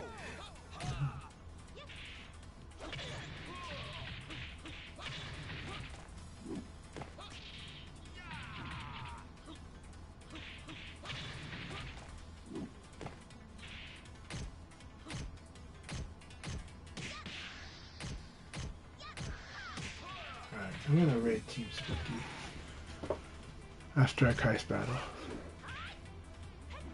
Team Spooky has also supported us in the VF community quite a bit too. So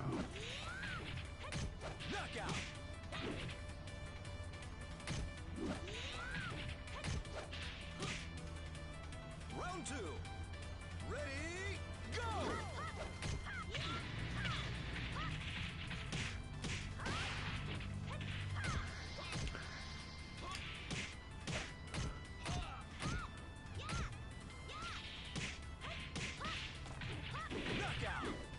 very nice round, Akai. Round 3. Ready, go! Oh, that was beautiful.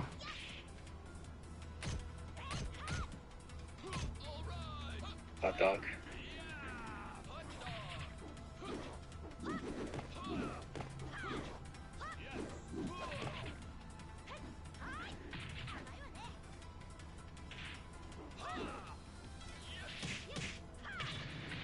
Very nice ring out. Nice conversion to make sure that that would ring out. Thanks. Round 4. Ready, go!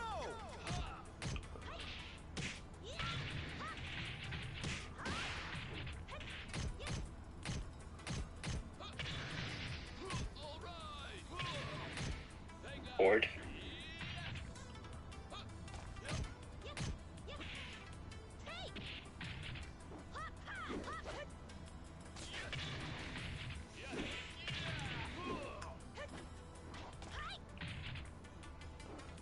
Knockout. Good GG to battle. our Cooper.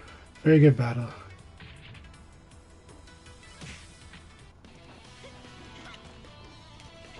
So while you were gone, Midori, like last post before she or he will not be posting anymore was saying Virtua Fire will be announced this year.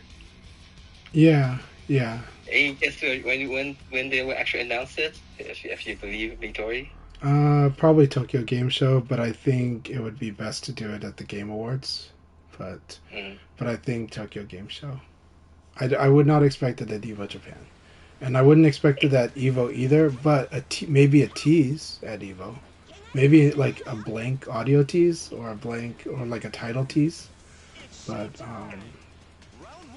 yeah. Ready, go!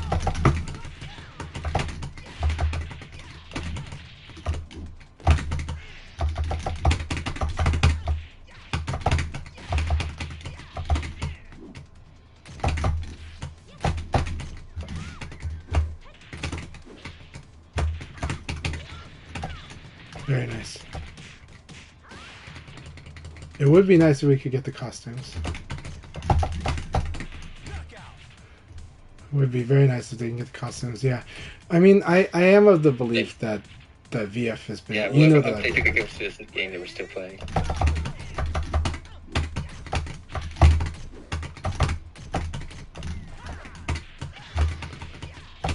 So you know that I've always believed that they are working on a new VF. Like, because a lot of things for me don't make sense without that, unless they were continuing development of this game. But that doesn't even make as much sense. Very nice. Very nice. I messed up. Very good.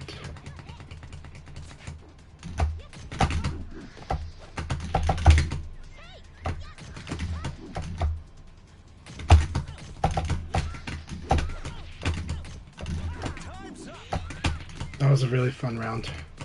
Round 3. Ready,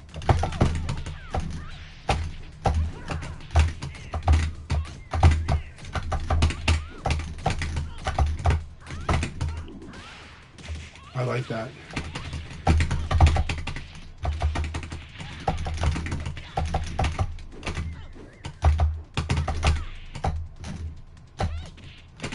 Excellent round.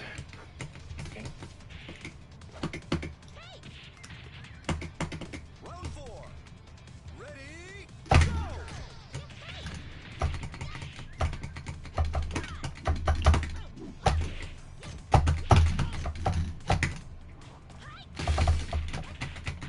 Oh no.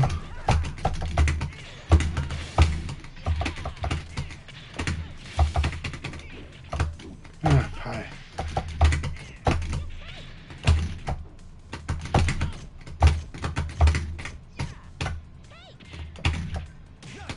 Good game. That was really fun. GG, Shanghai.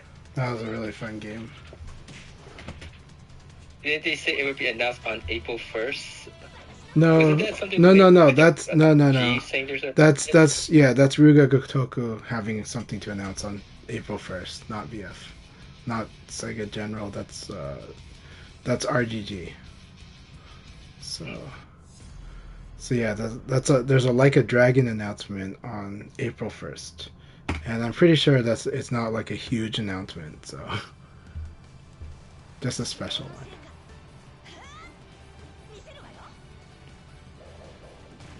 This is for real. Say your prayer. Round 1. Ready, go!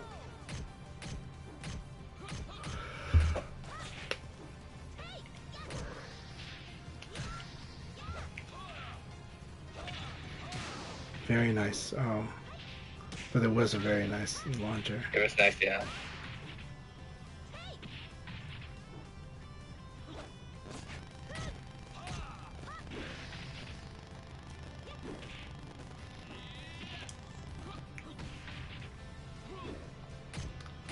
Man, that was like one frame early.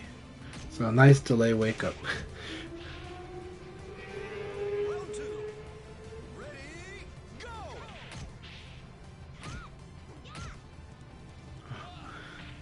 So, bonus tip for people that are fighting against Pi, her eye poke, that step away into the eye poke, it is punishable. It's a -13.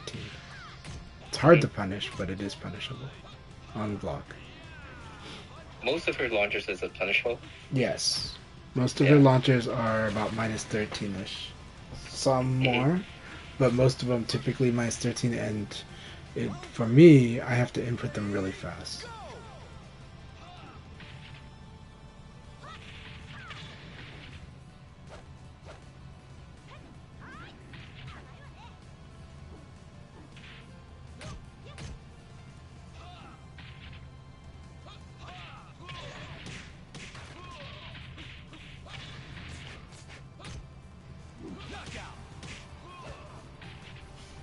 That was brilliant. Good round to Zaytigi. Round 4. Ready, go! I have a feeling those Zaytigi wish that they had did a bound when their combo hit you into the wall. Mhm. Neutral.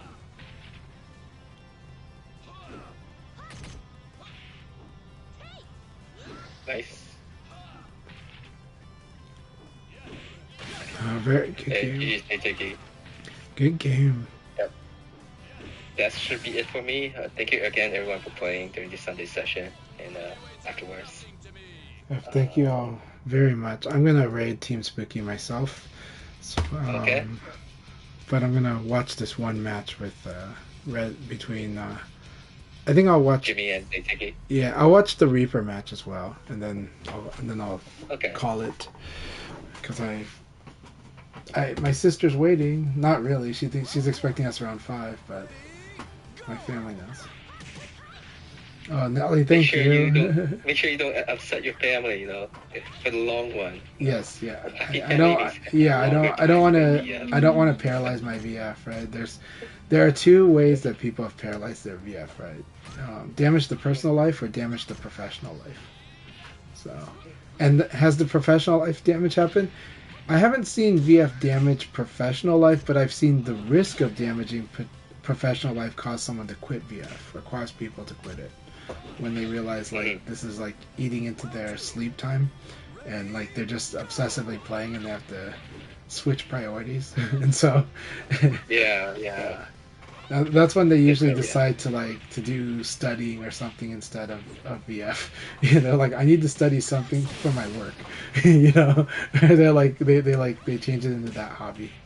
So Yeah, I had a friend which that his parents was not very happy with him spending too much time playing Virtua Fire, and it came down where they compensate his joysticks or fingers. that's So awesome. make sure that a good balance is very important. So It that is. means a longer time you can play VF in the long run. Definitely watch Jimmy's like wall game earlier. Those are the things that you want to do with your Pi. It's so scary. Like Pi is really annoying at the wall. Like she can like her lows can like cause that low. It's like 1K just single hit at the correct angle. It's just so annoying. And then it's like mixes up with so many other things. Jimmy has done really. I need to study Tiger Man's and Jimmy's Pi. Yeah. I could incorporate their more offense, especially with the wall. I think Jimmy's gives you a lot of stuff that like works with the way that you like to play VF. You know, using more of a neutral. I think Tengu Man gives you a lot of good ideas, but is also playing more like the way I like to play, which is like swarming the opponent with stuff and then and targeting reads during that swarm. You know, so and that's why I think Tengu Man and I have really interesting exchanges because we both like doing that a lot. Jimmy can do both, of course, but I think when you watch Jimmy, especially now, what Jimmy's doing is trying to maintain control and challenging themselves to do things reactively, to do things that are more guaranteed. And I think that's what your style wants to be, right? I think that's kind of like your personal ideal and how to play VF. And yeah. So I think I still have a lot to learn. But I would actually like to prefer to actually learn all the other characters, but time commitment wise and every day. But now that I'm doing like one less session for Europe and North America, well, North America I still do something on Tuesday for those who still want to show up for that. But Open League is now just 2 days per set region. I hope to do a little bit more learning different characters and also creating resources at the same time. It'll help, and do that. But even just a tiny bit of time with other characters helps like a lot. It gets you to appreciate what your character does too. And scary stuff like just watching Jimmy right now, right? When he did ECD, but when he saw that he got like the successful evade, he would like do a side kick because he knew that the frames were there. He knew that he evaded something big enough that gave him a 17, and then the side kick is scary because if it counter hits, they crumple, right? So it's like, and so he's watching for that. He's like, do I get the crumple? And it's like it's a very scary thing when you get very good at evade confirm, but also when you just are able to capitalize on when you can set up crumple. So like Jimmy's Pies is sometimes trying to set that crumple up. It's really scary. Like in a very safe way, right? It's like in a way that's very much like the way that you play VF, just slightly faster with the movement and with the with more buffering with the movement. But yeah, keep it up. You're playing really like through these leagues. I watch like different aspects of your game get more and more scary, and I love our battles, and so I go after you hard because I'm afraid that if I don't, like you start turning it around. So and I know that if I get like stuck in like a knockdown Oki, you're pretty good about making a good read on on the knockdown Okizeme situation because it's a lot of force choice guess. So it's a lot of like I have to guess between two things consistently and basically block high or block low. But I like to Abare, so my Abare is only gonna work if you're not spot on the meaty timing. So and that's what I love about this game's Okizeme design is the meaty timing is actually it's a very underrated feature of this game. Like all the high level players love the side turn in this game, but I think the meaty dynamics of this game makes the Okizeme actually very interesting. So, all right. Hot Sauce asks Have a if good he one. feels there's any single move Pi can abuse. Abuse is hard because everything in this game Depends has on your multiple opponent answers. too, right? It's like, Yeah. let me just wait Team Spooky here and then answer your stream here. VP plus K is amazing, but it has short range, so people who knows it will be able to handle it, I think. I think if I was really good at it, I would abuse 3P. 3P is really good. Yeah. I just noticed something like as I start trying to use it more, like I've been trying to play delay with that move 3P, but I noticed that lately, I'm not sure if it's just something mechanical with my own hands right now, because I'm having some trouble getting that diagonal 3 right now on the 1P side. And so it sometimes comes out as forward instead of and down. I'm just not sure if it's my joystick has issue or is this something with my how, one of those random times in which I'm not holding the stick how I should normally do. But also it's like trying to do some delay with the 3P. I noticed that online I'm having trouble doing that online versus offline. I'm not sure. It's something I just started noticing now. Sometimes when I do it, nothing's coming out as I intended to. But if I could do well with 3P, that is one thing I think I would use a lot. Because you could shorten the recovery so that it's really very safe, and if done at the right distance, it could lead to basically you getting tackle with the 3P counter hits. And so yeah. All right, I should be going now to keep my family happy.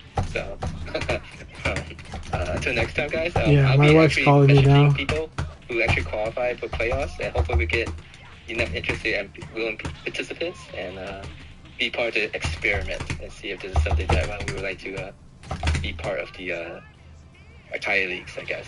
Like that. All right. Thanks, Chat, for everything, and thanks to everyone who's been playing and watching the stream. All right, thank you, everybody. Yeah, my family's calling me, so you guys have a good one. But yeah, and thank you all so much.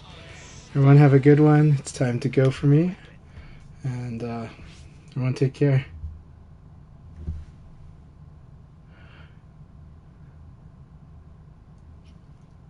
%. What everybody said on my stream too, yeah. There's a lot of good pointers. Let me read them out really quick and I'm in trouble.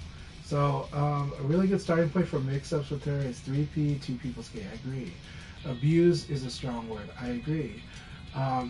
Abuse is a strong word because in Virtua Fighter, if you abuse, you're going to get abused. This game, you get punished for being predictable.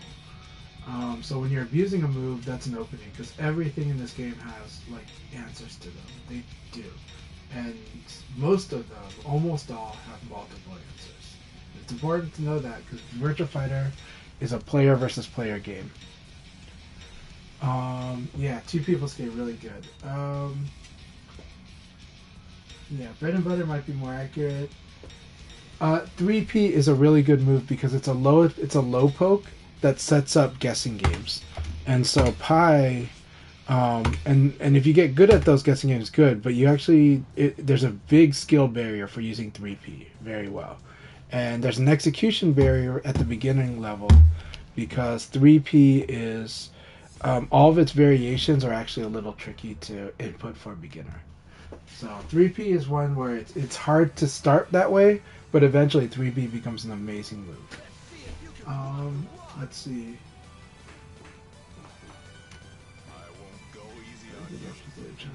Yep. So that's kind of what everybody said. But yeah, thank you very much, everyone. Let's have a good one. Happy Easter. Happy whatever holiday you're celebrating. Hope you're enjoying it with family. And everyone take care. Cheers.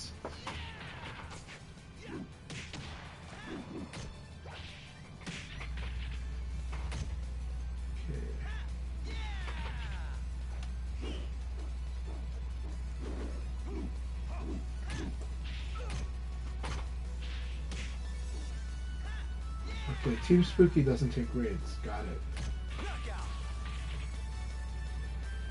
I still believe in raiding when you can. It's always spreading your goodwill. Round 2. Ready, go!